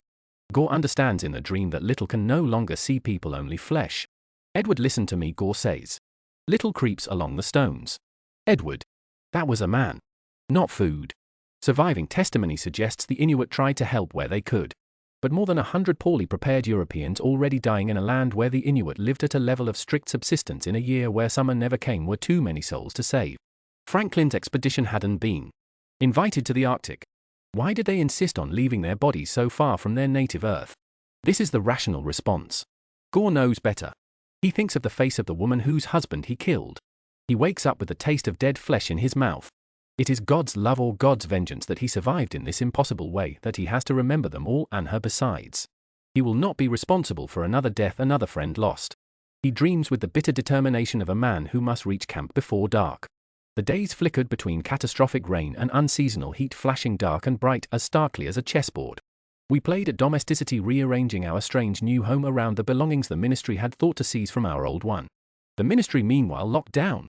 The administrative team began the unwieldy, bug-polluted process of moving data and confidential information onto another secure server. Internal comms were a mess. Emails bounced or sent with hysterical duplicates. The phones blue-screened. Even our keycard stopped functioning properly.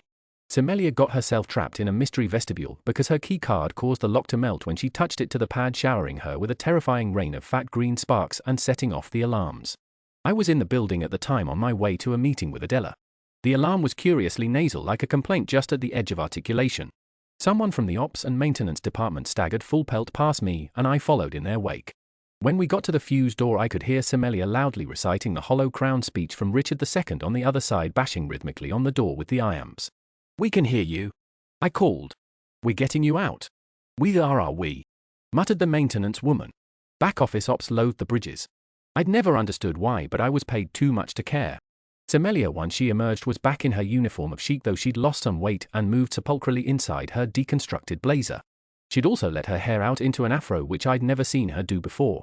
It suited her, though I wasn't sure whether I was allowed to say this, and so I didn't. "You," she said. "Me. Hello." "And baby makes 3, said the maintenance woman. She snorted when we ignored her and cantered off. The ministry suffered a maintenance emergency more or less every half hour during the lockdown. She'd be needed elsewhere. "Technically Ivan made 3, I said, "but you know he's in the process of being stood down." "What?"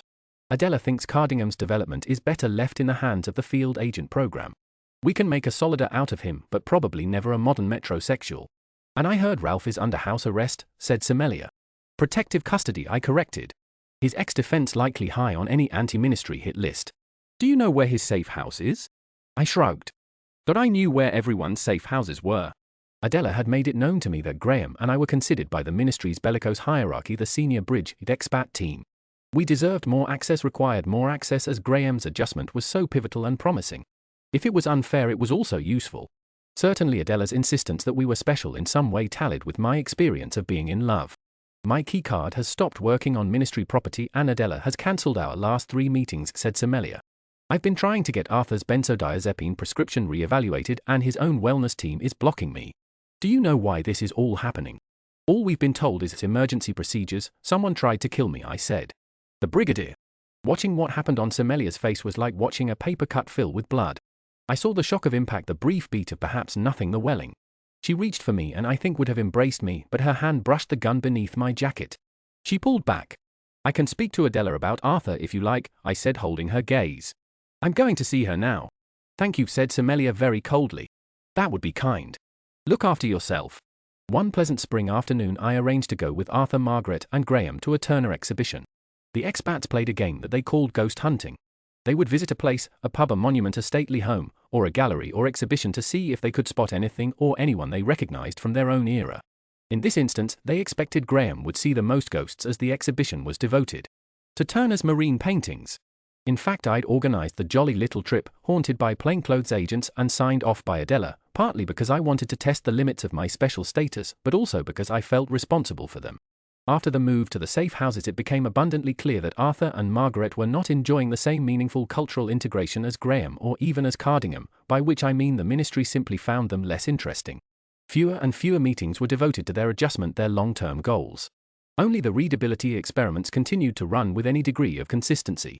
Besides that, I knew Graham, who kept up a supervised and frequently curtailed program of visits, had told them something about what was happening behind our doors in our beds. I didn't know what. Graham was vague and evasive when I asked him, but he must have found a word for lovers that didn't make him feel excessively Victorian and ashamed, and now I had no control whatsoever over how Margaret and Arthur might be receiving this knowledge about me. I had to fix it. Margaret, who understood how to sneak soft drink cans and snacks into cinemas, was not impressed by the idea of the gallery trip. Consider how much she'd had to learn, negotiating supermarkets, brands, and flavors, the invention of the aluminum can, the basic untrustworthiness of the popcorn counter, the invention of film. We're hence to look at pictures of boats, she asked, exasperated, in the car. Ships, 65 ships, said Graham. The finest of the line. Big boats, Arthur supplied. Graham's shoulders stiffened. The exhibition was divided into several rooms, which charted Turner's developing practice throughout his life. I stared listlessly at detailed and virtuosic paintings of big boats at sea tilting horribly in the wind. Were you ever seasick? I asked Graham. Not since I was a boy. A gore stomach is a nigh unturnable one. I feel sick just looking at these. You could not be a ship's cat, poor little cat. It wasn't until I walked later into Turner's century, the 1830s, the 1840s, that I started to see what all the fuss was about. The forensic detail of the early paintings was gone. In their place, the sensory drama of the rain, the wind, and the waves was portrayed in sweeping fuzzy strokes, more suggestion than depiction. I stood and gawped stupidly in front of the Fighting Temeraire, irradiated by its impossible orange sun. I felt a gentle hand on my jaw. Arthur was closing my mouth. You'll catch flies, he said. Ha! It's very impressive, isn't it? Very. Even Maggie has stopped complaining. 47 is transfixed, over there. I glanced over.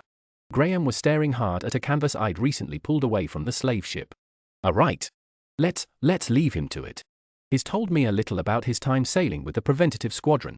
Is that the correct terminology, sailing with? Arthur added, embarrassed by the affection he'd loaded his voice with. Beats me.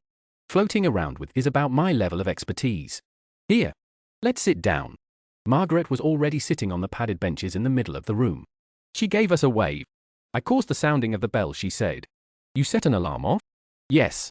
Well done, said Arthur. How long did it take? I felt my eagerness readily. The guard was most vexed. I faith I would not steal these pictures. I am not so fond of boats. Big boats, I said. Arthur laughed and settled between us. I was shy of Arthur. Most friendship quartets don't function in squares, but in lines, and Arthur and I were the furthest away from each other.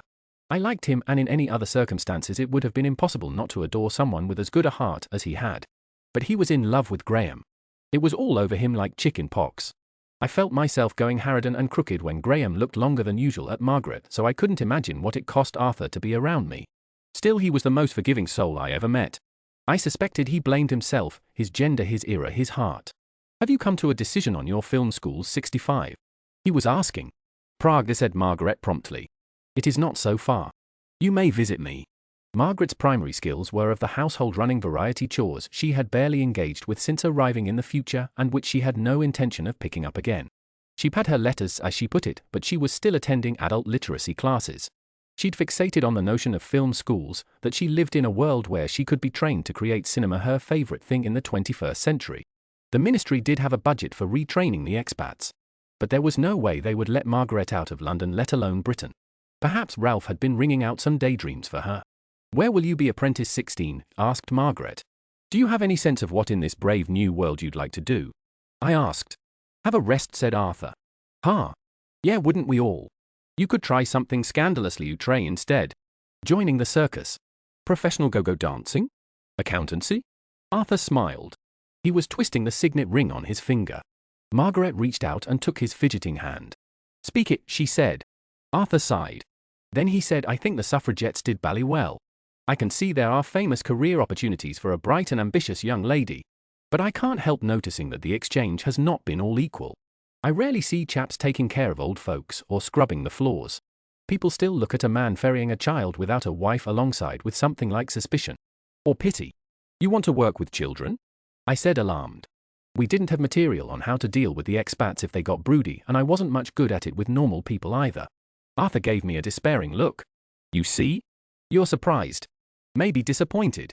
No, that's not what, Arthur, of course that's possible, is it? I've read all sorts on the liberation of the queers, do you say it like that, the queers, anyway, and the working woman and the feminist revolution and so on and so forth. But you know I'm not 47, I stay awake through everything I watch and I can see what your era likes. You use the same patterns as we did, as Gray's people did, and Maggie's too. You just expect women to do more of it, that's all. But you're not a woman, Arthur, I said. He threw me an amused look, not in one-upmanship but playfully for me to catch, and said, but I'm not the blueprint for the perfect man either. You are the print of a perfect egg, said Margaret. Thank you, 65. I love you very well, egg. Love you too. That's a fine example of what I mean, by the way. I am supposed to hatch into something very useful and effective to make all of this palaver with bringing me over here worth its salt. Even back home, back in my era, there was always a sense that money and effort had gone into mixing my preparation, and I'd jolly well better bake and set in the right mold and not go off my onion in any way. The reward is, well, all the finer things, children, a family, some peace of mind, but the cost is matching the recipe. And I am a little off my onion, you know. So you want children? I asked, audibly floundering. Arthur tossed me another look, but this one was opaque. I'd feel terrible shame about that in the weeks and months and years afterward. I couldn't find the right words to answer him, couldn't even imagine, high-achieving poster child of an immigrant preserved by the benevolent British state that I was, what the answer might be, but I was saved by Graham's arrival at the bench. Arthur turned his face up to him. Hello, Gray. Have you finished looking at the big boats? Ships. I am done with this room, yes. Did you see any nice boats? Asked Arthur pleasantly. Ships, Graham said, and stalked off. We got up and adjusted our clothes. We were all wearing sheepish, excitable expressions like children caught drawing on walls. We followed Graham into the next room and crowded around him, clucking annoyingly. This sail has the aspect of a cloud. 'Tis wondrous fair. Did you ever mistake an enemy sail for mere weather 47? I like this guy's cool little bandana. Did you ever wear a cool little bandana? Something groovy? This one is rather good. With the burst of light. As if the big boat is coming to collect passengers to heaven. God's own dear little ferry. You are all tedious people, he said calmly. I should have you flogged for insubordination. Did you ever order floggings? I asked. He ignored me to read the painting's legend. Quite suddenly he straightened up, eyes blank, and moved off without speaking. Oh, he said, Arthur, distressed.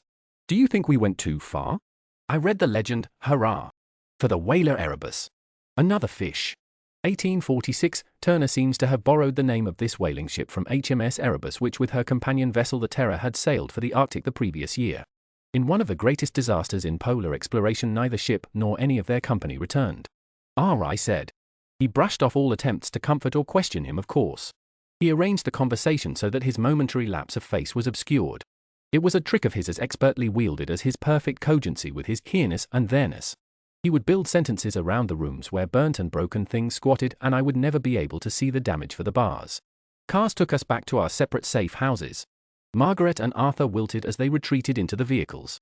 Their days of free wandering were over. The 21st century was a thing that was happening outside their windows. Of course, I felt sorry for them. They'd been at the mercy of the ministry since they arrived. Every in-breath and shed tear was monitored. But the ministry had saved their lives. It had some small say in how those lives continued. At home, Graham, his jaw set and his eyes dull, pushed me against the door. "Do you remember," I said, "that this is more or less how we first kissed?" "Don't ask me about the things that I remember," he muttered. I put my hands through his hair and he put his face in my neck. "Please," he murmured. When he was inside me and his breath was doing my throat, I wondered what was going through his mind. I kissed him until my lips hurt and I tried to hear his thoughts. What was it like to be the only one who came back? The only one who still had a body to touch, to hurt, to yearn with? The last one still able to die. The crumble and leak of our new lodgings were as uncomfortable as wearing ill-fitted clothing. I became acutely aware of the vulnerability of my body, as if it were a rented house with locks I hadn't had the chance to change. The field agent program included a course in unarmed combat, and at Adela's insistence I signed up to see if it would make me feel any better. After I'd attended 6 sessions, Adela appeared one day in expensive athleisure. "Spar with me," she said. "I'd like to see what you've learned. Mainly that it's almost always better to run away." "That's a start," said Adela, then kicked my feet out from under me. I hit the mat with an embarrassing grunt woof. "You didn't say we'd started." "Attackers generally don't," said Adela placidly. I rolled out of the way just before her heel came down on my stomach and scrambled upright. "No, if it's the Brigadier, he'll just shoot me with, he's got this weapon that makes blue light, and you've escaped once." "Then why did you strike so slowly?" "Now I have your wrist." I wrenched free and skittered backward. "What does that mean, I've escaped once?" I panted. "Is he coming back? Do you have information on that? Where is he?" "Oh, Jesus. I was merely remarking upon it. You are more capable than you realize." "How is Commander Gore?" Adela asked, easily blocking 2 weak punches. "I understand the quartermasters filed permission to train him on long-range weapons." "You are telegraphing your punches." "I don't want to hurt you." "You're not going to," she said, and landed a meaty blow into my shoulder. "Oh. Block." "Oh. I'm trying." "Yeah, he's at the ministry almost as much as I am.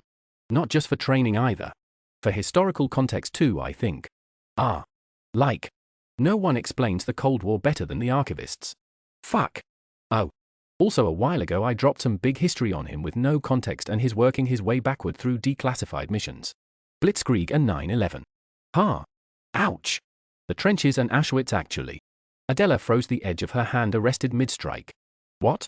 I said the word Auschwitz out of context, and he spent all night looking up the Holocaust. "You didn't tell him about the attack on the Twin Towers?" asked Adela. She seemed genuinely confused. Her hand hovered in midair. I hesitated, then decided this must mean the sparring was over, and relaxed. "No. God, can you imagine? He'd already spent 1839 blowing up the Sultanate at Aden. I'm not sure how much I'd trust him to keep the whole war on terror thing in like non-racist proportion." "Yes," said Adela in a flaking voice. "If he'd come to the news abruptly, he would have converted to the ministry on the spot." She met my eye and added, "I imagine." Slowly the look went rancid. I had my guard down. "It would have been sensible to attack then," she said, and punched me in the face. Beating the shit out of me put Adela in a good mood for several days. I wrangled permission from her to take Graham for a monitored bike ride to Greenwich to see the Franklin Expedition Memorial. "We can't expect him to adjust without closure," I'd said. "And it might improve his grip on his here-ness and otherness. I know he's already scoring highly on voluntary readability, but there's no harm in reinforcing it." She'd looked at me as you might a cat that with unusual perspicacity has brought home a £10 note instead of a dead mouse. The day I'd chosen was in fact fair. The light was even and soft like carefully sifted flour. Deranged by the heat shift, unseasonal roses were bursting and shedding luminously in front gardens and public squares. A cool breeze ran alongside us as we cycled. It resembled nothing so much as a handshake. As with every time I experienced clement weather, I was overcome with the sense that my troubles and pains had been put on hold and would resume after an interval break in which I could, spiritually speaking, use the bathroom and get a drink and generally fix myself. Under the March sunlight, the buildings of the old Royal Naval College looked scrubbed and canvas clean. He stared out over the long green lawns, frowning. "It's a monument to itself." "Yes. But a very beautiful one. How curious that I have survived to watch my obsolescence grow old enough to be celebrated as legendary." He walked slowly up the path, looking around as if he'd never seen a building in the wild before. "Little cat," he said, and I obediently trotted to his side. There were at least 2 other people in sight distance, which meant we were in public, which meant he wasn't going to kiss me or embrace me, but he reached out and quickly squeezed my hand. For him this was a scandalous display of affection. We walked side by side to the chapel at a chaste and proper distance and up the steps. "Oh," he said. Millimeter, somehow I did not think it would be, right there. The chapel's memorial to the Franklin expedition under which the body tenuously identified as Assistant Surgeon Harry Goodsir was buried was in an alcove near the entrance. I was embarrassed by the sight of a half-rolled poster display for a recently closed exhibition and a small herd of black cube barriers which had been left nearby. The moment should have been grand heart-rending important. I felt sure there should be mournful organ music. Instead the memorial looked forgotten. He stood and stared for a long time at the engraved muster roll of officers. They promoted Edward then, he said softly. Good. All the mates got their commission too. Oh, as it ever was. One often had to wait for someone to die in order to ascend the ranks. It's just unusual for the person dying to be oneself. I smiled unsurely. He was very pale. A trick of the shadow had swallowed the green in his eyes. They were an opaque flat brown like a spring tree that had failed to regrow. And Dr. Goodsir is? Yes, I murmured. He was in fine bombastic form the last time I saw him. He came out to the magnetic observatory and went into rhapsodies about the lichen. He told me moss is a sign that God has a sense of humor and fungi that he has a sense of awe. He was very eccentric. You would have liked him. Yeah. I've read his letters home. He seemed like a funny man. I forget that we are objects of study to you. That you can read our private correspondence. Sorry. No, don't be. At least they are remembered and cared for still. I didn't know how to respond to this. I touched my fingers to his palm. He made a soft gear-adjusting noise in his throat and said, would you mind if I had some time alone here? Of course not. Ah. Should I wait? You may wish to find something to occupy yourself. Ah. Yes. I'll go to the museum. I regretted saying that because part of the museum had relics dug up from the collapse of his expedition, but he was already in a different place in his mind. He didn't look at me, but he reached out and brushed my cheek as he might have absent-mindedly petted an animal. Thank you, he said. In the end it was an hour before he sent me a carefully composed text arranging to meet me near the entrance to the Greenwich Foot Tunnel. We got lunch at a food stall and I could see him trying to work out the recipe for the Nutella-covered pisang goreng. I joked that we'd have to buy a fire blanket and he accused me of having little faith, then asked why I'd never let him have Nutella before. I said that I tried not to let myself have it, otherwise I ceased to partake of the other food groups. He said on the subject of which? Yes. Cannibalism. Ah. I knew those men. Yes. And they wouldn't have done that. He looked at me as if debating how much I would weigh if I were hundreds of beans and poured in a bottle. Would they? He added. I'm sorry. If you know about that, then you know how we know. The Inuit had no reason to lie. And well, we found the remains eventually. The British, I mean, and the Canadians and so on. The bones had knife marks. There's this thing called pot polishing. He held up his wooden fork and I broke off. His lips were pale. So was the rest of his face, but it was the lips that startled me.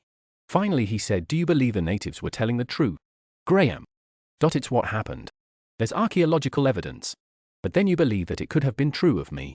It would have been true of anyone. They were starving. And the Eskimos didn't help.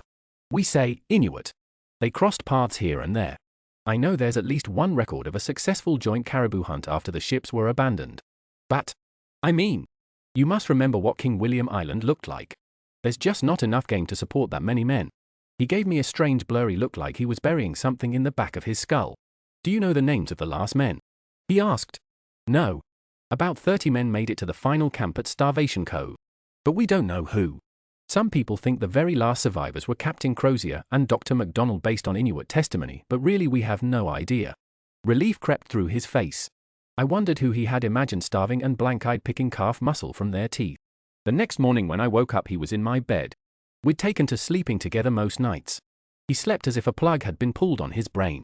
He looked sweetly boyish when he was asleep and it made me afraid. I adored him and it was robbing me of a layer of skin. But he was rarely still in bed in the mornings as he rose some 2 hours before I did.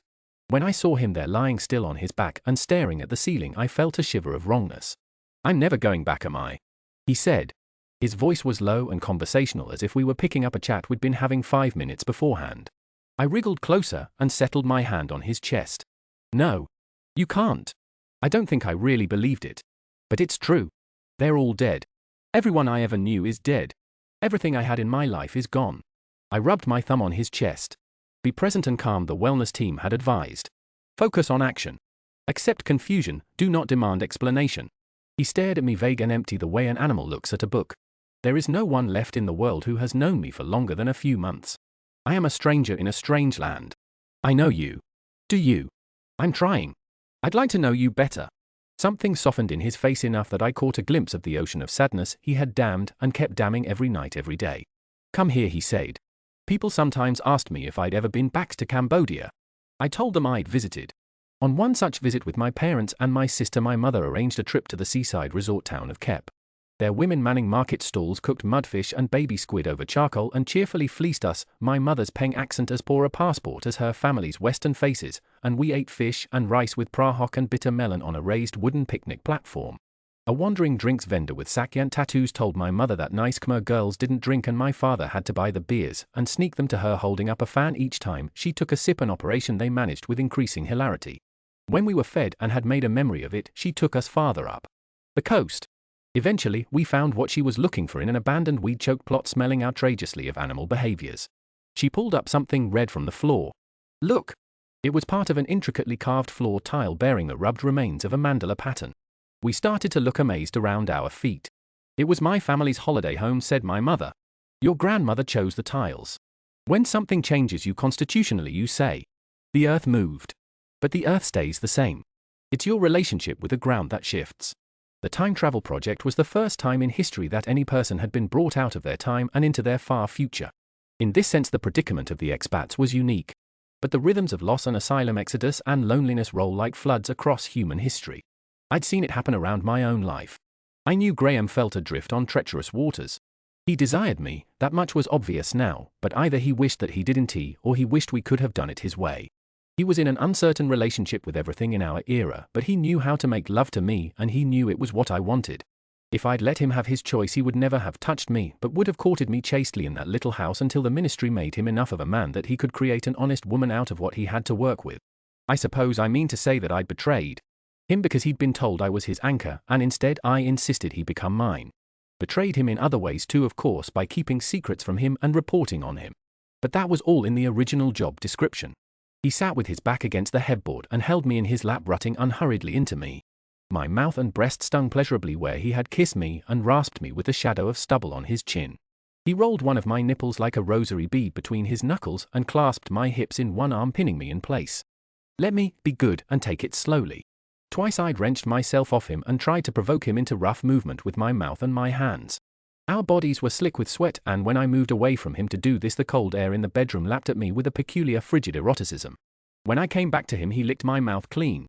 "Let me in," no, he said, and bit me lightly on the throat. On my bedside table, my work phone started ringing. "Oh, ignore it. It's work. So far as I understand it, I am your work. Thus you are working. Do you like it, when I am very deep, like this?" The phone rang out. A few seconds of silence, then it started again. "Oh, God's sake, I should," he sighed, then lifted me up and dropped me onto my back. I hooked an ankle around his hips. Soon he didn't even need that urging. The bed thudded ferociously against the wall. I came 1 foot scrabbling at his calf to the sound of the headboard thumping and the phone ringing. It was very stressful. He climaxed soon after, gasping in my ear. I stroked his back, touching the bump of the microchip. All the tension streamed off him and he flopped onto me. "Huck. Heavy. I think I put my back out trying to hold your hips at the right angle," he said peacefully. "For which you are welcome, by the way. Gerorf. Phone. I'll stay here until I can feel my spine again." I waggled about trying to dislodge him. "You're going to get it all over your thighs," he observed. "And then you will be so annoyed. What happened to the blushing virgin I married?" "Well, we did not marry. You took me out of wedlock. Now I'm ruined." This worked, however. He rolled off me and pulled the bedsheets around his hips. "You weren't a virgin either," I said cheerfully. He ignored me. The phone lit up with a text message. It was from Adela. "Come to the ministry immediately. May 1859.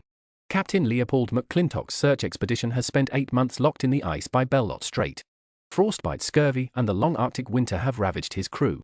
Now the sun is back and sledging is once again practicable. McClintock's Lieutenant Hobson heads south along King William Land. Some Eskimos have told him that 9 years before, they saw a straggling group of 30 starving, ragged white men, the purported remnants of Sir John Franklin's expedition to discover the Northwest Passage. Franklin's 2 ships, Erebus and Terror, have not been seen since July 1845. None of the officers and sailors who sailed with him have been found. The Eskimos hinted at other things too. Dismembered bodies at makeshift campsites. Boots boiled in pots, boots still filled with human flesh. Knife scores on tibia, finger bone sucked clean of marrow. A last camp in a harbour on the mainland where they found a corpse who had passed watch chains through gashes in his earlobes, perhaps for safekeeping, perhaps clinging to the idea that he might yet return to a place where the watch was worth something. Hobson spoons his rations and wonders what his own biceps would taste like. At the place the Europeans call Cape Felix, he finds the remains of a camp. There are tents still pitched filled with bearskins and canvas sleeping bags. He finds 2 sextants, wire cartridges, snow goggles, brass screws. He concludes that this was not a camp of last resort, but a scientific observatory set up for the milder summer months. The only strange thing about it is the speed with which it was abandoned, leaving behind valuable property of the Royal Navy. Sledging farther south, he discovers a cairn of piled stones. Inside is the only piece of communication from the Franklin expedition that will ever be discovered, a note on Admiralty notepaper written over twice. The first message in strong, confident handwriting reads, HMS ships Erebus and Terror wintered in the ice in lat. 70.05" and long. 98.23" W. Having wintered in 1846-7 at Beechey Island in lat. 70 for 43" 28" long. 91.39" 15 W. After having ascended Wellington Channel to lat. 77 and returned by the west side of Cornwallis Island. Sir John Franklin commanding the expedition. All well.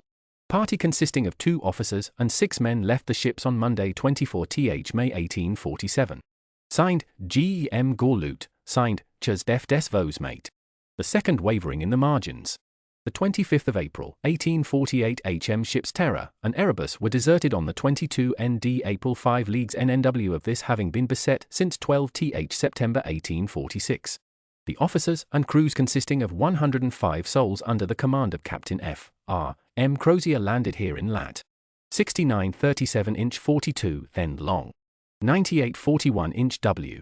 This paper was found by Lieutenant Irving under the cairn supposed to have been built by Sir James Ross in 1831 to 4 miles to the northward, where it had been deposited by the late Commander Gore in May-June 1847. Sir James Ross Pillar has not, however, been found, and the paper has been transferred to this position, which is that in which Sir J. Ross Pillar was erected. Sir John Franklin died on the 11th June 1847, and the total loss by deaths in the expedition has been to this date 9 officers and 15 men. Signed, James Fitzjames, Captain HMS Erebus. Signed, F. R. M. Crozier, Captain Senior Offer. And start on tomorrow 26th for Back's Fish River. The note revealed 2 important things. Firstly, that the expedition had abandoned their ships in April 1848 after 2 consecutive summers so cold that the sea had remained frozen. 24 men had already died, and the lauded Franklin was among their number. Francis Crozier and James Fitzjames, captains of Terror and Erebus respectively, had led the ship's companies in an overland march of 800 miles.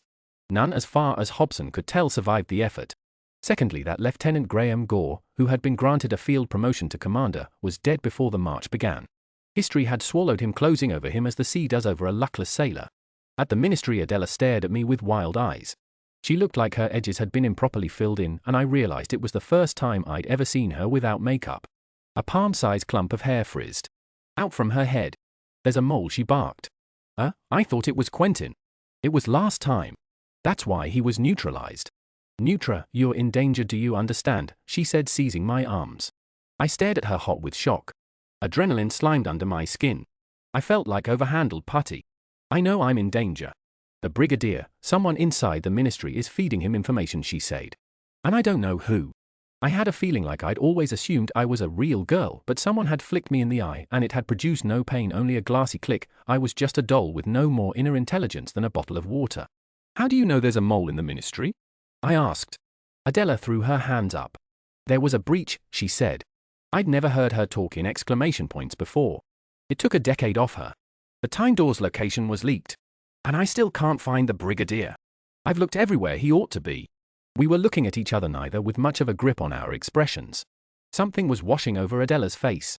I thought at first I was witnessing a rare example of high emotion, but the longer I looked, the more I became convinced that the weird battlements of her chin and cheekbones were moving again. She looked viscous, recently shaken. I stared, fascinated at her expressions, bending scaffolding. "You said the mole was Quentin last time. What did you mean?" Adela combed her fingers through her hair. The big kink at the side of her head began to flatten in an oily, exhausted way. "One day," she said, "you will have to stop asking stupid questions for the sake of conversational presenteeism. It endears you to no one." You know exactly what I meant. After my meeting with Adela, I went back to our wretched, dripping flat and sat in our miserable kitchen trying to read a report, though really I just stared at the same page for 20 minutes. Graham was out on the motorbike, a permission that hadn't yet been rescinded. I heard him pull up in the forsaken courtyard that hid the entrance to the flat, and then a few minutes later I heard the key in the door. He stumbled over the doorstep and called my name in a strangled voice. I was on my feet with my heart blistering with panic. He almost never used my name, my real name, not Little Cat or my bridge, but my name, which he pronounced right, which he'd known from the beginning. I slammed into the hallway. He looked awful. His face was white and smeared with sweat. "Something has happened to Maggie," he said. He'd been feeling concerned, responsible, since our gallery trip. A good officer takes care of his crew. He had been out to visit her. When he'd arrived at the door of the shrouded ex-shopfront that concealed their safe house, he'd been puzzled by a line of darkness at the edge of it, like a pole of paint. A curious optical illusion. The door had been kicked in and left very, very slightly ajar, so that a single inch of the dark hallway beyond was visible. He walked in and called out for Margaret. His voice landed strangely in the penumbral air. He'd found stairs. He'd gone up the stairs, which he would never normally do. Something felt rotten, shattered. In the bathroom, crazed with part-uprooted floor tiles, a filled bath. Ralph under the water. A semi-submersible thing that had once been Ralph. Eyes wide, unseeing. Already the face was beginning to bloat. He backed out to the landing, to the splintered door of the bedroom. He saw the figure on the bed. A dead woman. Strangled. For a few seconds the chewy purple of her face made her features indistinguishable. Then he realized, not Margaret but another woman. Ash blonde and taller. Someone she'd been dating, illicitly kept in touch with. A now former lover. The room had been knocked about by unkind hands. Margaret herself was nowhere to be seen. "Oh God," I croaked. "I know where she would have gone," he said. "Where?" He told me there was a tunnel system half collapsed near Greenhithe in Raynham. Industrial estates had burrowed their foundations into it. The Thames had drowned a significant portion of it, but his investigations over the past year, biking at the very edge of the boundary lines, had proven it was still there. It was in use when he was in the Navy, he explained, when it was not so secret, but it appeared to be a secret now. He had always told Arthur and Margaret to go there if anything went wrong, and he would come for them. I was scratching at my throat, compulsively marking it with white lines of breaking skin. "Why did you tell them that?" I babbled. "What did you expect would go wrong? When did you plan this? Why didn't you tell me?" He only answered the last question. "I assumed you would be with me," he replied. "And that I would take care of you. We must go to Arthur's first. He won't know what's happened. Then we will move to the tunnels." I wanted to say something, but I made a noise like a tin whistle being crushed underfoot. "Pack," he said. "Warm clothes. Waterproofs. Wear them if you can, to save space. We need water and emergency rations." "Right. Okay. I can get access to Spartan supplies at the ministry." Yes, if we take the bike I can." "Box hidden in the toilet cistern," he said. I gasped so abruptly I choked on my own spit. When I'd stopped coughing I rasped, "Did you plan this?" "I planned for this. You told me you were in danger. And I wouldn't be much of an officer if I hadn't. Hurry. We only have the tank bags and the top box for storage, so be prudent." I moved in shock. I found the box in our cavernous Edwardian cistern, uprooting the valves as I dragged it out. It wouldn't matter, because if the Brigadier and Celise knew where Margaret lived, then they knew where we were. They probably had access to the microchip data, if not the live feed then certainly the summary data reports. We wouldn't be coming back here. If Graham had asked the expats to gather in one place, that made it easier for me to herd them into protective custody. I just had to be fast, faster than the blue light weapon, faster than the speed of information from a mole. Good God. I kicked the box of iron rations into my room so I could grab my gun. Holster box, quick march to Graham's bedroom. Adrenaline fuzzed all my edges. He was loading a handgun. He had pulled the bottom drawer out of his bedside table, scattering its meager contents. I assumed it had been hidden beneath it. "Why the fuck do you have that?" He raised his eyebrows but didn't look over. I edged closer. "Jesus, Graham, it's ministry issue." "Yes. The quartermasters do not know that I have it," he said briskly. He stamped his foot through the discarded drawer. The board at the bottom splintered and I saw a flash of dark blue. Passports. I was prepared to bet my emergency rations that they were under fake names. I recalled the amount of time he had spent at the ministry charming people with his chatter and his questions. I thought about how well he played innocuous, how utterly opaque he could render his eyes. I remembered that he didn't set off alarms, he didn't register as a human presence when recorded by modern technology. I stared at him and I wondered if I knew him at all. He met my eyes at last. He didn't say anything. But he did kiss me quickly and urgently, which was something. I spent the bike ride flush against Graham, near tearful rattling with an internal ticker tape of questions ribboning through me in an abundance of disorder. What had Semelia said to me? I'm being blocked by Arthur's own wellness team. Ivan stood down. What had become of him? Ralph dead. Ed removed after and Spencer, why hadn't I checked on him? I hadn't seen the secretary in weeks. I worked exclusively, even conspiratorially, with Adela. Had the secretary had an agreement with defense? With a brigadier? Was the mole not a mole, but a series of mole tunnels undermining the project and anti-project, a final lobby from defense to collapse us and absorb us in the name of national security? Had I in fact backed the wrong institution? Nausea, panic, the crushed velvet crump of a migraine. I'd never been to the safe house, a former doctor's office porcupined with scaffolding, that Arthur and Semelia shared, and I was in no state to take it in except to note that the front door was slightly open and the lock was broken. Semelia? I croaked at the same time Graham called Bartha. Graham went ahead of me into the building along a series of chemical redolent grey carpeted corridors that gave on to hardly furnished rooms walled in chipboard. I saw a large mirror leaning against the wall casting a bilious slanted reflection, piles and piles of books for which Semelia had not yet found a case. I imagined the blue light weapon in every shadow and alcove. Kicking open another anonymous pockmarked door, I mistook a Barsqueak printer coat stand and a curtain for the brigadier, my gun arm swinging round each time. Upstairs I heard a noise like a sudden downstroke on violin strings. It took me a few seconds to realize it was a human cry. Graham? I ran up the stairs and went gun first into the nearest room. Graham was crouching down. The expression on his face was one I've never been able to forget. Arthur was lying on the floor, his eyes clouded and open. His head was turned to one side, he was facing me as I entered the room. Blood and vomit pooled from his lips. It looked almost like a speech bubble on the carpet. The air had an acrid, sickly tang. No, this can't be happening, I thought. I squeezed my eyes shut and opened them again. Graham was running his hand down Arthur's face, closing his eyes. Careful, you'll startle him, I wanted to say. Is he? Yes. Oh my God. We need to leave, said Graham flatly. Wait downstairs. I backed out of the room. I saw Graham lean down and press his forehead to Arthur's temple. Then I turned and walked back down the stairs, legs trembling. There was a table by the front door stacked with umbrellas, flyers, keys, small change and other by their entrance ephemera. There was a small notebook which I picked up and opened. I flipped through it. Arthur's handwriting. I put it in my pocket. I'll give it back to him later, I thought. I recognized the thought as one of a person in shock, but I couldn't stop myself thinking it. Behind me, Graham came quickly down the stairs. He was pushing Arthur's signet ring over one of his fingers. As I watched, he pulled his bike glove over it. Let's ship out, he said. His voice was toneless and his eyes were dry. The ride to the tunnels passed in a blur. We took the motorways, which were thundering and anonymous. This is what the road to hell is like, I thought. Not paved with good intentions, but tarmacked and screaming with vehicles driven by people who don't know and don't care that Arthur is dead. Greenheath, like a long grey throat, regurgitated us by the docks. We abandoned the motorbike and our helmets behind a warehouse, taking the bags. It's not far, he told me. The entrance is concealed by the marsh. I reached out and clasped his shoulder to steady myself as much as anything. He turned and dragged me toward him, curling fists into my waterproof coat. He squeezed me so tightly that it hurt. I could feel him shaking, he who never moved without a perfect clarity of intent. The whole time I was thinking. The microchips, the microchips. They found Arthur because of the microchips. Let me out of your arms, I need to think about what to do about the microchips. The journey into the tunnels felt like a descent into a nightmare. Brine and rotting seaweed smells filled the air, which contrived to be both clammy and frigid. We had to wade through a flooded room holding the bags over our heads before the passage sloped up again.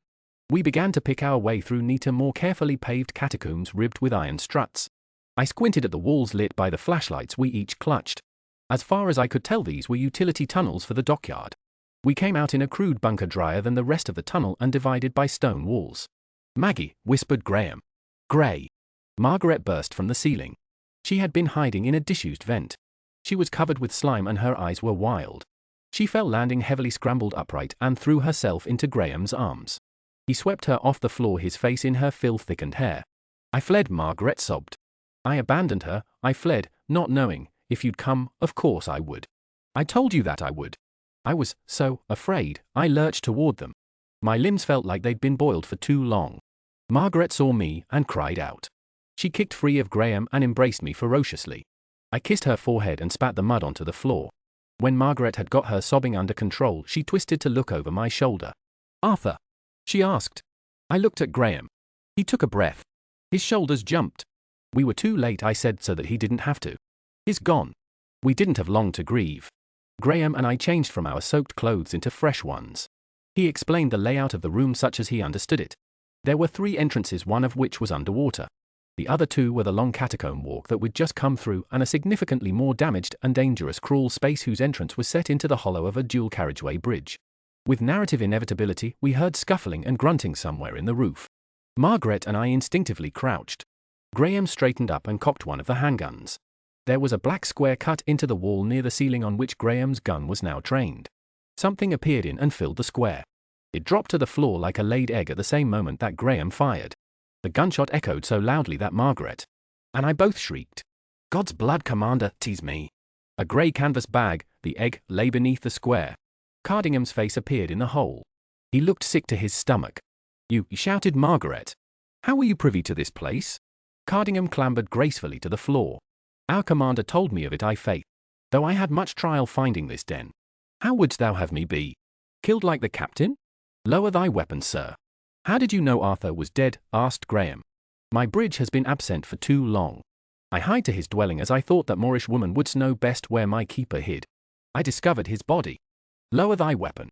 At last Graham brought his arm down. "You saw nobody else there?" "A tall man with dark grey hair and a military bearing. Goes by the rank of brigadier." "Nay, sir. Thou thinkest this the work of professional men? May this not be a lover's revenge? Didst thou know he was a sodomite commander?" Graham silently thumbed the safety catch and put the gun away. Then he said, 65's friend was murdered too, probably accidentally and in her place. 2 months ago the brigadier and his companion attempted to kill my bridge and take me. We're safe for now, but we must plan our escape." "You're not safe," I blurted out. They looked round at me. "You're microchipped," I said. There are tiny machines implanted in your backs just under the skin. It doesn't matter that you don't show up on modern scanning equipment. You're like the invisible man holding a flaming torch. The ministry know exactly where you are all the time, and there's someone feeding that info to the brigadier." For a second or so there was nothing but the renegade slap of the distant water on stone. I could almost feel the chill of his blood retreating from his face before Graham quietly asked me, "How long have you known this?" "You were all released to your bridges microchipped." "So? I suppose. The whole time." Margaret and Cardingham just stared dumbstruck, but Graham's face twisted. His mouth convulsed with fury and contempt. He got it under control, but not before I felt its impact bruise me. He said to Cardingham, "Thomas, do you have a blade with you?" "I have a first aid kit, among the instruments of which is a scalpel, a curved needle, and a catgut." "We are of accord, I wager." "Do you know where those microchips are?" He asked me without looking at me. "Yes." "You'll cut mine out and sew up the wound. I'll cut Lieutenant Cardingham's and you'll do Margaret's. Then I'm going to take them and drop them in the river. Thomas, give me the scalpel." He led me into an alcove on the left of the room, separated by a rotting wood door. It was dry and pitch black. Some quirk of its construction stifled noise, and when I spoke or moved the shadows swallowed the sound. He stripped to the waist, facing away from me, and knelt. I wedged a flashlight into a crack in the wall and reached out. As soon as I touched him he shuddered. I wondered if he was thinking, as I was thinking, of all the times my hand had lain here on his naked back. "What did you want from me?" he asked softly. "What? Why did you bring me back from the dead? Why did you come into my life like this?"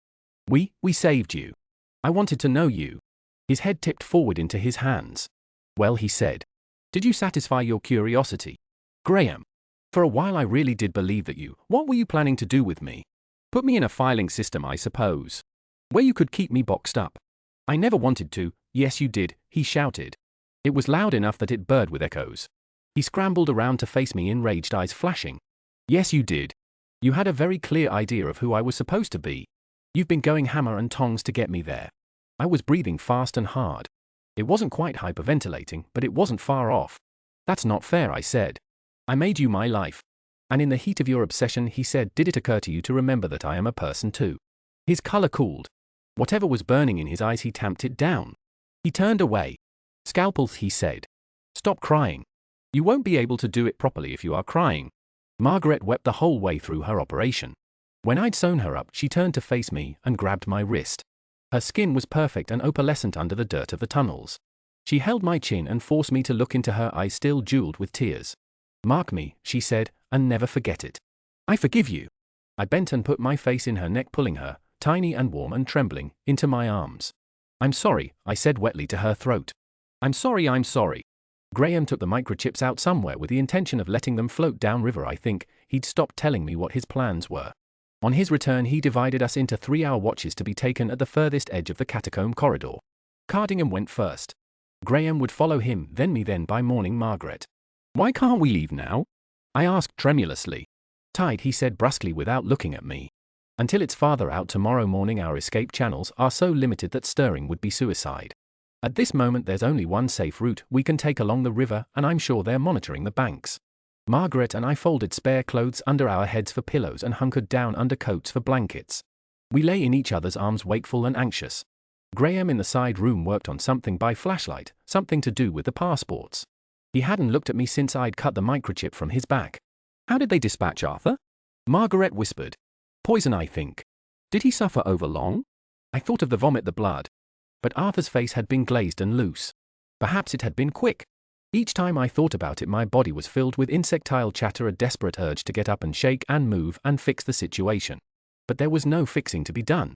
Arthur was dead. Should I e'er find this brigadier, whispered Margaret, I will break him bone by bone. 16 would have wanted me at peace, but I cannot obey it. He was as a brother to me.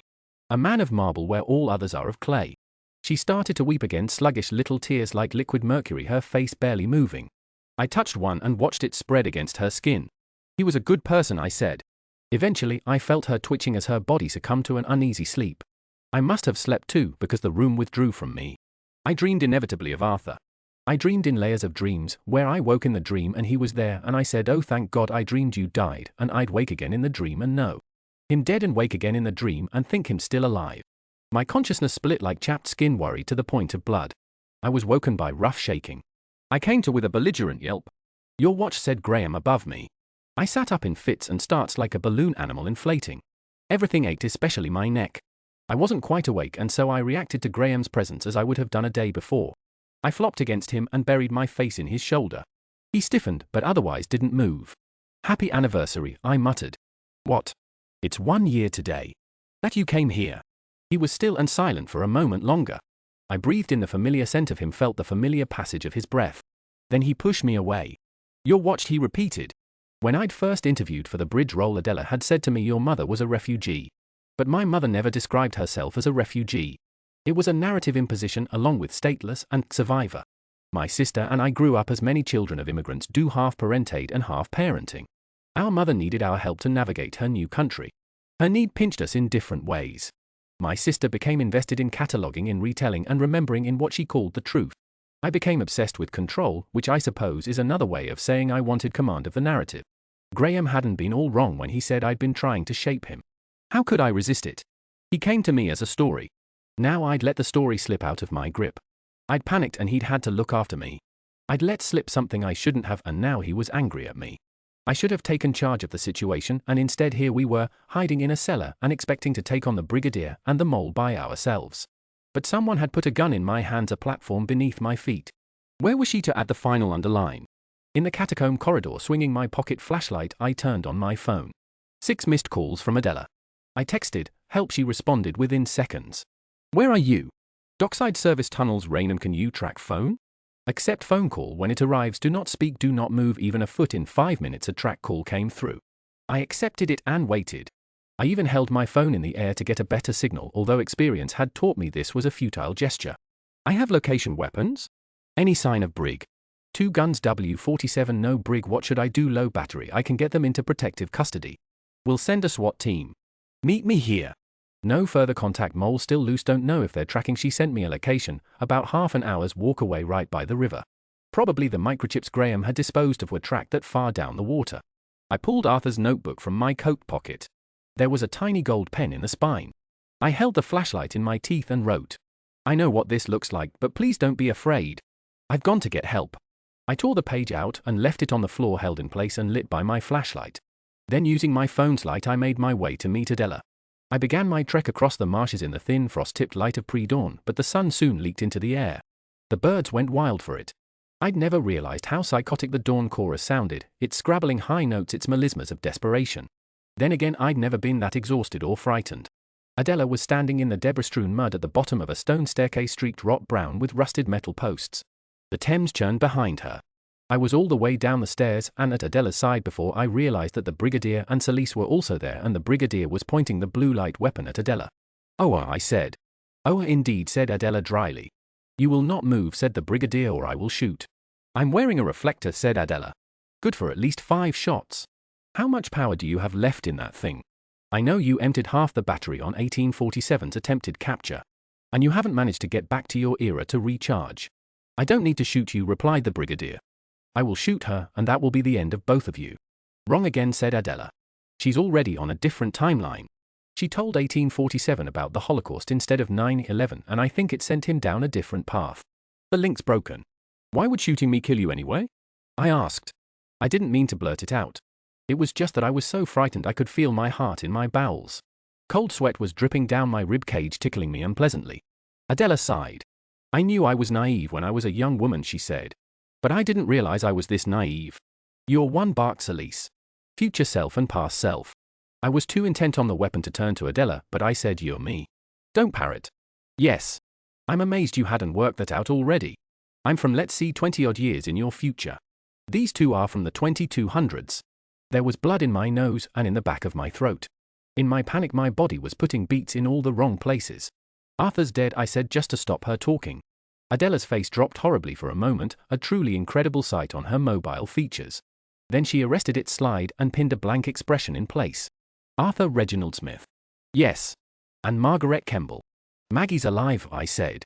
This time her face opened and she didn't stop it. She's alive. Adela croaked. This timeline's ministry being less efficient than the original, the brigadier broke in. I realized the hand holding the weapon was trembling slightly.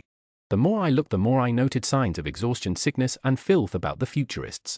Whatever mission had brought them here, it wasn't going to plan. Adela was gawping at the brigadier. Less efficient, she said. You didn't kill 1665 this time, the ministry saved her. Celise gawped back. We didn't kill her? Yes, said Adela. You murdered my friends. Last time it was Arthur and Maggie both. But this time round you only got one. No. You types nulled. We breathed a paper. There are declassified records the brigadier translated that show the ministry had the non-combatant expats killed once they realized the door only supported a limited number of people. I did goldfish faces for a few seconds, then managed to say to Adela the ministry killed them. Did you do this? Did you know about this? But she was staring back at me, shivering oddly. Arthur's the name of my son, she said. What? Arthur John Gore. I was about to say something cravenly stupid such as I'm not even sure if I want children when Adela stepped forward and stabbed Celise in the throat. The impact wasn't smooth. A greenish screen fizzled and flickered over Celise's body, some kind of shield. But Adela grunted and pushed past its vivid static, driving the knife home. I hadn't seen the knife appear, but now it was center stage. Blood sprayed hit the casing of green, dripped lushly down the inside. Celise gagged, eyes rolling back. This all took less than 3 seconds. In that time I'd thrown myself at the brigadier with my brain all grey. He was a big man, but hollow with it. He'd been hungry for some time. I could feel that in the baggy give of his flesh when my knuckles connected. He wasn't afraid of pain. I kicked his shins and heard a crack, and I punched his mouth and felt a tooth turn in his livid gum, and he took it all grimly without breaking attention. He had his hand on my hand, and my hand was wrestling his for the blue light weapon. Then he turned his head just for a moment, and he must have seen what had become of Celise because his grip unflexed. I wrenched. When I was done, I was holding the blue light weapon. 2 of my fingers appeared to be dislocated, and the brigadier was backing away.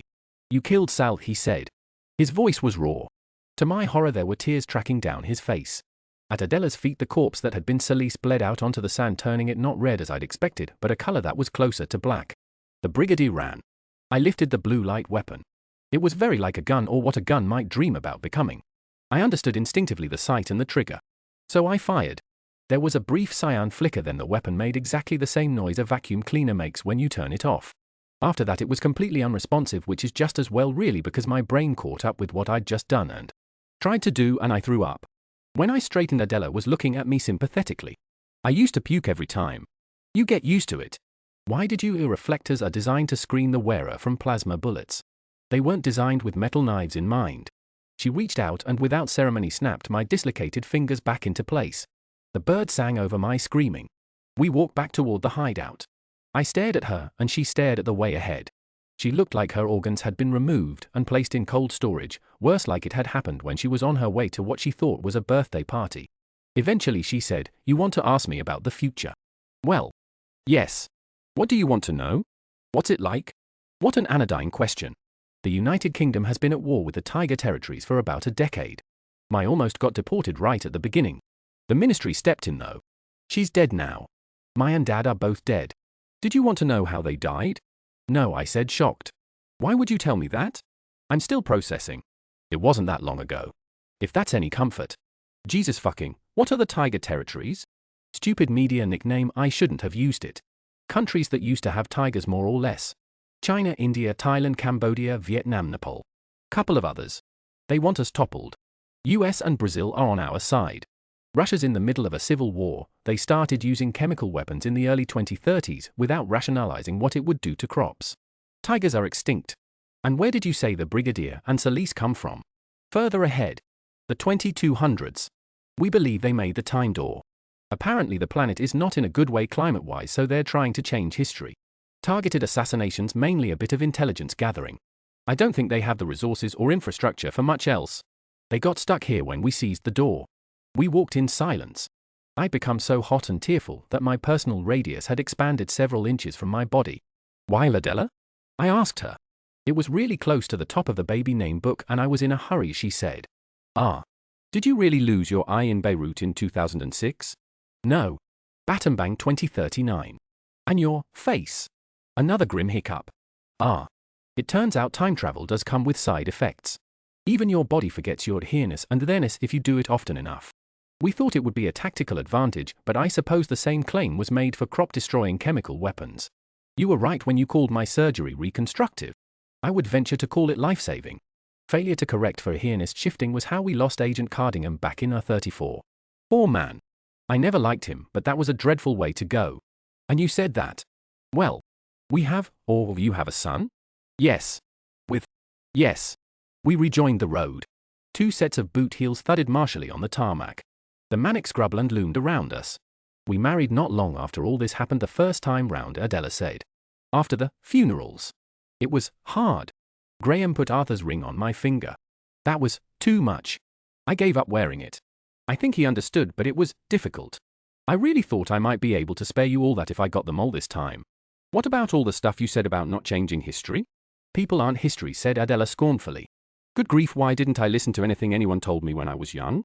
As long as the ministry rises to power, then history happened the way we said it did. And you're our. Arthur was born a year later. He's a teenager now. That threw me off. When I'd heard my son, I'd imagined him in mystical terms, a pink-cheeked, wide-eyed kid of 3 or so radiating his innocence like a plutonium rod. To know that Arthur Gore was a person with opinions and articulated thoughts was unnerving. What's he like? Oh, he hates us. As teenagers do. He's a gobby little shit, she added, and I noted the pride in her voice. Of course it's not easy being a 21st century teen with a Victorian patriarch for a father. Is he a patriarch? He's not as bad as he could be. But he has very high expectations and requires that they are met. And he expects obedience with good cheer. Filial devotion and all that. Honor. Achievement. He's an Asian mother. Ha. Yes. Adela checked the futuristic weapon which she had wordlessly taken from me. I miss my, she said quietly. You should spend as much time with her as you can. Dad too. I will. Does your husband know you're here? Who do you think ordered this mission? I stopped short in the road.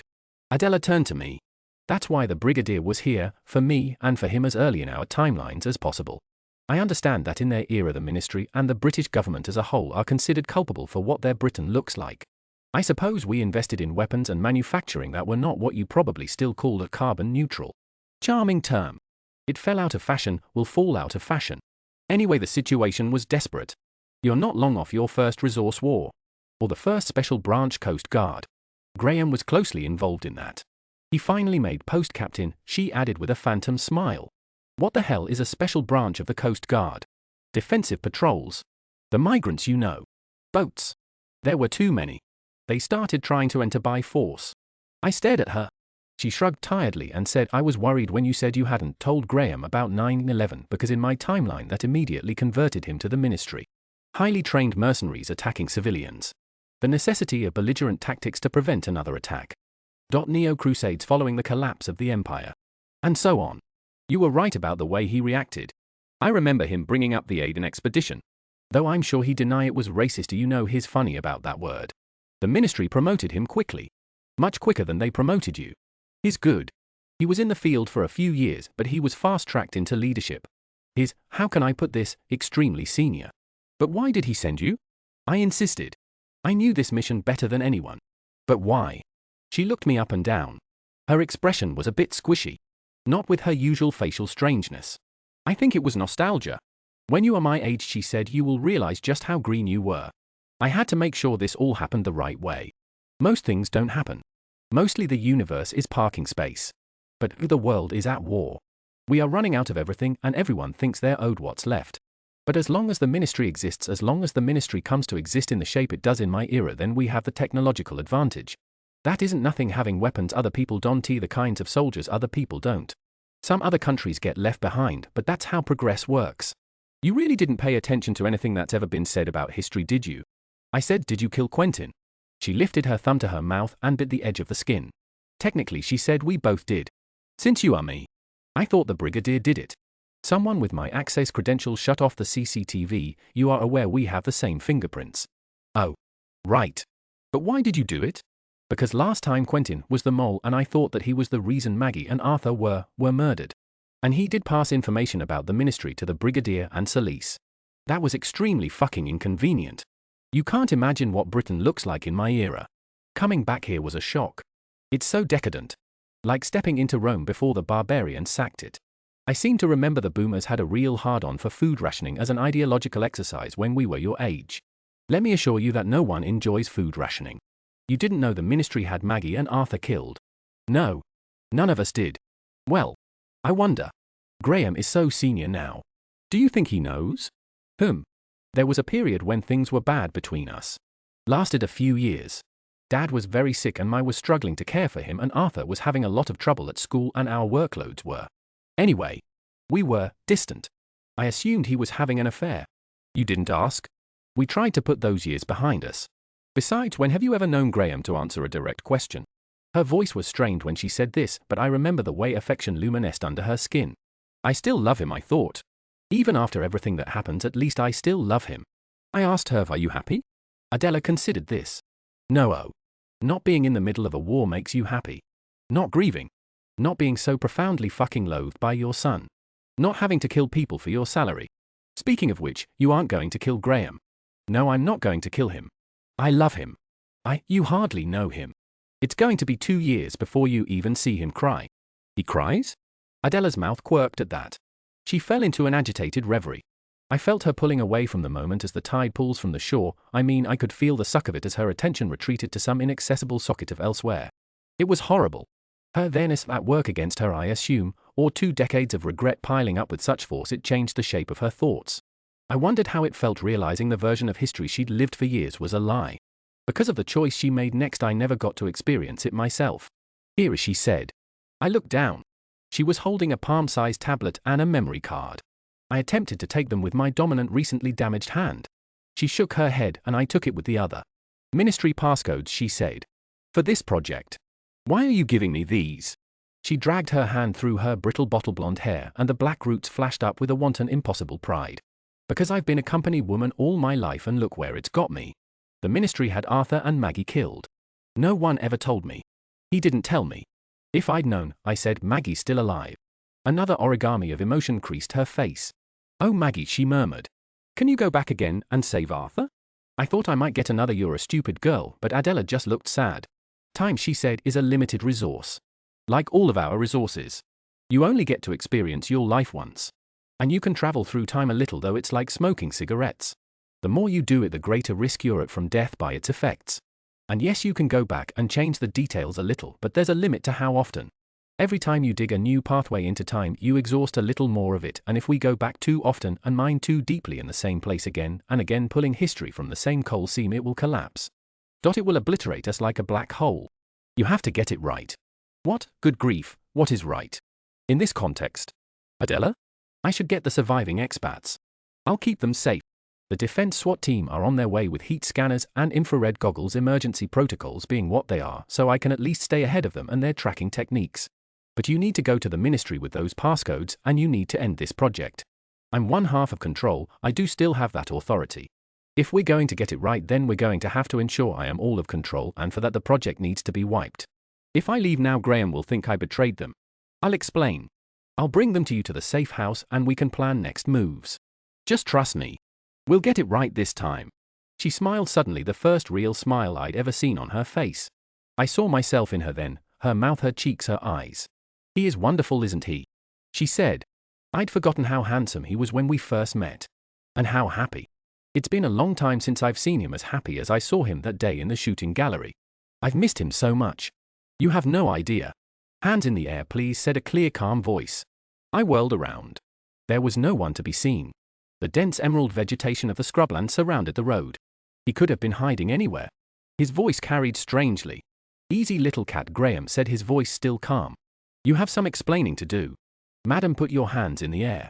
We have you in our sights. Plug thine ears, sir, I heard Cardingham snarl. Refused my counsel, and now see, these whores do conspire. Thou rolled I bed with death. Shut up, Thomas. Commander Gore and Lieutenant Cardingham, said Adela, scanning the scrub. Rest assured that we mean you no harm. I suppose this depends on your interpretation of harm, said Graham from his hiding place quite pleasantly. Perhaps. You don't intend to kill us. But to survey a man, to rob him of his freedom and use him like a tool, would you not consider this harmful? Adela leaned toward me. If I were you, I would run before the SWAT team gets here, she whispered. Things are going to get very crowded very quickly. I look back on this moment and I do wonder, should I have done something else? Stayed? Argued? Pleaded? Thrown myself toward the sound of his voice onto his mercy? Would it have changed anything? As I ran, a gunshot rang out. The bullet passed close enough that I heard its whistling song. And I thought that wasn't Graham. It wasn't Graham who just tried to shoot me. It can't have been Graham. Because if it was Graham, he wouldn't have missed. The people he persistently thinks of as his captors take him along a corridor. He's learned through delirious trial and error that the lumps beneath their brief jackets are guns. It has been a difficult few weeks. You were in the Discovery Service, weren't you? One of the white-robed attendants had said. Think of this as a mission of discovery. Thus this brave new world is reframed for him as a job he can do well or badly. At the end of the corridor is a door. Through the door is a room. In the room is the officer who will be his bridge to the future. When he enters, he sees a little ghost shifting her feet on the carpet. Black hair. Brown skin, bright and clean. The murky sweep of her black lashes. The indescribable color of her mouth. She looks at him. He can't meet her eyes. He drags his stare off her, his blood thin and acid in his wrists. Do they all see her? Everyone is so still he can't tell. Perhaps she manifests for him alone. There is a man who he thinks must be the officer, and he tries to fix his gaze on that face. But the little ghost steps forward. Commander Gore. Yes. I'm your bridge. Later, and he will have many days and weeks and months of later, he will see that the resemblance to the Inuit woman is a weak one fueled by guilt and fancy. Her hair is less lustrous, her skin is paler, her face more feline. Her eyes are a different shape. She is several inches taller and narrower besides. Nevertheless, God's ways, as Lieutenant Irving had once observed, are not our ways. His methods can be mysterious. His intentions, however, he carves on the flesh. God gave me to you, little cat. It is his will that I am yours. In his infinite mercy he has offered me redemption.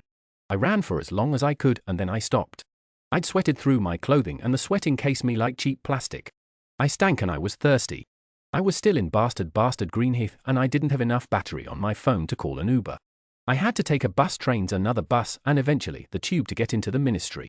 The day cracked open around me. I waded through its rancidly vivid yolk, feeling damaged by the sheer color and depth of normal vision. In a spy movie this would have been done in a montage. Instead I had to clamber to my narrative conclusion step by staggering step. I took the escalator to Adela's office. I did not, however, make it all the way there. Semelia was waiting at the top. Oh my God. Semelia. Oh God. You have to help me. Arthur, come on, she hissed. I jogged obediently after her. I caught sight of myself in the glass of the doors as she pushed through to unfamiliar rooms, tapping in unfamiliar passcodes. I was the color of a recently hatched baby bird and just as ugly. Panic has never become me. Finally Semelia seemed to have found a suitably private room. Oh fuck, I croaked, flopping into a chair. Semelia. Arthur is dead. I started to cry, big messy sobs which had been gathering in the reservoir of my lungs since the day before. I was so busy snotting and heaving that it was a full minute before I wiped my face on my sleeve and realized that Semelia was pointing a gun at me. Is that a gun? I said stupidly. Yes. Oh. I looked around. We were in a beautiful little room with soothing cream and mustard furniture and what looked to my eyes like reinforced walls wallpapered exquisitely. There were no windows. Where are we? The vestibule. Before the time door. I thought bridges weren't allowed near the time door. We aren't. I blinked gummily. Oh. Hell. You're the mole. Semelia grimaced. Yes. Jesus. Heat and rage barreled up through my chest, enormous as a sun shrank to a tennis ball by the time it gained my throat and came out as another oh. Eventually I managed a further syllable, why? When she didn't respond, her forehead gathering and ruching with the effort of not crying herself, I said, but you must have known what would happen to Arthur? They told me what happens to sub-Saharan Africa. What are you talking about?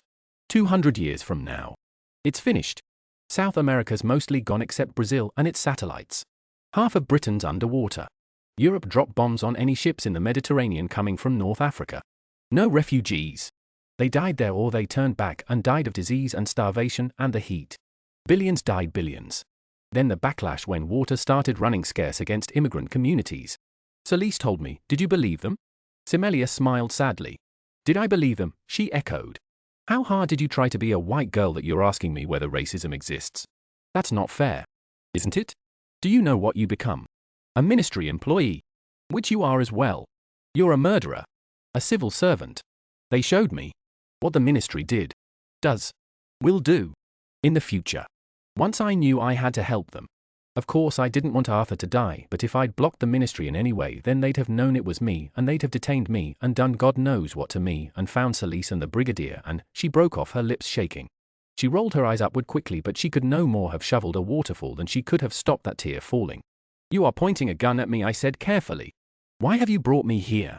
If it's to kill Adela by killing me it won't work. We've changed history apparently. Or the details anyway. I'm not shooting you unless you make a break for it. I just need you in my sights. She shifted from one foot to the other. She was wearing a bias-cut skirt in muted yellow linen which fell elegantly around her calves. Its grace was noticeable because it contrasted so dramatically with her uneasiness holding a gun. You really think all that stuff about me? I said at last. I believe it could happen. Of all the things I felt, weapon in my face, life fraying at its end point, I felt hurt. I gave Semelia a bitter little frown like I was handing it to her on a plate with a cake fork.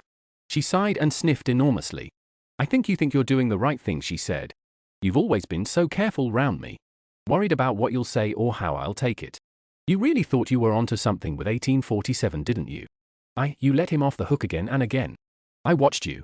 He came up through the empire. He believed in it. And you did too. I read your file. The things that happened to your family. That's why you joined up. Getting behind the biggest bully in the playground. You know what I said? I really held you in high esteem, Semelia. You know what? No, you didn't. You liked me and you couldn't work out why, you little freak. You kept wondering when we would start competing. Or when I'd test you. I never wanted to test you. What did you want? To not watch you become a fascist in slow motion. During this conversation I'd been thinking about ministry training. Specifically the firearms training and unarmed combat training. Semelia's training was in psychiatry and psychopathology, not fieldwork. I could see from where I was sitting that she hadn't taken the safety catch off the gun. So rather than attempt repartee, I kicked her hard enough in the knee that I heard her patella crack. Fuck. AAA, give me, let go. At the end of this ungainly little tussle I was holding her gun and mine and bleeding lightly from the mouth, and Semelia was sitting on the floor cradling her leg. You little bitch, she said, seemingly both amused and enraged. Are you going to kill me now? No. Ministry'll do that probably. Or fire you. Oh, fired from the ministry. Fate worse than death. God. Will you just, I'm going to put a stop to this, okay? We are on the path to total climate destruction. We can change it. I'm starting to suspect history changes all the time. How do I get to the time door? I'm asking as the person now holding the guns. Semelia dragged herself upright and limped across the floor.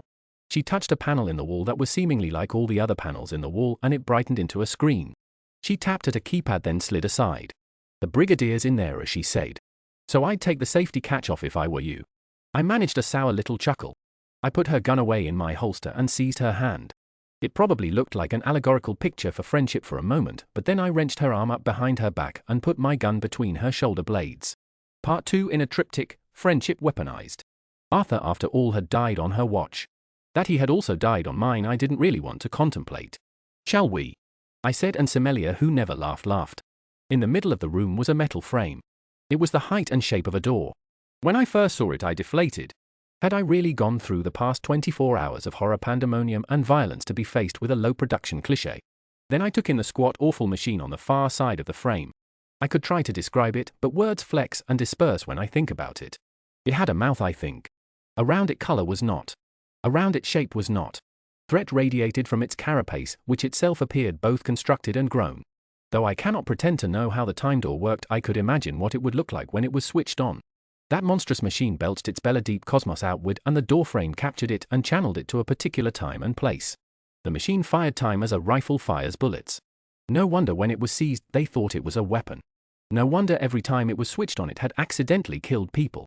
That must have been what Quentin actually saw, not a handheld weapon, but the time door itself slicing a path through time out of the air and the bodies of those teenagers. Beautiful, isn't it? Our finest work with our last resources. The Brigadier was crouched near the time door, the actual machine, not the frame. He was touching it, though the nature of the time door made it hard to understand exactly what he was doing. He looked awful. He was probably the only person I'd seen all day who looked as bad as me. "You will kill me now," he said simply. "Millimeter," I said, as no seemed like it might knock a few inches off my advantage, but yes was just rude. "What happens if I let you go home?" "Home," repeated the Brigadier quietly. "In my era we said bunk. From a bunker, which in this era I know you imagine are frightful Spartan wartime things. But," and here his BBC accent dropped and he sounded like Solis, "better bunk than airside when the air's full tox. If I'm back to bunk I'll fight again." Semelia said the atmosphere around his part of England is full of toxic waste from chemical weapons experiments. Ministry authorized in the 2100s. So he's saying he'll just keep fighting, thank you. I had gathered. "The war won't stop," she said, her voice squeaking on the last word. She swallowed. "History will repeat itself literally. The door means we just keep going back and forth again and again and again." I gave her a rough shake and she stopped. In my defense I meant it kindly. I wasn't sure if I could bear to see Semelia start to break down. If I strained my ears I could hear synchronized boots hitting the floor with belligerent intent. The heavies were arriving. Adela had either escaped with the expats and triggered a martial response, or else she was under arrest and I was about to be as well. I'd find out when they got here. The Brigadier glanced up. "You killed Sal?" "No, Adela." "Well, yes. Was Solis your, was mine. We don't use the words you use in this era. Sal was mine and I was Sal's, that's all. I'm sorry. Though you did also try to kill me. You don't know who you become to us." The Brigadier stood up slowly. The sound of boots was getting closer. "At least we saw London," he said. "I had read so much about it. Teenaged goths in Camden Market. Office workers with their shoes off on the lawns of the parks. Big Ben. All the life here. Why, what's London like in your era?" The Brigadier shrugged. Outside I could hear shouting. "It's gone," he said. "The trouble with private singular power is that it narrows the world to an arrowhead. Your heart beats at the tip, an encased and uncommunicative sole reference point. Falter for a moment from a forward trajectory, consider for a second the myriad pressure of outside forces, and the arrow will slow wobble, begin to fall. Your heart will wind up nailed to the dust. If you wield power for yourself, the only way is outward and onward, away from the ground-bound world of shared concerns. I hope you will forgive me, or at least that you will understand me. I was the only person in the room with a gun." The Brigadier was finished, defeated. Semelia too. It had never been my duty to save them. As for Adela, if I thought of her it was only to remember what she'd said about getting it right, which she hadn't, poor wretch. And I thought of Graham. I thought I will never let them take him away from me. My beloved portable object. As if only I had choice. So I unloaded the clip of the gun at the machine. The room flooded with red light. An alarm tore through the air. E. The floor vibrated infinitesimally, and I imagined that all over the building bulletproof metal gates were slamming down on exits. Around the time door color was and shape was, but neither were colors or shapes that I recognized. The sight of a brand new color terrified me. I dropped the gun. "Good God," I said. "Fucking Christ. What happens now?" "You don't know," shouted Semelia above the noise. "No. Is it going to kill us?" "I don't bloody know." Just as abruptly as it started, the alarms, the clamor, and the shaking stopped. The machine made a noise like a sinister burp. The Brigadier scrabbled at it. There were a series of questioning beeps, a burst of red. I saw a screen, an operating system, I assumed. Then something absolutely god-awful happened to the Brigadier, a form of implosion, explosion, a rip in the air, as if the whole room was scenery and a knife had been plunged into it. If a black hole could sneeze, it might have looked like this. Then, something, small and yet peculiarly filled with stars, hung in the air. The Brigadier was gone. While I was staring at this pendant galaxy and wondering if I would be sick again, Semelia dived for the other gun in my holster. It had been an enervating 24 hours. I'd slept on a stone floor with my heart broken and my friend dead. I do therefore try to forgive myself that Semelia simply snatched the gun off me and put the muzzle to my temple. The heavies burst through to find a hostage situation among the machinery. "You let me out of here or I'll shoot her," Semelia rasped. "Do you know who she is? Do you know what might happen if she dies?" "Because I don't, but I'm the only one desperate enough to find out." "What?" I squeaked. You're uniquely duplicate in space-time, hissed Semelia. They've probably got orders to keep you safe in case your death damages the time door. Now shut up. Someone shouted to stand down from behind a mask. Automatic rifles pointed at the ceiling. We edged into the vestibule into the corridor. The air was filled with stinging smoke which we without masks struggled horribly to negotiate. I recognized the tactic from my basic training. It was the most bungled, choking, excruciating escape attempt in the Ministry's short history. And it worked. In a car park near the Ministry, Semelia released me but kept the gun pointed at me. She was shaking and the muzzle weaved in the air like a drunken bee. I'm going now, she said. Where? I'm not telling you. Be serious. I looked into her great-tinged, exhausted face. You don't know, do you? I said. You think you're going on the run. Where will you run to, Semelia? Where can you go where they can't find you? And if they can't find you, they'll find your brother. Your sister. Come on. Give me the gun. We'll go and find Adela. And Semelia shook her head hard. No, she said. No more compromises. I'm not going to be a part of this anymore. Then what will you do? I shouted, exasperated. Who do you think will help you now except the Ministry? I'll tell the truth about what happened here. There will be so many more of me. So many more you won't believe it. Your problem always was that you'd given up on other people. Semelia, be sensible, I said, but she was backing into the shadows, gun raised. The yellow of her skirt licked at the darkness. Go home, she said. Just go home. We end here, you and me. Go home. So I did. I got on the tube. My hair was tangled, my clothes were dirty and rucked, I smelled powerfully of sweat, and I wasn't even the weirdest seeming person in the carriage. When I got home, I unlocked the door, stepped through, took off my shoes. I was breathing as if I'd forgotten how and kept having to manually restart myself. I went into the kitchen to make a cup of tea, because why not make a cup of tea at the end of the world? Graham was in the kitchen. He was sitting at the table and he had a gun trained on me. Oh, I said. A pity I hadn't yet come up with a new line given the frequency with which people had been pointing guns at me. Keep your hands where I can see them. What are you doing? Be quiet. Were you followed? I don't think so. I tried to destroy the door. I thought if I destroyed it, then this would all be over. Graham, why are you pointing a gun at me? Because I don't trust you. He stood up and I flinched. His arm was perfectly steady. Arthur's ring glinted on his finger. Though he didn't even look angry. He was just indisputably, unutterably holding me at gunpoint. The safety catch was off, of course. I said, you'll kill me if you shoot that thing at point-blank range. I know. Oh my God. What are you doing? I tried to help you. You hid things from us. All the Ministry's plans. Adela told me everything before she died. Died? I assume that's what happened to her. I don't understand. I am not especially interested in what you do and don't understand. Where's Maggie? Safe. Can I see? No. I am keeping her safe from you. The panic erupted, blossomed in my chest. Graham, you have to understand, I was just doing my job. How can you think that? I had orders, I thought I could fix it, I said. In fact, I wailed it. I was learning that I was a sniveling wretch when I thought I might die. You had orders, he repeated. How fascinating that you should have been born and raised in the 21st century and not hear how you sound. All that ambition, all that maneuvering, and it amounts to the following orders. I used to find you so extraordinarily subtle, a tactician, a magician. To think it was because you were a coward. Do you understand that Arthur is dead because of you? Listen, shut up. Adela said you had the passcodes. Yes, he jerked his chin to the laptop on the table. Mine, not his. I had a painful mental image of him taking it carefully from my room, setting it up on the kitchen table, gun tucked in his belt. I want you to delete everything, he said. I will. Please put the gun down. No. Sit. Shaking, I lowered myself into the chair. Graham, listen, did Adela tell you who she was? Delete everything related to this project. Yes, look, I am, but do you know who she was? In the future, you and I, there is no you and I, he said sharply. There was you and there was a hobby that you had. Stop talking. Destroy all trace of this project. Or by God, I will pull this trigger and send you to Arthur to make your apologies on behalf of the Ministry directly. I rattled at the keyboard and watched files flash up one after the other. Sweat and tears rimmed my eyelids. He shifted position and the gun grazed my hair very lightly. I cried out in terror. From the corner of my eye I saw him flinch.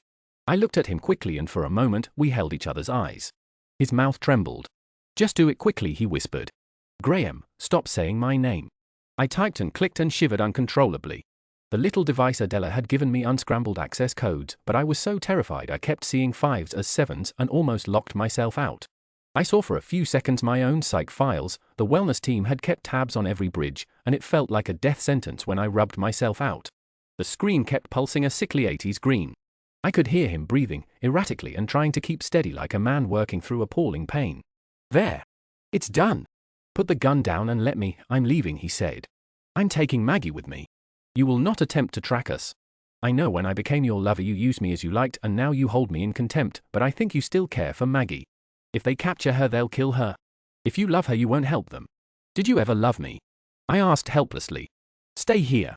Don't follow me, he said. He backed out of the kitchen keeping me in his sights. He bolted up the hallway, ducked quickly out the front door. Slammed it. I sat quite still at the kitchen table. There was a clock above the door, and I watched it tell 5 minutes, 10 minutes, 15. Half an hour passed. 45 minutes. It was only when I saw the small hand tick relentlessly onto the next number that I realized. That was it.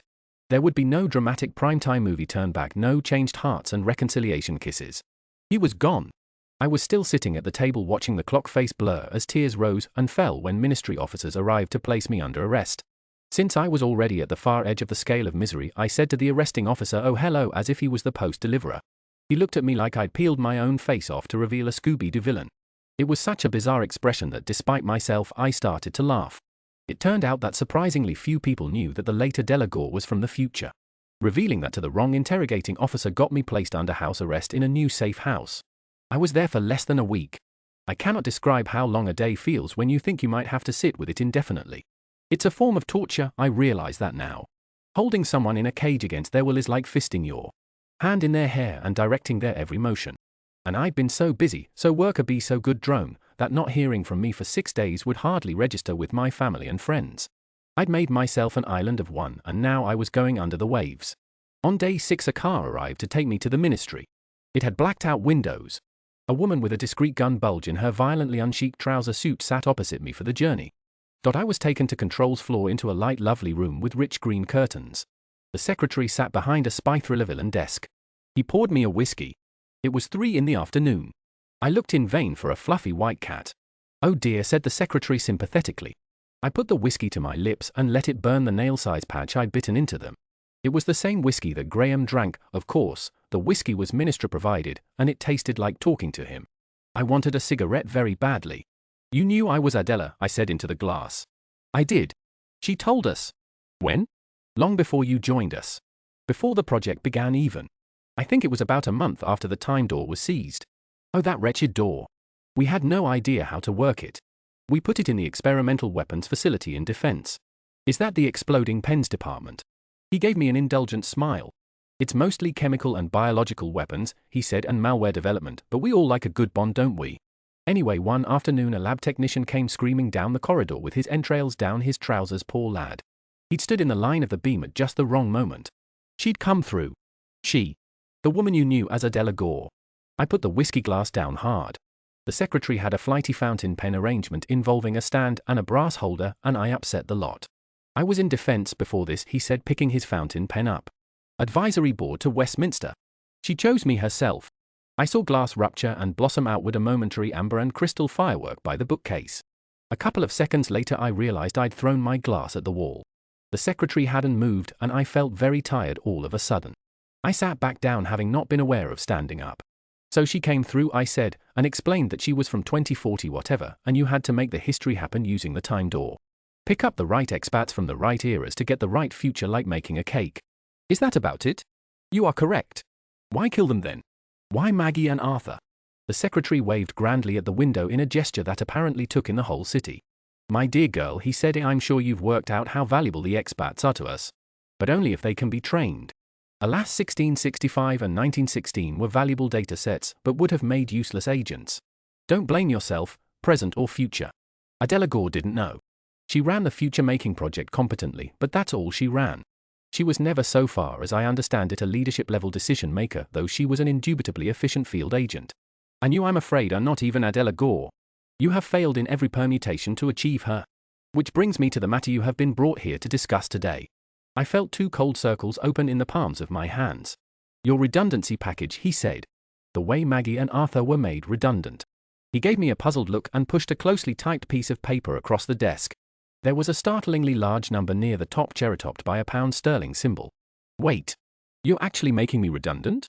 The expats are either dead, missing, or in custody." I don't know who you're going to become, but it doesn't look like Mrs. Graham Gore, agent of the ministry. Regardless, due to your unique relationship to the Time Door, it is prudent to leave you be. For now. My wrist jerked up about an inch. The urge to chew my thumb skin was as bad as the craving for a cigarette. I sat as subtly as I could on my hand. So, you're not going to kill me? The secretary sighed. Come with me, he said. He led me to the far wall. It was a big enough office that I can describe one of the walls as far. A wood panel made a very unwooden beeping noise and swung open. I was beyond surprise at this point. I trotted after him down a reinforced steel and glass corridor, passing armed guards and diverse alarms. Eventually, I was brought to a spare enormous room like a recently plundered laboratory. On an autopsy table in the middle that was Adela Gore, said the secretary. We think it happened when Semelia tried to sabotage the door. I'm told by the men on the scene that it looked like she exploded, but in reverse and with light instead of viscera. Nevertheless, her passage into whatever this is functioned as quite a distraction, which allowed 1847, 1665 and 1645 to flee. Yes, that's what happened to the Brigadier too, I said slowly. There were some covered pits ahead in the conversation that I needed to negotiate. So, Semelia destroyed the door? The secretary looked thoughtfully at me. I understand she attempted to. The SWAT team found bullets matching a ministry-issue firearm embedded in the floor and wall, and it seems that she absconded with another. He waited. I edged out into the conversation again. Yes. She did have a gun. What do you mean attempted to destroy the door? It's an extraordinary machine. It can pierce the very fabric of space-time. I don't think it can be destroyed by something as prosaic as a handheld gun. It is damaged. I am not at liberty to say more. I would advise you not to pursue this line of questioning in case I find I am interested in a new line of my own. And all the expats are missing? I asked hurriedly. Gore and Kemble are. Cardingham has been found and detained. He is cooperating. I understand he's always cooperated with us, whatever the timeline. Semelia, I said suddenly. You know what will happen to her when we find her, he said quite gently. Jesus. You can't, but I can. Not only that, I must. I've often heard you people use the term solidarity.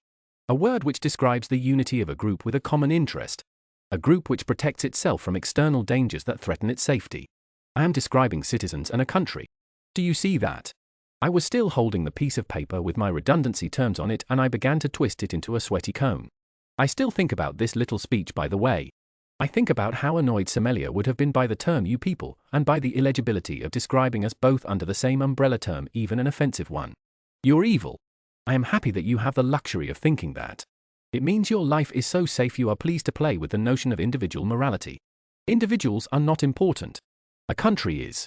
I stared at the boxable galaxy on the table, or rather hovering slightly above it. It didn't seem to have all its planes in the dimensions I was used to viewing, and it made my eyes water. I wondered if I'd killed Adela or if her timeline had simply ceased to exist. I imagined Graham somewhere in the future waiting for his wife to come home, sinking into grief as the years racked up. A teenage boy growing into a young man, regretting not hugging his mother more often. But maybe I'd vanquished them too, wiped out their timeline. My son, who I never got to meet, conquered by atrophy before he ever existed. We don't know what happened to her, said the secretary, and so we have to make sure nothing happens to you, because she was a version of you, and who knows what effect you might have on the future. You have so much potential. Isn't that nice? But if you come within 500 feet of this building again, security has orders to open fire. I had no job, I had no home. I got most of my belongings back from the Ministry Reclamation Center, but for weeks I would discover I was missing a belt, a dress, a keepsake that must have been lost in the Ministry's rapid-fire stripping of the house. Half my books were missing, rogue mail among them. Chicken bag came back to me bent into UN avian shapes. Most frustratingly, they returned my electronics, but none of the requisite charges. It felt like a final petty little fuck you. They kept everything that belonged to him.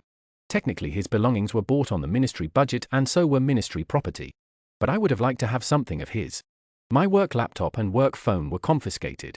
As I never used my personal phone, an ancient model with half a screen, to take photos, this also meant that I had no pictures of him. All I had left were the internet's reproductions of the 1845 daguerreotype, just as I did before he came into my life. I wore chicken necklace, warming it between the pads of my fingers, and tried to recall his hands. But the image faded. One morning I woke up and I found I could no longer remember exactly what color his eyes were. I left the city and moved back into my parents' home. The ministry's agreed narrative was that I'd been made redundant in a languages department reshuffle, and that was what I told my parents. The ministry's fist up my rectum, puppeting my jaw. Coming home hurt. They were right there, my parents, the authors of my blood and neuroses, and they were just people. Incredibly ordinary people, the sort no one writes novels about. I thought about the bargains I'd made with power for power paying with personhood when all they really wanted was for me to be happy and to have a decent job. My dad reassured me that my redundancy payout was a very good one and tried to jolly me into positivity.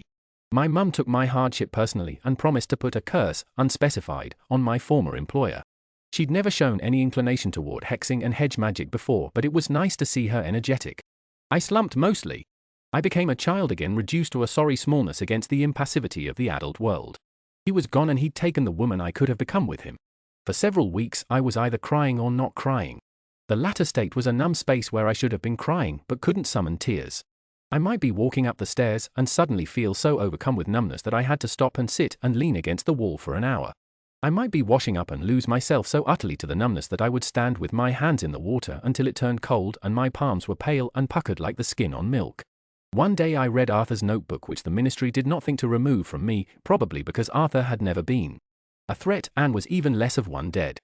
Day is pushing it. It was 3:30 a.m., which was a normal waking hour for me at the time. Most of the notebook comprised lists of questions. What is a VPN? Who is Mussolini? Swinging 60s or meaning? P.C. Brigade, who and where based? Usually on the opposite page there would be scribbled answering notes. I surmised that Arthur and Semelia would have regular meetings to go through his questions strategically. I never did that with Graham. I was in so many ways a bad bridge. There were two other things in the notebook and I almost mistook them for each other. Some were hurried jotted notations of song lyrics. Arthur, unlike Graham, seemed to like modern music and tried to keep track of what he was listening to. The other was poetry. His poetry was terrible, and I think that he must have known that. He could never have been Rupert Brooke or Siegfried Sassoon, but he couldn't stop himself from writing it. There was something impossibly noble in that, quintessentially Arthurian. I read one of his poems, and I heard it in his voice. There was a wound in me that kept unknotting its own sutures. I missed all of them so much. Now that they were gone I felt I knew them better than I had when they were with me. I'd thought Graham was a scion of the empire, and he'd thought I was a radical nonconformist by dint of my very existence. If only we'd seen each other clearly. I stepped outside and stood on my parents' immaculate lawn. In the sky, like the glyphs on signal flags, were the stars. Maggie saw these same stars, and Arthur and Graham too. But the stars aren't eternal. Most were already dead and I was looking at ghosts. At some point in our planet's future the skyscape will change. There might not be people left by then, not if the Brigadier's world was anything to go by. These stars were a temporary beautiful gift of our era, the era that we all shared, a human era. I'd die one day just like everyone else, so I had better try to live. The next morning I rolled myself out of bed for breakfast, fizzing oddly with 4 hours of sleep. I asked my parents if they'd like to go for a walk in the woods while the weather was nice. Their relief was visible. I remembered Adela's plea. You should spend as much time with them as you can. I tried to remember who I was before he arrived in my life. Spring turned to summer. Summer burst and bedded down. My sister got me some freelance proofreading work, which meant I started getting emails again, but at least I wasn't required to kill anyone or spy on my friends. I'd stopped crying every day, though I did still cry. I was still living with my parents, though I was mulling over moving back to London. The ministry's hush money gathered moss in my bank account. It was more ready cash than I'd ever had in one place, and I didn't want to touch it. One afternoon my dad called me downstairs while I was avoiding emails in my sister's old bedroom, now my de facto office. Bit of an eccentric parcel for you. Oh? Been at the depot for a couple of weeks. They've been trying to work out where the house was. Got your name though. How can they have missed the house? It's numbered. Well, see for yourself. He handed me a small parcel. I instantly felt as if the ground had erupted with crevasses. In the top corner was a US stamp, but the rest of the packet was scrawled over with Graham's languid cursive. There was no address. Instead, he'd written a description of approximately where he thought the house was and what it looked like based on my stories about my childhood, and put my name at the top of it. I tore the parcel open. Inside was the missing copy of Rogue Mail. There was something wedged between the pages. I opened the book and plucked out a glossy photograph. In the foreground there were spruce trees thrumming emerald green and trampled wild earth. I thought I could pick out a lake in the background gleaming promisingly. It was anonymous in its loveliness. At the left-hand edge of the photograph there was a glint of something. I tilted it, squinted, and bent my neck. There were strands blowing in the wind, copper-flushed gold gossamer. Light. Hair. There was also the barest vertical sliver of fuchsia. I was looking at long strawberry blonde hair and the edge of an arm in a hot pink jacket far enough away from the lens that someone else must have taken the picture. This was a photograph that showed two people then, one just out of view and one behind the camera. They were alive. I started to put the photograph back into the book when I realized that it was marking a page with an underlined passage. I read, she knew I suppose that in our mixture of impulse and intelligence, we were alike. Her emotions governed her brain, though she would support her side with devastating logic. Logic had nothing to do with her devotion. I should never have suspected that of myself, yet it is true. I have never taken sides, never leaped wholeheartedly into one scale or the other. Nor do I realize disappointments provided they are severe until the occasion is long past. Yet I am ruled by my emotions, though I murder them at birth. At the bottom of the page was another note written in the same scrambling penmanship as he'd signed the note in the cairn in 1847. It said, "Of course I loved you." "You all right, kiddo?" asked my dad. He looked bemused. Who knows what face journey he'd just witnessed? "Ah. Yes. Dad. Do you know what trees these are?" Sitka spruce, maybe?" "Where would you find those?" "West coast of America. Probably taken in Alaska." "What's the biggest city in Alaska?" "Anchorage," said my dad promptly. I could see he was pleased that I was engaging with his pub quiz knowledge and also not crying on the sofa. "Got some pals up there, have you?" "Yes," I said slowly. I was thinking about the hush money. I hadn't touched the emails. I didn't feel like answering. I was thinking about approximate whereabouts I could locate from a single photograph, if I was careful. "Yes," I said a bit more clearly. "Do you know I haven't had a holiday in over a year? I think I might take a trip." This is how you change history. As far as you know, or as far as the you that is me knows, the time door is broken. You may never receive this document which tells you what you will become if you follow this version of yourself. But if this falls into your hand, then I want you to know how it happened step by step so that you can change it. I exist at the beginning and end of this account, which is a kind of time travel, but I hope you'll find a way to contain me. I know how much you've longed for your future to lean down and cup your face to whisper, "Don't worry, it gets better." The truth is, it won't get better if you keep making the same mistakes. It can get better, but you must allow yourself to imagine a world in which you are better. I don't mean to sound pessimistic. I only do because I can see how wrong my choices were. Don't do it like this. Don't enter believing yourself a node in a grand undertaking that your past and your trauma will define your future, that individuals don't matter. The most radical thing I ever did was love him, and I wasn't even the first person in this story to do that. But you can get it right if you try. You will have hope, and you have been forgiven. Forgiveness which takes you back to the person you were and lets you reset them. Hope which exists in a future in which you are new. Forgiveness and hope are miracles. They let you change your life. They are time travel.